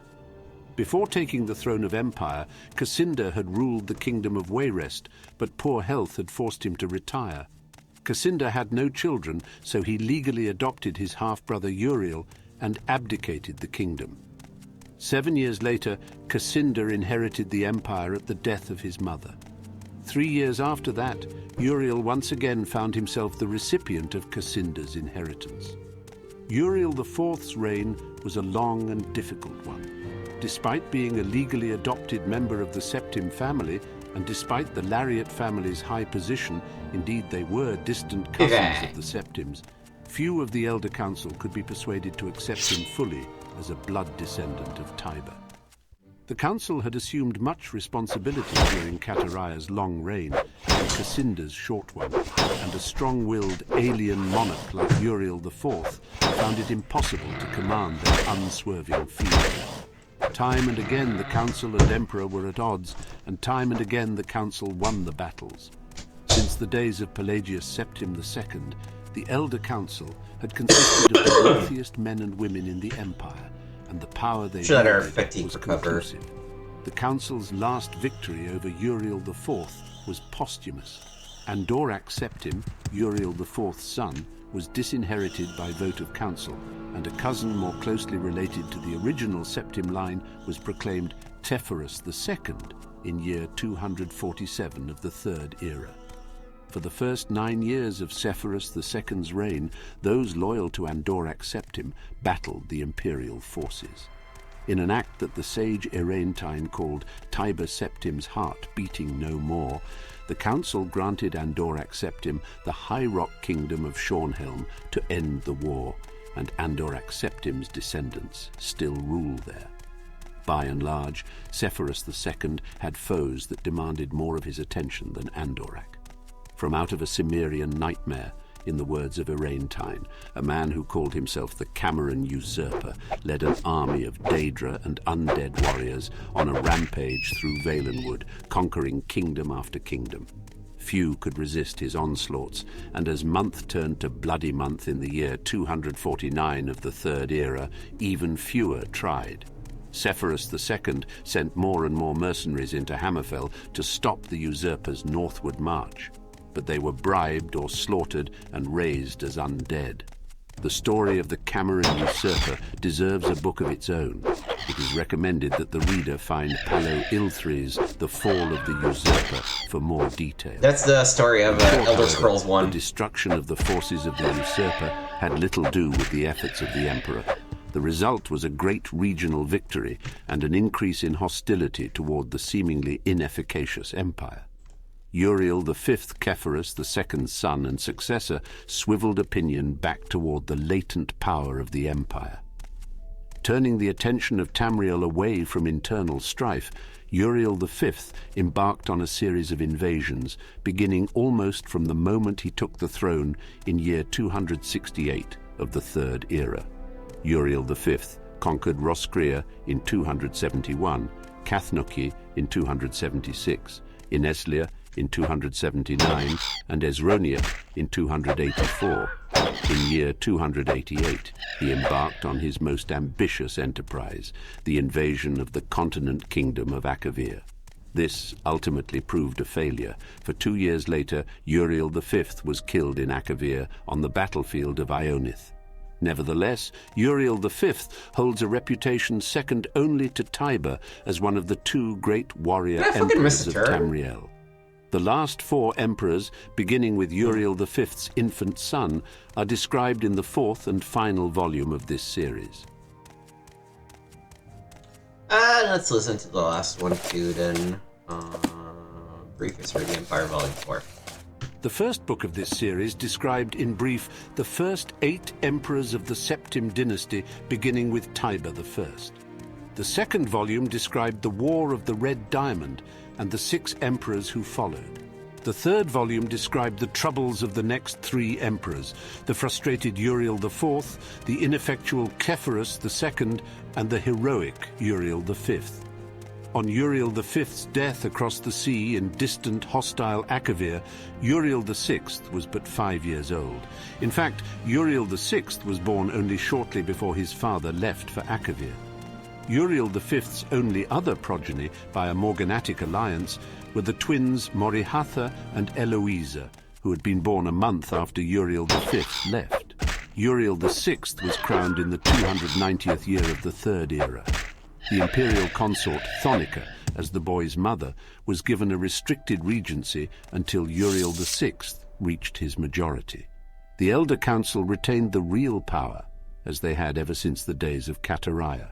The council so enjoyed its unlimited and unrestricted freedom to promulgate laws and generate profits that Uriel VI was not given full license to rule until 307, when he was already 22 years old. He had been slowly assuming positions of responsibility for years, but both the council and his mother, who enjoyed even her limited regency, were loath to hand over the reins. By the time he came to the throne, the mechanisms of government gave him little power, except for that of the imperial veto. This power, however, he regularly and vigorously exercised. By 313, Uriel VI could boast with conviction that he truly did rule Tamriel. He utilized defunct spy networks and guard units to bully and coerce the difficult members of the Elder Council. His half-sister, Morihatha Septim, was not surprisingly his staunchest ally, especially after her marriage to Baron Ulfa Gerson of Winterhold brought her considerable wealth and influence. As the sage Ugarij said, Uriel V conquered Esroniat, but Uriel VI conquered the Elder Council. When Uriel VI fell off a horse and could not be resuscitated by the finest imperial healers, his beloved sister Morihatha took up the imperial tiara. At 25 years of age, she had been described by admittedly self-serving diplomats as the most beautiful creature in all of Tamriel. She was certainly well-learned, vivacious, athletic, and a well-practiced politician.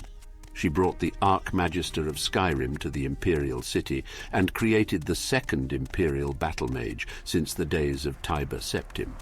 Morrihatha finished the job her brother had begun and made the Cyrodiil a true government under the Empress, and later the Emperor.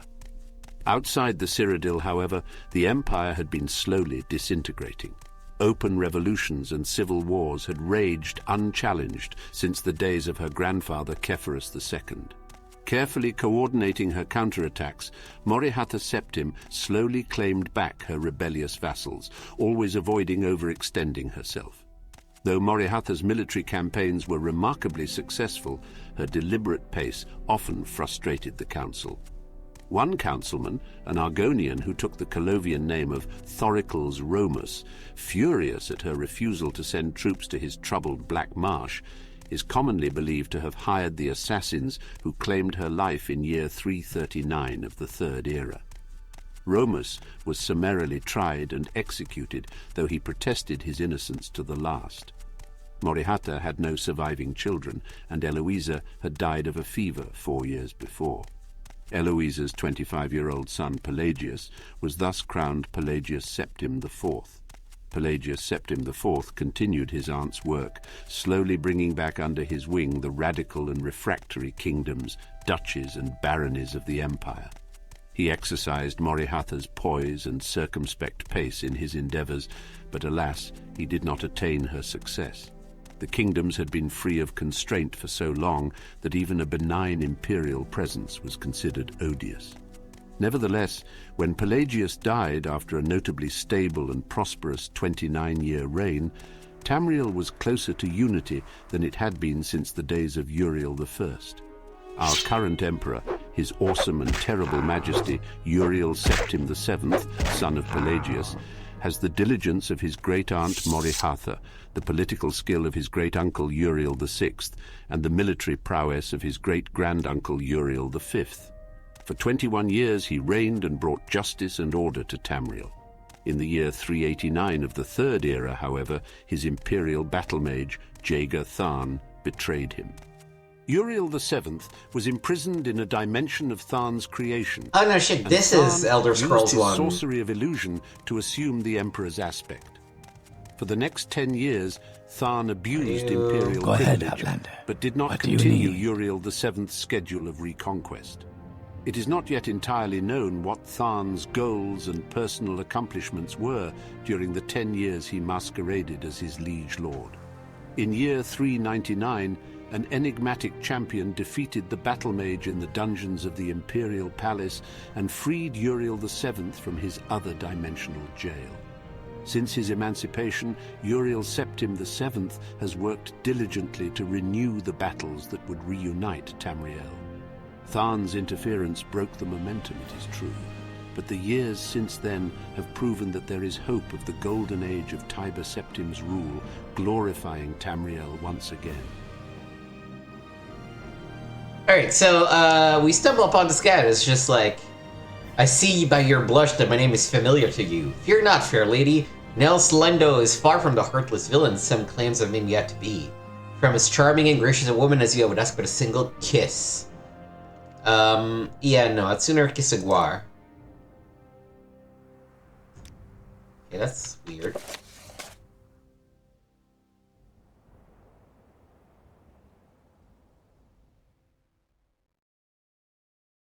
He's a famed highwayman, huh? Wonder what it could be used for.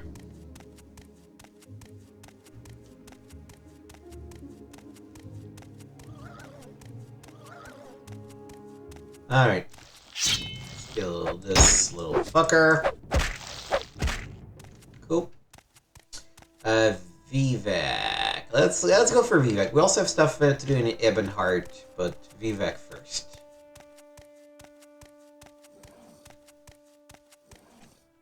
This is like a separate. This is not. Yeah.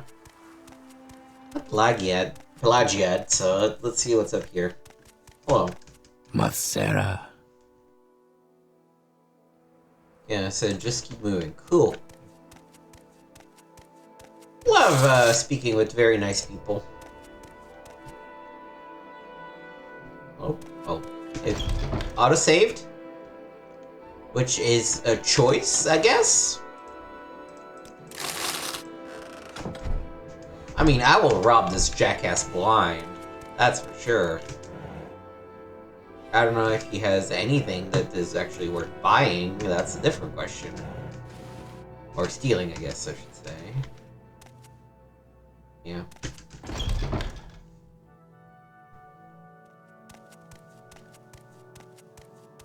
Bit rude the way you were just kicking me off your farm, I guess. Go ahead, Outlander. What do you need? No, fuck you. You just kicked me off. Actually kill one of these.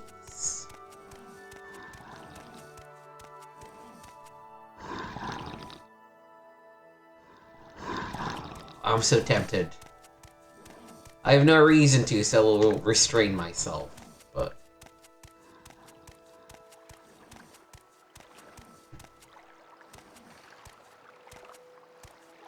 I had definitely a much better time today than the last time.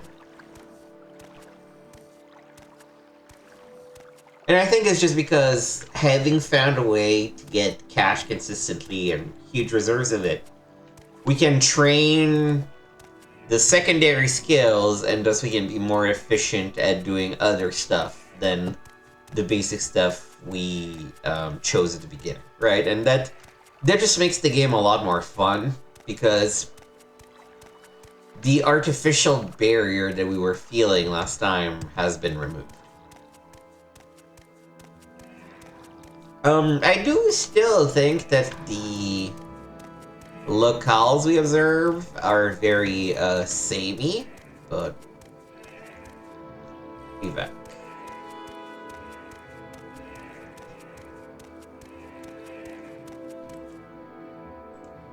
There's this, like, a farm, a temple. Hello, lady. Don't spook the netch. Don't worry, they're safe if you don't bother them, but get them riled up and they're trouble, especially the Betty netch. The bull netch is poisonous. The Betty netch is twice as tough and mean. Oh yeah, this is like a farm kind of thing. Netch herder.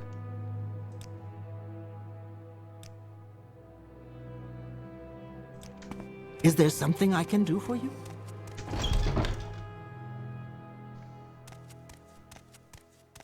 Oh, we got a couple orcs. Dregs.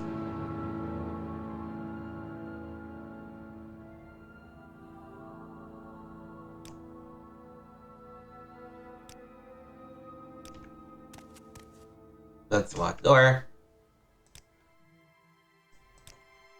I'm sure there's very interesting stuff on the other side of this door. I don't see any other reason why you would have 2 guards posted up. But it's not for us to discover right now. You... Oh, she's part of the Camonna Tong, huh?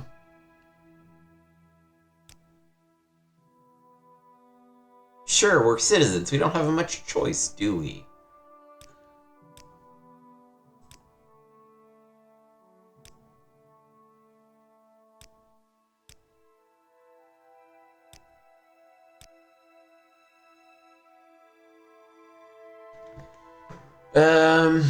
So the Camonna Tong Kingpin is really the one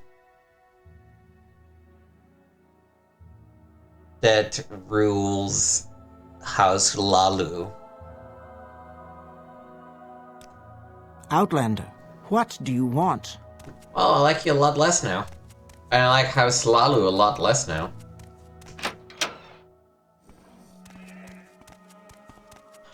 Maybe we should side with the temple. Definitely not the Telvanni, but...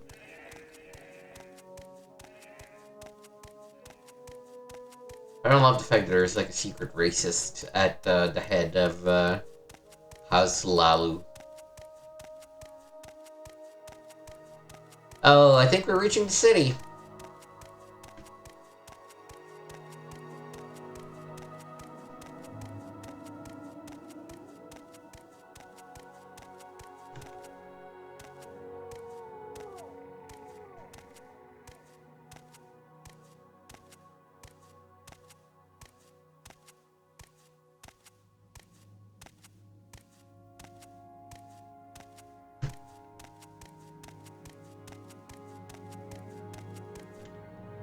Vivec! We are officially here. Let's go around just to get a nice view of the whole city.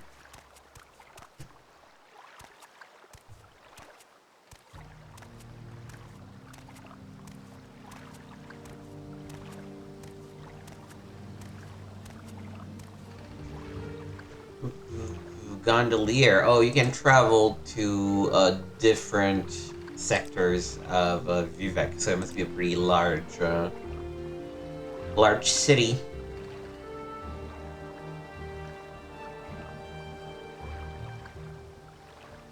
Oh, okay, so this is telling us where to find some of the people we're looking for. Vivec is a city made up of 9 cantons, each a little town in itself. Each great has its own canton. Our Outlanders have their own canton called the Foreign Quarter. Here's the arena for public entertainment. St. Dellen and St. Olm's Canton.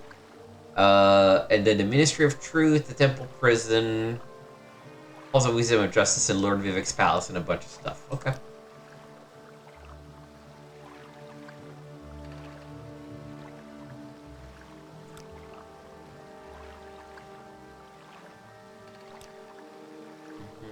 Buildings on many levels. Upper works are the rooftops with shops in Rich Folks Manor. Shops and guilds and some apartments in the middle level, and Canal Side is the lowest level where poor folks live. Okay, good to know.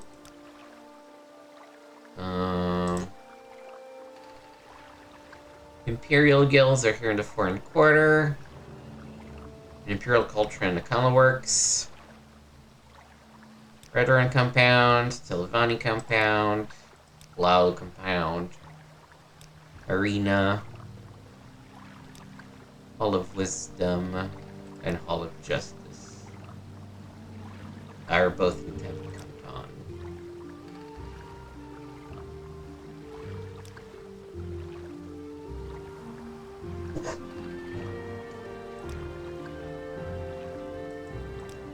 Yes, Outlander. What do you want?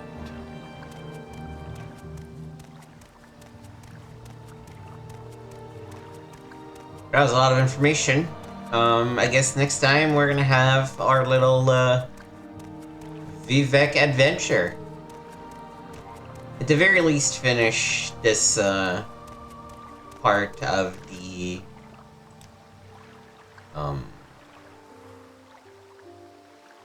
main quest. So the Temple Quarter is at the bottom. Sylvanian and Redrun Quarters opposite each other, are in the middle. Foreign Quarter north. St. Olman, Sindel south. Palalu here on the side. I still don't quite understand what Ebonheart is. I guess it's just a different way to enter Vivec or something. But alright.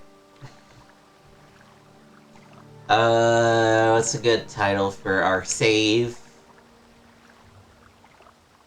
Let's just call it Finally in Vivec.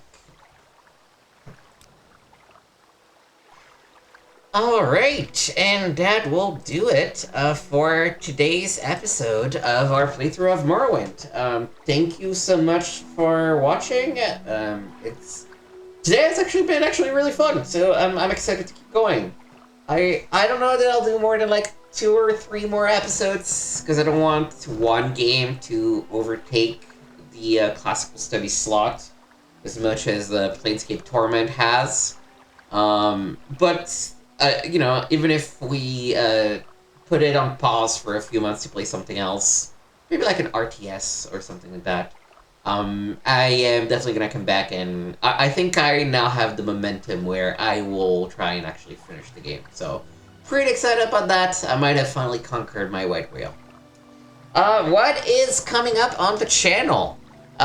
We have the Freedom Force playthrough started last week and is going to keep going. Very much enjoyed playing the game. Our Rune playthrough is also continuing next week. We have a brand new Classical Studies premiering in 2 weeks. And in the meantime, on Tuesdays, as usual, 60 Minutes to Sway. We're deep into our Game Pro 146. Yes, 146. 60 Minutes to Sway episodes. So make sure to check those out. I believe that next week it should be the sports episode. So I hope you look forward to that. And then, of course, Life of Timmy keeps going on. It's my pride and joy. I put so much work and effort into it. So thank you so much. To make sure to check it out.